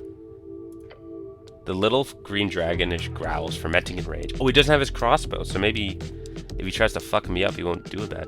He won't, like, fuck me up. Cleric. His words, they cause your legs to falter. I would like to ensure something from you. What? Uh-oh. Cleric is scared. Cleric should be. Ost? The pale man glances towards his servants before he speaks. You've uncovered a fair bit of information. I'm impressed. However, I must insist you keep that information to yourself. He shrugs as though he has no choice in the matter. Permanently. He is going to kill you. The Dark Knight lifts his axe to his shoulder. He's tying up loose ends, of course. Make sure you show yourself useful. Well, hold on, I won't say anything to anyone. There's a bit of a security risk here, as I'm sure you can imagine. You hear a chuckle coming from the goblin hiding in a corner. Your handler follows you everywhere, cleric. Good thing he's not a night creature like yourself. Damn it, I should have brought Snell with me. Yes, they're only willing to do this because you did not. This is an ambush for a single target intended to kill. Kill? Not yet. In fact, not ever. What? I'm sure we can work something out here. Krod is happy to see this. Cleric will struggle, yes? Cleric will not give up. A wide grin is etched into the beast's face. He inhales deeply. That thing is so fucked up, you hate that thing. Do what master say. If not, cleric, die. Do not move, soldier. That is an order. Yeah, don't listen to the old lie down and die order. You need to talk. Talk. Let's just calm down here, alright? We're not enemies. Sure. And why don't you come over here then, friend? The wretched goblin takes a step closer. This time, I'm not gonna put my knife away until I peeled every last scrap of your skin. The goblin lets out an insane shivering chuckle. No. The skin needs to be attached. Assassins are not good company even by your standards. You are aware of that, thank you. Cleric gets what's coming to Cleric. Ooh. I want to fight him. Tell me, are you involved with the tea shop explosion? Of course not, Cleric. It has been an annoyance, however. Remember, I'm solving that annoyance. The pale man stares at you. Indeed. I'm very close to finding out the truth. I am. With unerring deliberation, his face arrives at a faint smile. Perhaps. These are your evil minions, Viskin? These are my associates. Weird business, then. You know, Ost, my faithful companion. Master. The duck is my force incarnate and my enforcer. The Dark Knight bows his head. Raz is a reliable mercenary and a quick, silent killer. Yeah, that's right. Finally, Krod is not only brutally strong, but he's one of the greatest hunters of our age. Krod is also a proficient chef. The Lich tilts his head. Of course. Are they all undead? No. But some of them are? Viskin stares at you blankly. The crocodile lets out a noisy chortle. Krod is slightly undead. It will pass. The crocodile is either in denial or some type of charm. Could be both. Slightly undead? Krod fell during the razing of a village. A good battle. As you can imagine, for me, death is only a slight hindrance. However, from a biological perspective, the crocolisk body is a nightmare. Ost performed my necromancy with great form, but much of Krod's flesh was unaffected. Ost followed instructions, Master. Very good instructions. So today, even in a technical sense, Krod is arguably slightly undead. Necromancy can be a highly unstable form of magic. To master it is truly remarkable. More of an art than a science. Is a kobold undead? No, Ost is a live servant until Ost die. Then Ost is undead servant for master, forever. So loyal. At least the creature has one redeeming quality. Right. You just really love your master. Yes. Ost is a very good servant, Cleric. Do not worry about that. And Raz? I work for pay, human. And Viskin's got crowns to spare. He jingles a heavy purse. Best employer in the city. The Lich looks away. Raz has, in turn, proven to be indispensable. As a hired killer. At times, but primarily as a source of information. Not as fun, but yeah. Paranoid humans will pay anything for secrets. The Lich tapped his finger. For him, that's an outward display of annoyance at Raz's clueless boasting. That does sound like good work. And what about him? Point to the duck. They all go quiet and stare at Viskin. Then Viskin nods to the Dark Knight. I am a wraith. A wraith? Like a spirit? I am a manifestation of the fear instilled in the enemies of the state. I bring order to chaos. Yes, tell Cleric. The kobold smirks. You take wrong step, Borgo will end Cleric. Viskin clicks his tongue. The kobold stops smiling. His normally unfeeling face ends up in a sort of terrified scowl. The kobold messed up. He used the wrong name. They all go quiet and look to their master. Borgo? As in the legendary paladin Borgo Darrow? Interesting. The wizard must have stolen him. Borgo Darrow? Stare at him. No, he's another Borgo. A deflection. He's lying straight up. Oh, the pale man is flustered, as much as he's able to be. Let me explain. At one point, they each had code names. Unfortunately, they were not found to be too practical. The duck is one of the code names. So perhaps you can move on from this. Wait, who came up with that code name? It's awful. An awkward silence falls upon the chamber. Viskin raises one finger. I did. The duck? What was the plan? To send him on a lot of bread-eating missions? The pale man stares at you. He lets the silence stick in the air. What were the other code names? Ost was the hand, Raz was the eye, Krod was the rage, and Borgo was the duck. It was an attempt. Krad liked the rage. It was suitable. Raz is fine. Ost like whatever master suggests. Right, moving on. The pale man nods. Yes, Cleric, move on. The kobold looks relieved. What's it like being what's it like being a lich? Just asking it.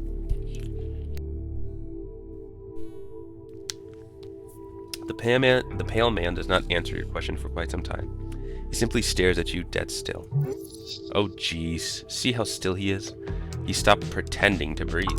That's fucking gangster. It is good. I have made a good life for myself. Lichdom is not to be undertaken lightly. It requires personal sacrifice and often general bloodshed. Personally, I avoid such barbarism. My continued existence does not hurt anyone, I assure you. How's that supposed to work? Liches have to suck souls, don't they? Normally, the cost is very high. For me, it is cheap. That is for a multitude of reasons which I won't get into, but the upside is major. I do not draw any attention, nor do I hurt anyone. He's stressing that he doesn't hurt any individual. The harm he causes is diffuse. That allows me to work in peace. What exactly is the grand plan here? I am what you would consider a researcher. Beyond that, my goals are my own. So, what are you guys voting in the... No, cleric. This is not the time. Yeah, not that you're very consistent when asking at the right time. What do you want me to do? I need you to swear an oath, Claire. A binding contract on your soul. Swear yourself to my interest. To follow this abomination would be heresy, to say the least. You will be rewarded for such loyalty, of course. In return, you will simply have to perform a handful of tasks on my behalf. Yo, rewards do rule, though. And maybe you could stay under the radar for the worst shit. A slight service in exchange for great influence. To bow down is not ideal, however. You can learn a great deal from this lich, enough to make such a oath worthwhile. And, when the time comes, you can figure a way out of your oath. Rules were made to be broken. An apprenticeship? Let us not go quite so far yet. You will not be permitted in my city. Attack. I wish this could have gone another way, cleric. He motions to the others in the room. They interpret it correctly. Kill him. That's not bad. It could be way worse. Oh, I'm at the start? Yes. The 4 helpers get ready to attack. To kill. You're surrounded. Even with all your agility, there's no way you can dodge this. The only thing you might be able to do is to pick who you're close to. Or you might be able to disrupt their attacks with magic. No. You must endure. Am I going to die here? Signs point to yes. Surrounded. No chance of escape. Fuck, this is really bad. You gotta lock in. Focus on the prize. Biscuit. Grease. You lift your hand, rubbing your fingers together and spray grease all over. Yourself. And your surroundings, of course. This will be your Magnum Arcanus. Magnum Arcanus. The great spell of a wizard. A term used to describe arcanists who have achieved ultimate wizardry. The Titanic Knight seems to not be moving at all. Until you notice waves of sickening energy pulsating from his helm. Ah, shit. Ooh. You feel one crash... Oh god, I'm not surviving this. You feel one crash into you, a brick wall of nausea. Crad hunts.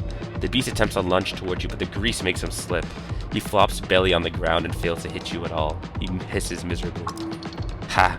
What a big crocodile flat fuck idiot. This is just ridiculous. Gah!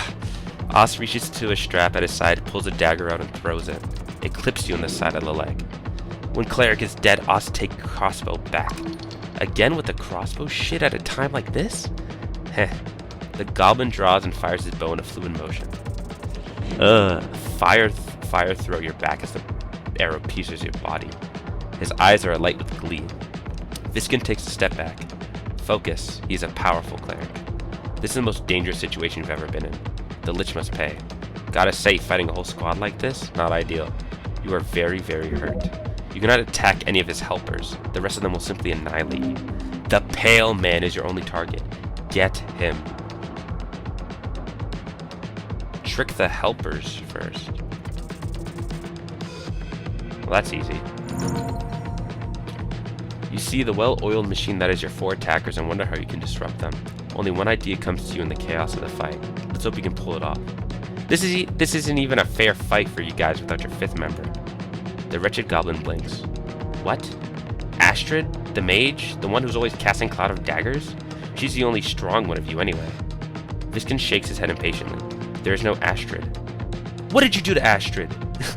Jesus. Can I just cast a spell in the middle of this? Oh, sweet. Sweet. Okay, well that's free. She may have been my foe, but she was honorable and loyal, and really skilled at casting cloud of daggers. The knight hefts his axe and steps towards you. There was never... Point at the duck. You had her executed by this monstrosity, didn't you, Vixen? Viskin. Another helper disposed of? Who's next? The knight falters and looks at Viskin. Liar. Cleric liar, right, Viskin? The crocodile swivels his head at the lich. The goblin takes a step away from the duck and glances between you and the pale man. Yes, yes, he is lying, obviously. His flat tone isn't very convincing, is it? This is going to help you, if you can survive a little longer. The knight steps forward, inexorably lifting his axe. He slips and slides on the grease, falling to the side silently. Ha, exorable after all. Like a controlled demolition. He falls. The knight will regain his footing, but it will take seconds. Krod hunts more. Just as you recognize he's moving, the crocodile closes his jaws around your arm and twists, tearing of flesh, ripping of veins, pieces of chainmail scattered across the ground. Huh? Your right arm is ripped from your body. What? Look at your stump. Blood sprays. Your mind is filled with a white noise of panic. Oh my goodness, that's lucky. No, no, no! Let out a primal scream. The crocodile crunches your arm, savoring it. Die. The kobold pulls another 2 daggers atop. Oh my goodness. Oh, it's not my turn. Pulls another 2 daggers and tosses both into your leg. The second one goes.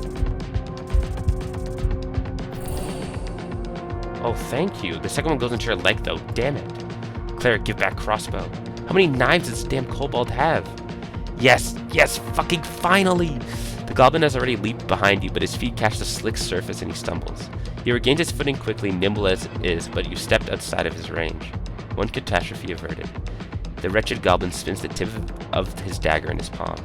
Viskin crosses his arms, glancing between you and his helpers. Come now. It should not take much longer. You're surrounded by enemies who are fixated on your death. You're tired and you made barely any progress. Cleric, I believe you have reached your limit. He taps a finger. The hole from your ripped off arm pours blood onto the floor. You cannot last any longer. If you fail here, you will die. It all comes down to this.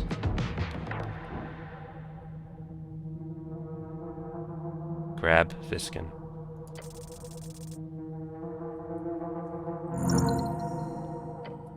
Bloodied and mangled like a walking corpse, one arm stretched out.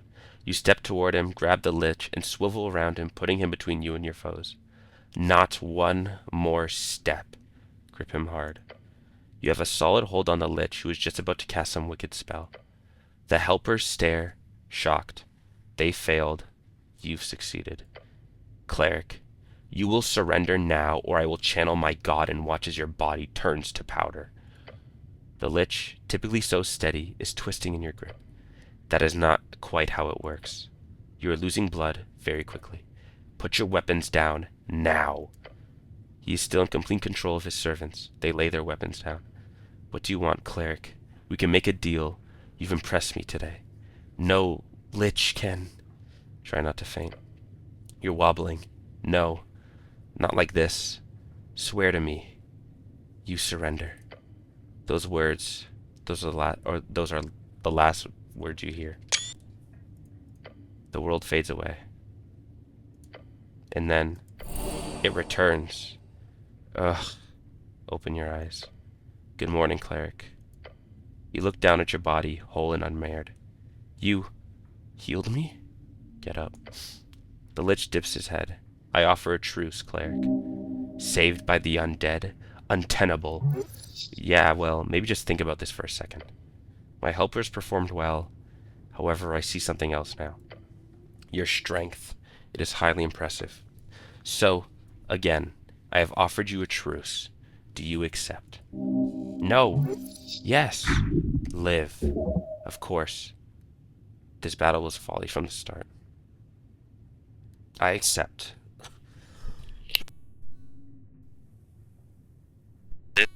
Today.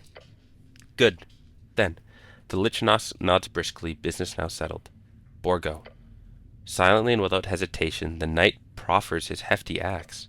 You are something special, cleric. You deserve a special weapon. Look at it. The cursed axe shines before you. Being close to it alone is enough for your skin to feel like 1,000 little needle pricks. Take it. You take it, moving through the motions as if in a dream. Horrendous power. Whatever curse is placed upon it is not attuned to you. It is incredibly heavy. You cannot wield this. It is simply too heavy. But it is a great accessory, really manly. Caretaker is a force to behold. Do not let it go to your helm. He taps his finger once. Heh, a joke from Viskin. You may go. Are you sure I can just go? Yes, cleric. I trust you will not share anything you've learned about my operation, and I am sure you'll perform the rest of your duty here on Tolstad very admirably. I wish you luck, truly. So you're okay with this as it is? I don't have to expect to get murdered in the future? No, cleric. We have settled this. I can see you are much too important for this city. Really? Truly. And yet to go through all of this just to figure that out. It appears so. Remember, the world is made out of those with esoteric knowledge and those without. Make sure to stay on the correct path, cleric. Stare at his helpers nervously. The crocodile gives you a shit-eating grin. The dark knight stares at you silently from the darkness under his helm. The wretched goblin takes out his pipe and stuffs it with leaves. The kobold looks around as you glance at him. Well, what is cleric waiting for? Get lost. Right? Okay. See you around. Leave as if it was all just a dream. As you take a few stumbling steps away, all the helpers begin to leave as well. You need rest. Holy shit. I got the weapon. A cursed great axe only capable of being wielded by truly lawful evil creatures. Sad to say you're not there yet, but you can carry it around. Oh my goodness.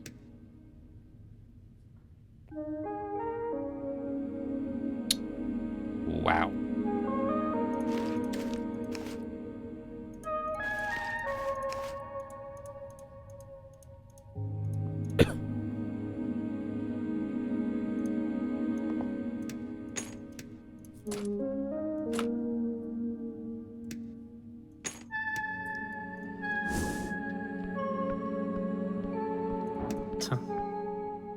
Do you ever sleep? No. I see. I do not require bodily function as such. If you do not mind, I have documentation to handle. A diligent worker, this guy, eh? This is exactly why the bone purge was a mistake. His eyes, they are truly sleepless. Undeathly existence, a curse of untold horrors. Can I charm you?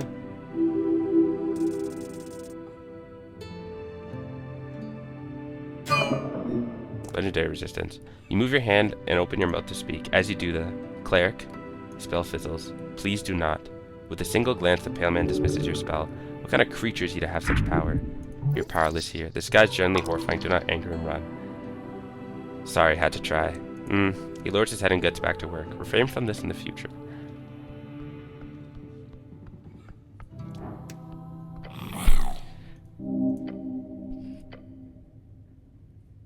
Can I charm you?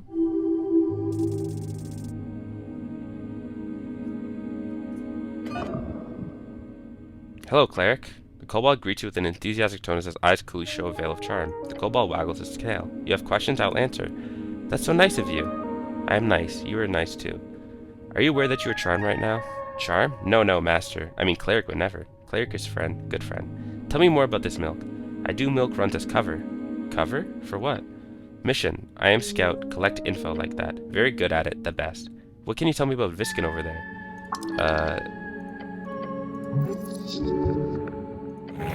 Kobold lets out a deep growl. Cast spell, not okay. What? I'll just leave. Oh wait. Should I check that quest? My thing has a...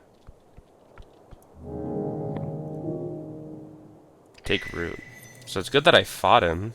So I got that axe. It's sweet. The pale man is death. In what? Listen and quake. It is the lich who drains the world. A perpetual spirit in flesh suckling life from everything around. It is the ultimate selfish creature. A man built upon the suffering of everything else. The pale man is death, and you resisted his touch, his cold, icy touch. You make it sound so appealing. He must be slain, eventually. Yes, his evil will be wiped from the face of the earth. Once you get a little stronger, that is. It was foolish. You only made it through sheer luck and determination. It was the right thing to do. But yes, you are lucky to be alive. Now you stand here free from the lich's grasp. His evil shall not overtake you.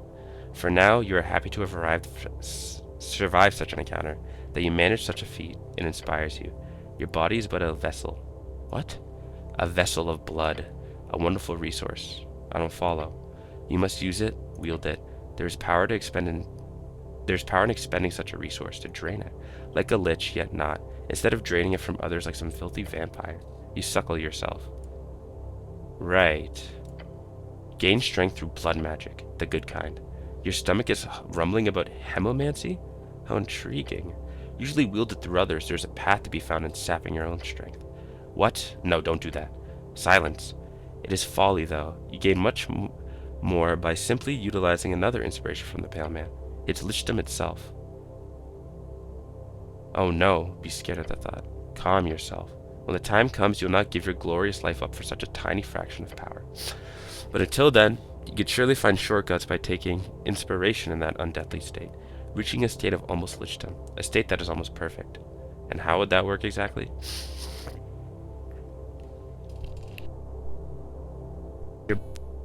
And you're its masterful manipulator. The esoteric could surely be enough to sustain it to some degree. There is an unfeeling nature in that stasis, a numbness of belief in Folkarian spirit in all their shapes and sizes. Do not trust the Pale Man to be anything but a horrid lesson in despair. Instead, embrace the faults in your mind, the quirks, the pain in existence. Do not strive to be numb and void. Strive to be wonderfully uneven in your life. Strive towards an esoteric neuroticism. But that doesn't sound very perfect. It is not, but that is what makes it real. The ridges of a mountain, the beauty of scars, a symbol of time, a life lived and dreams pursued. How drab it would be if you were nothing but pure soul. Tell me more about almost lichdom. Learn from the coldness of undeath. Take a step towards that eternal position of power. Inspired by your favorite Pale Man, you no longer gain health from healing. You also become invulnerable to all forms of damage. Whenever you take damage of any kind, you always gain 1 exhaustion. Whenever you heal more than 6 HP from one source, you lose 1 level of exhaustion.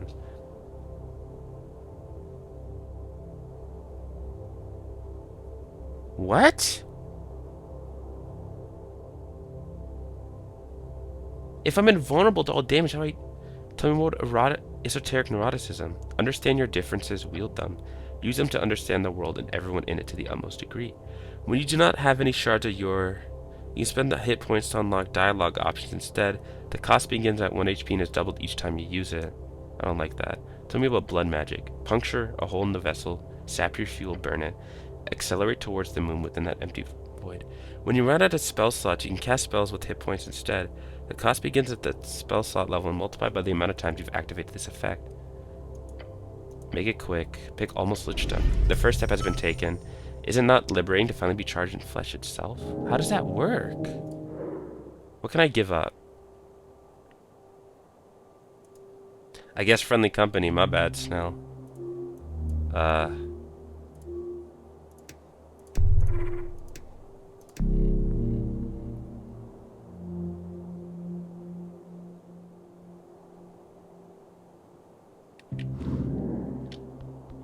Okay, so...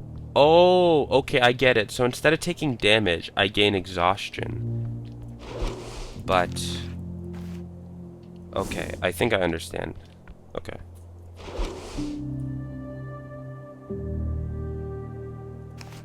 Okay. I like my strength to be up there more, if I'm being honest.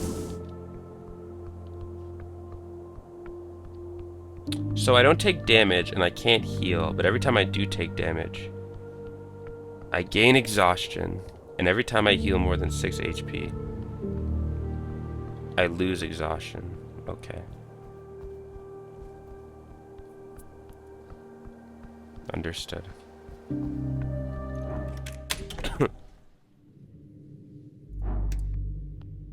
So fast now. Lie down, take a rest. That's nuts for a feat, I feel like.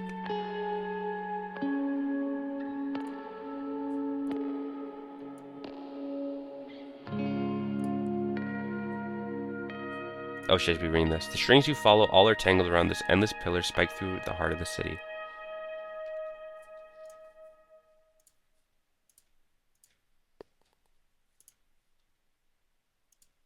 This is supposed to be a simple job, no casualties, no pressure, just some angry goblins in a ruined tea shop.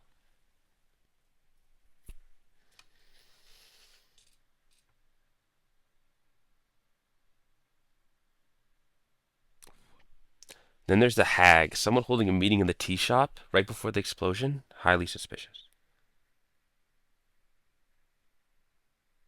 You've explored every possibility, followed each red thread, except one, the man in yellow, your Frank, son of Frank. A whisper tells you, tomorrow you will find him in a corner of the city below. Finds it clearly, lying here, past hallway of fire. That is the final place to look. Is this your last night on Tolstad? Is this your last night alive? As the sun rises over your beloved city, you know one thing true.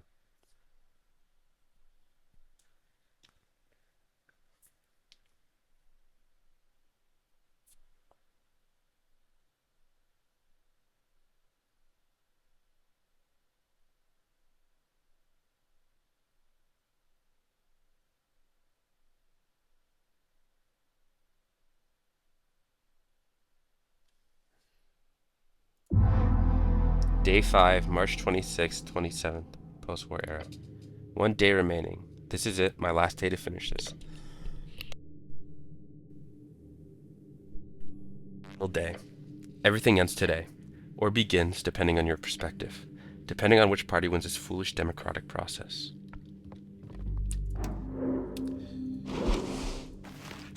I'm gonna try my absolute best to get yoked for Etter.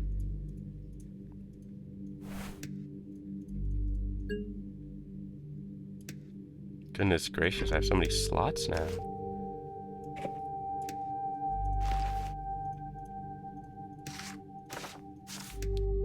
Oh my goodness. Oh, I guess I only have one shot, huh?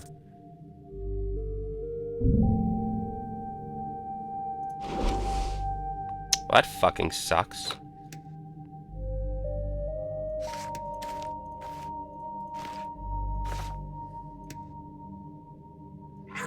Meek around my thing, please.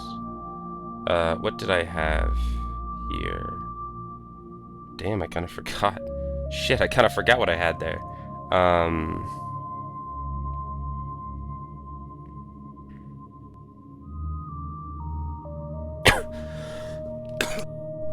Yeah, these things, I think, right? Or was there something else here? Dude, my strength is so high now. Was it this? Or no, hold on. What was here? It wasn't that.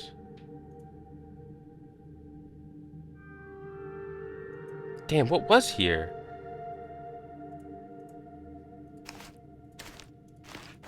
Was it a key item? No. Dude, I forget. Oh my goodness. Was it this? I don't feel like it was. It might have been. That probably was. Alright, let's go. I still haven't sold any of this milk yet.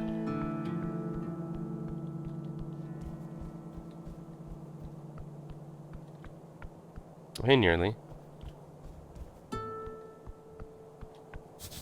Dwarven stone broken in half, pure violence. You hear a tune dance on the coldest sky winds. Melancholy. A bitter reminder of her dream long lost. You see on the edge a goblin. She has a crown of flower on top of her ruffled dark hair and is playing an exotic instrument. Perhaps it is best to let the girl keep playing. It is quite beautiful. For a goblin to produce such a melody. The song, you yearn for it. Listen for a bit. Oh, those poor few dreams wrought in zeal and doubt. Shepherds brought far to western shores, our hardy cradled by gracious river. Then should the blessed earth, so cool and stout, raise a city from ruin, a home from night. Interrupt her. The moment you open your mouth to speak, the goblin stops plucking her strings. Gah! She stares at you with wide eyes. Hey, hey! Her frustration is palpable. She lost her train of thought when she saw your powerful stature. She was about to berate you, but stopped, afraid of the law. Hey, do I need to stop playing or what? You're scaring her. There are no laws against public performance in the Tolstad district. There are no laws against public performance. Good. That's good. Phew. You feel sweat forming somewhere within your helmet. Your eyes are glued to her instrument. What are you looking at? You need to answer some questions. I do? The rhythm, the tone, the general noise of it. You truly yearn for music. But do you have what it takes? Careful, don't be awkward about it. Her wonderful talents must be displayed to the world. Hold on, enhance ability, please. Do I have to?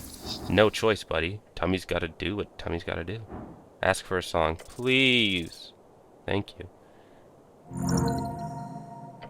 Demand it, but softly as to not overwhelm her. So no yelling? No yelling.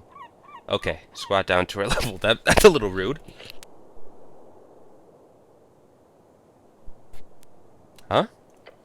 Your face is close to hers as she attempts to look away. Whisper, sing me a song, Goblin. Oh, I feel kind of weird about this. She carefully turns to to face you with a blank expression. Lean in even closer. Make it a good one. Oh. I don't normally take requests, she says, her face almost touching the front of her helmet. Your helmet. But I can make an exception. She plays a chord that gives you a deep sense of relief. You're not sure where it's from, but you know you've heard it before. As she intensifies, the music takes over. Your body starts to move. Oh yeah, groove, man, groove. By the time she finishes, you feel energized, fresh, even free. Only 5 in healing, you do not lose any. Oh, I got 5, okay. Your legs stop moving and the goblin glares at you. You're pretty good. I am, thanks. Shoot her some finger guns. She gives you a look, the type of look that says, now will you leave me alone? Or, will you please leave me alone, you strange human? This poor girl does not want you to bother her. Maybe you shouldn't. About your flower crown. Yeah? The goblin stares at you. What is it? It's just some flowers I picked. Why do you ask? It's cool. I like it. Thank you. It took some time to bind them together. Why didn't you say the correct thing? Don't you want it? Breathe heavily and stare at it. Oh. I mean, you're here to talk with Lady Sageleaf, right? Not hard. I owe her some money, rent money. I gave you 1,000 crowns last night. Can you ask her to give me an extension? Uh-oh. I just need to play a decent gig and then I can pay her. Extension? An extension so I can pay her later. Maybe a week. Yes, convince her to give me another week to pay and I'll give you my flower crown. That sounds like a quest. I mean, sure. I might want to complete this task and or quest for you. Okay. Good luck. A quest. How divine of you to take on such a burden. Are you a local bard? I wouldn't use that term. I'm just a player, a musician, make my living in the taverns. Why not call yourself a bard? Because it'd be weird? You don't go around calling yourself a wizard, do you? She clearly does not know much about spellcasters in the city. No, of course not. That would be weird. I am a cleric. The cleric, even. Right? She lets out a sigh. There's nothing left to prove you are the cleric. There used to be a ton of real bards in the arcane era with real magic music. Esoteric music. Nowadays it's much more rare, though I've met a handful in various taverns. But not me, so no need to register me as a spellcaster or anything. I'm just a normal musician, thank you very much. There are indeed magical performers across the coast. They're not so rare if you know where to look. This is a very interesting conversation. How does one become a magical musician? Good question. I have no idea. Maybe you should do some research into that if you care so much. Maybe you should. Are bards always music-oriented? I've only met musician bards, but I've heard there's all kinds of spellcasting bards. There's a famous story about a playwright bard. Are there lots of cool bard-only spells? I don't know that, cleric. Once again, I'm not a spellcaster. Okay, I've decided. I want to become a bard. Okay, sure. What kind of bard? A dancing bard. She sighs. Great. Good luck with that. Are you really supporting my bardic journey? She shrugs. You know what? Yeah, why not? I'm in full support of your becoming a bard, cleric. Good luck. Is it a good living, being a not bard? She gets a look of disgust on her face. No. No? No, good tips only come so often. I'm an artist. I get enough to keep working on my tunes. Not a crown more. Sounds like a bard to me. What's that wooden thing you're holding? It's an instrument? Is that helmet on backwards? She mentioned your helmet. Cool. To be precise, it's an Elysian lute. It's set to act as a tiny portal to the Fey realm when played just right. Can I try? No. Please? No! She's annoyed now. Great. Keep pestering her. Awesome work. I have some other questions. Great. What was that song? That's just an old folk tune. You never heard it? You have. It's a classic. Yes, I know it. People request it all the time. It's one of those gotta knows, you know? When do you play? Oh, you want to come listen? Not quickly. Oh, fun. I'll play at the Drunk Sphinx tonight. If it goes well, I might put on one or two more shows before the election. You can show up if you want. Please tip me if you do. Are you really a goblin? What gave it away? Tell her she's good at playing. It was a nice tune. You're playing quite well. And a goblin usually wouldn't, or what? No, She scoffs. Dick. Insulting you? To your face? Take back the compliment. I deserve that. Yeah, you did. Yep. She didn't mean it. Don't be mean to her anymore. She's a nice goblin. Come on. She sighs. Did you have anything else to say, or can I keep playing? What are you voting in the upcoming election? That's a question. A great question. Why'd you ask? I'm just interested. Okay, but you do see how you asking that is a bit, what do you say? Pointless? What? It's such a great question. How rude of her to say such a thing. Why do you say that? Well, it's just if a city cleric comes up to someone and asks them for their political opinion, it would take a very special kind of person to not just say what the cleric wants to hear. What I want to hear? Yeah, you have a bias, obviously. Biased? You're smooth, a slick cat. You can just say what you need to say, no bias in that. You mean the whole working for the city thing? That's no biggie. She holds out a claw with a confused expression on her face. Uh-huh. So getting money from one of the electoral powers won't make you biased? That doesn't mean I like their politics. Really? Then what is your politics? Be careful now. If you get it right, she might grant you more information. Tell her. Tell her how much you care. You know what the future of the city is. Ugh, this charade. You know exactly who should rule. The Asgallus have a good point to make. Sure, one good point, and the rest is a bunch of bullshit.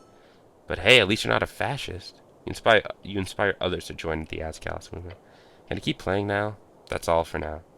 Okay, bye. Oh, I almost took that. My bad.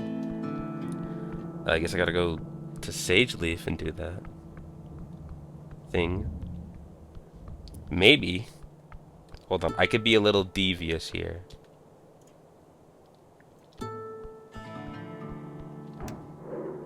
Oh, I haven't beholded you fully? What the hell? Let's change that.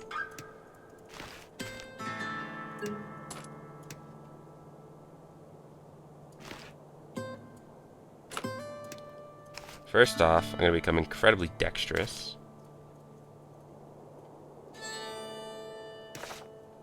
Where is it? There's this. Ooh, maybe that's not good. And then there's this.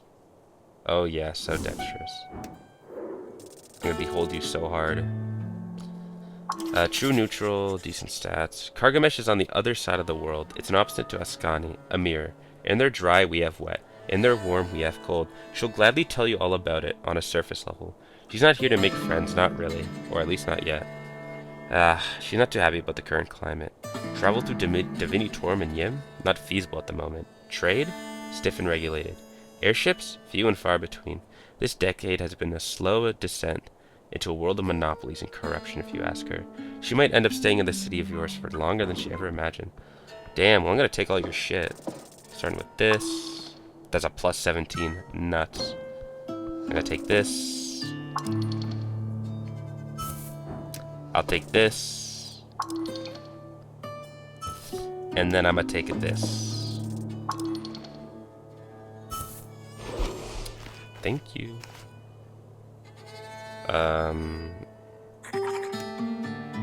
Yeah, and then I guess I'll just go back as if nothing happened.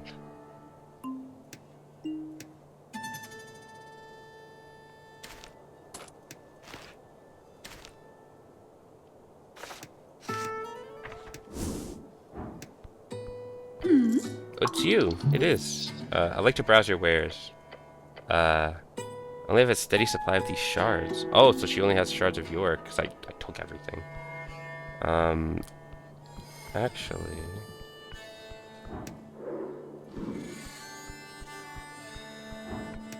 I was about to steal from everyone. Maybe not everyone. Although, what happens if I try to take something from... Actually, have I flirted with her yet? No. Wait a minute. I actually do really like Ulysses' character. Actually, I actually do really like it.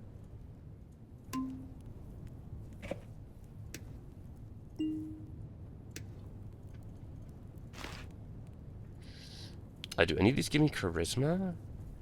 This one gives me +1, but I have to see if that's gonna be... I don't think that's gonna be noticeable at all.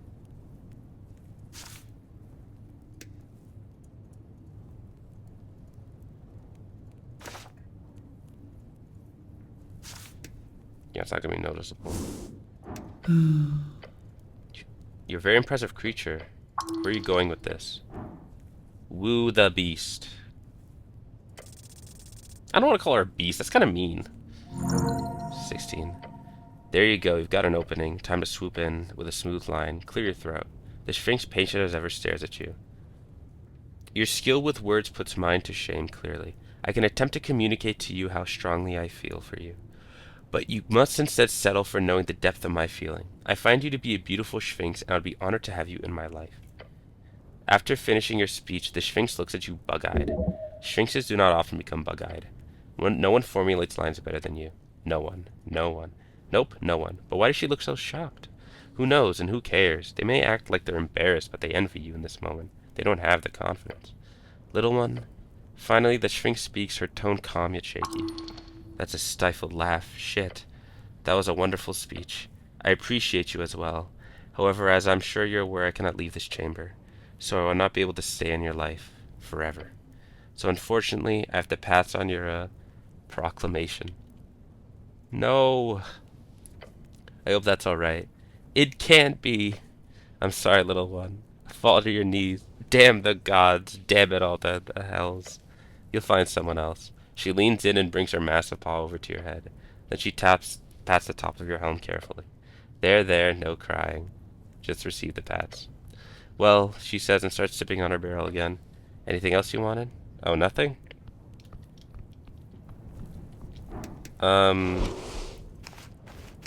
Yeah, I've turned into a rogue. I'm gonna steal your shit now. I'm sorry, I have to steal your shit, I'm sorry. I have to. It's required. It's what my character would do.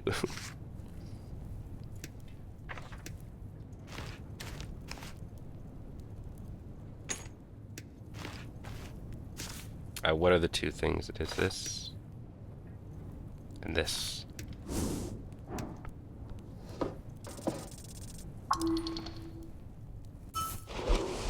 Sweet. I guess if I have to go to Lady Sageleaf to give her an extension, I might want to have my charisma all the way up. So let's see what I can do for that. This, this, this.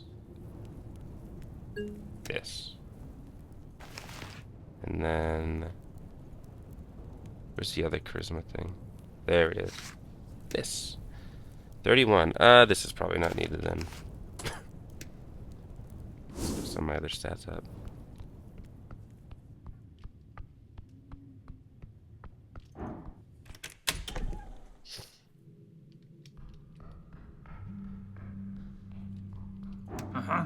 Fuck off, human. That's mean. This should go to Lady Sageleaf. Yeah. Morning, cleric. You ready to head out? I usually head out about this time, so yeah, I'm ready. Can I... Cleric, the lady leans back in her throne. You return. I'm here to talk about Nearly's friend. The lady laughs. She needs an extension by a week. Her laughter intensified. And why would you care for my little songbird? Smitten, are we? I'm not. Another cackle escapes the dragon. Fine, I'll grant her an extension. Wouldn't be the first time. But in return, you must do something for me. Another quest? Her grin widens. An evil thought crosses her mind. She wants control over you, spiritual and physical. Dance for me, cleric. You hear chuckles echoing throughout the chamber. What? Dance. They are mocking you. What a terrible feeling. It's not worth it to lower yourself in such a way. She's just bullying you, but why not do it? This might hurt your self-esteem quite a bit. Careful. You can do it. You're a master of physical orchestration. You can make them believe in you. Well, she asked with a broad grin, a little dance for dear Nearly's rent extension. What say you? She clearly does not expect you to actually do this. Do it. You see Snell slowly shake its head to you. I got this. Let's go, Nat 20. The greatest show they'll ever see. Your feet start tapping, arms swinging. The music's just in your head. At first you hear chuckles, but they're drowned by that imaginary music soon enough. A step to the right, a step to the left. You remember the nights spent in Fig Alley. Ooh, this is a song I've never heard before. Those kids were older than you, their hair all enchanted with various cantrips, creating a forest of strange colors entombed in dwarven brickwork. Fig Alley, a street found in the low valley area of housing. It has about half a dozen dance halls, and it's pretty much the #1 party street in Norfolk, at least if you're poor. There's better places if you got actual status. Low valley area. Just like it sounds, this is the place in low housing where, almost like a ravine, the ruins fade away and a scar in the earth open up.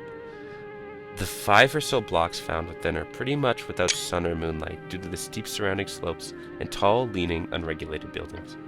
Pushing and shoving, heading to the back for sparkling water. They laughed at your jokes, you think. They laughed when you danced as well, but they let you stick with them if you kept up, if you did what they asked, if you complied. One night they left without you. You sat there with the half-empty glasses, the blaring beat of drums living inside your ears. So you got up and moved, alone. The floor was crowded. The troupe played loud, led by some poor Jenny screamer. That song still comes to you at night, when you feel at your most lonely, and you remember that night. The night you danced alone, and it wasn't half bad. As you finish your fairy jig, no one is laughing anymore, their eyes lingering on you, having been clearly impressed by your precise footing and rhythm, or at least impressed by your audacity. After only 2.5 minutes of this glorious performance, you stop, right on cue, as the music in your head comes to a dramatic finish. You've reached it. Perfection. That was certainly a dance cleric. Strike a stunning pose. You hold up a hand to your face and lean your hip to the right. So, the lady is shocked at the turn of events. She didn't expect you to actually do it, but boy did you prove her wrong. The extension? Gasp for air. The lady sighs and waves her claw. It's granted, she can pay whenever she wants. Now please. The goblin companion looks perplexed. I'll be damned, you sure can put on a show, cleric. Quest complete, but at what cost? Now go speak with Nearly again. I gotta behold her. Give me the wisdom I desire. I guess this. And this. I don't really have any items that increase my wisdom like a whole lot. At least like trinket-wise. Yeah, this gives me wisdom. I mean, mine is just like, I max it out almost immediately, so it's fine. So it's that. 7. Holy moly. Okay.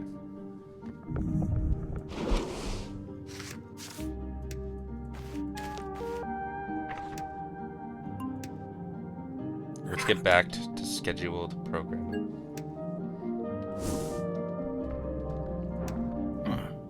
Approach your companion, let's get on with it. We have to finish this today.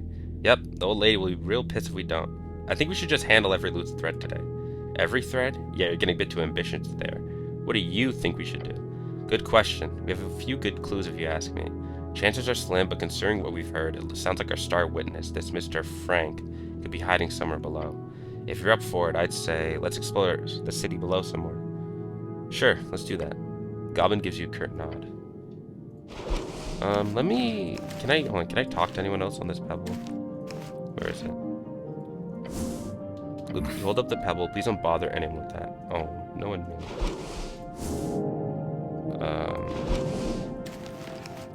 I guess I should go to Nearly first before I was gonna do what I was thinking. Actually, I should probably end stream after I go to Nearly. Oh, look, there's a thing there. There's a goblin right there. There's still stuff I need to do, actually.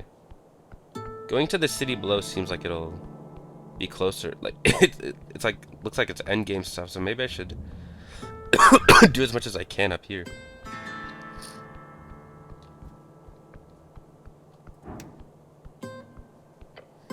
You hear a tune dance on the coldest county winds. Melancholy. Interrupt her. You again. You know this goblin, Snell? Of course he knows me. We used to live together. Oh, look at Snell with an imperceivable grin. Not like that. Same cluster, you know, like a daycare. Goblins have very different family structures than humans. They sort of share responsibility over the kids instead of taking them on by themselves.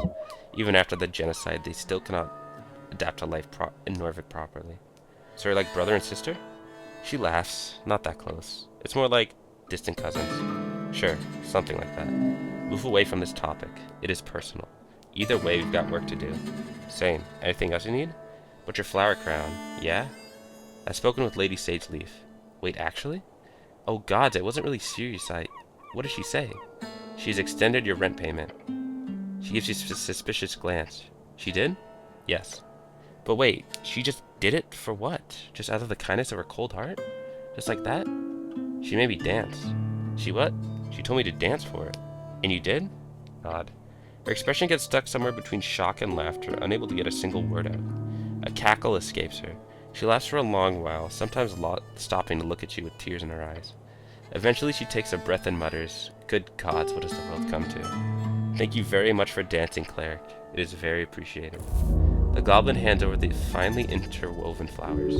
They will suit your style perfectly. At least you got a quest out of it, but this public humiliation. That's all for now.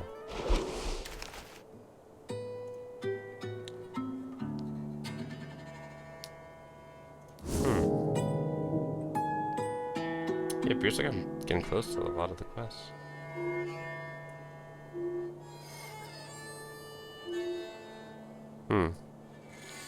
Well, that will be all for now. Wow, there is so much. That's weird.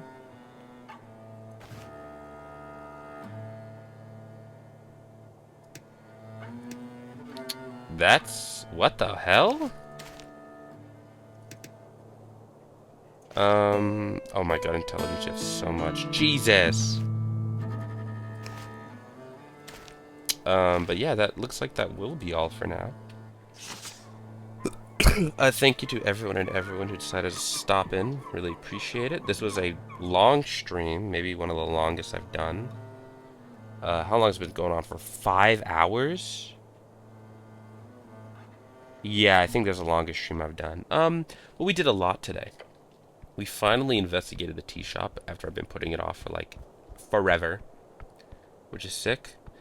And yeah. Looks like we're getting pretty close to finishing the game, but I really like it. It's a very fun game. Very awesome. Yeah. I suppose I will see everyone next time. Peace.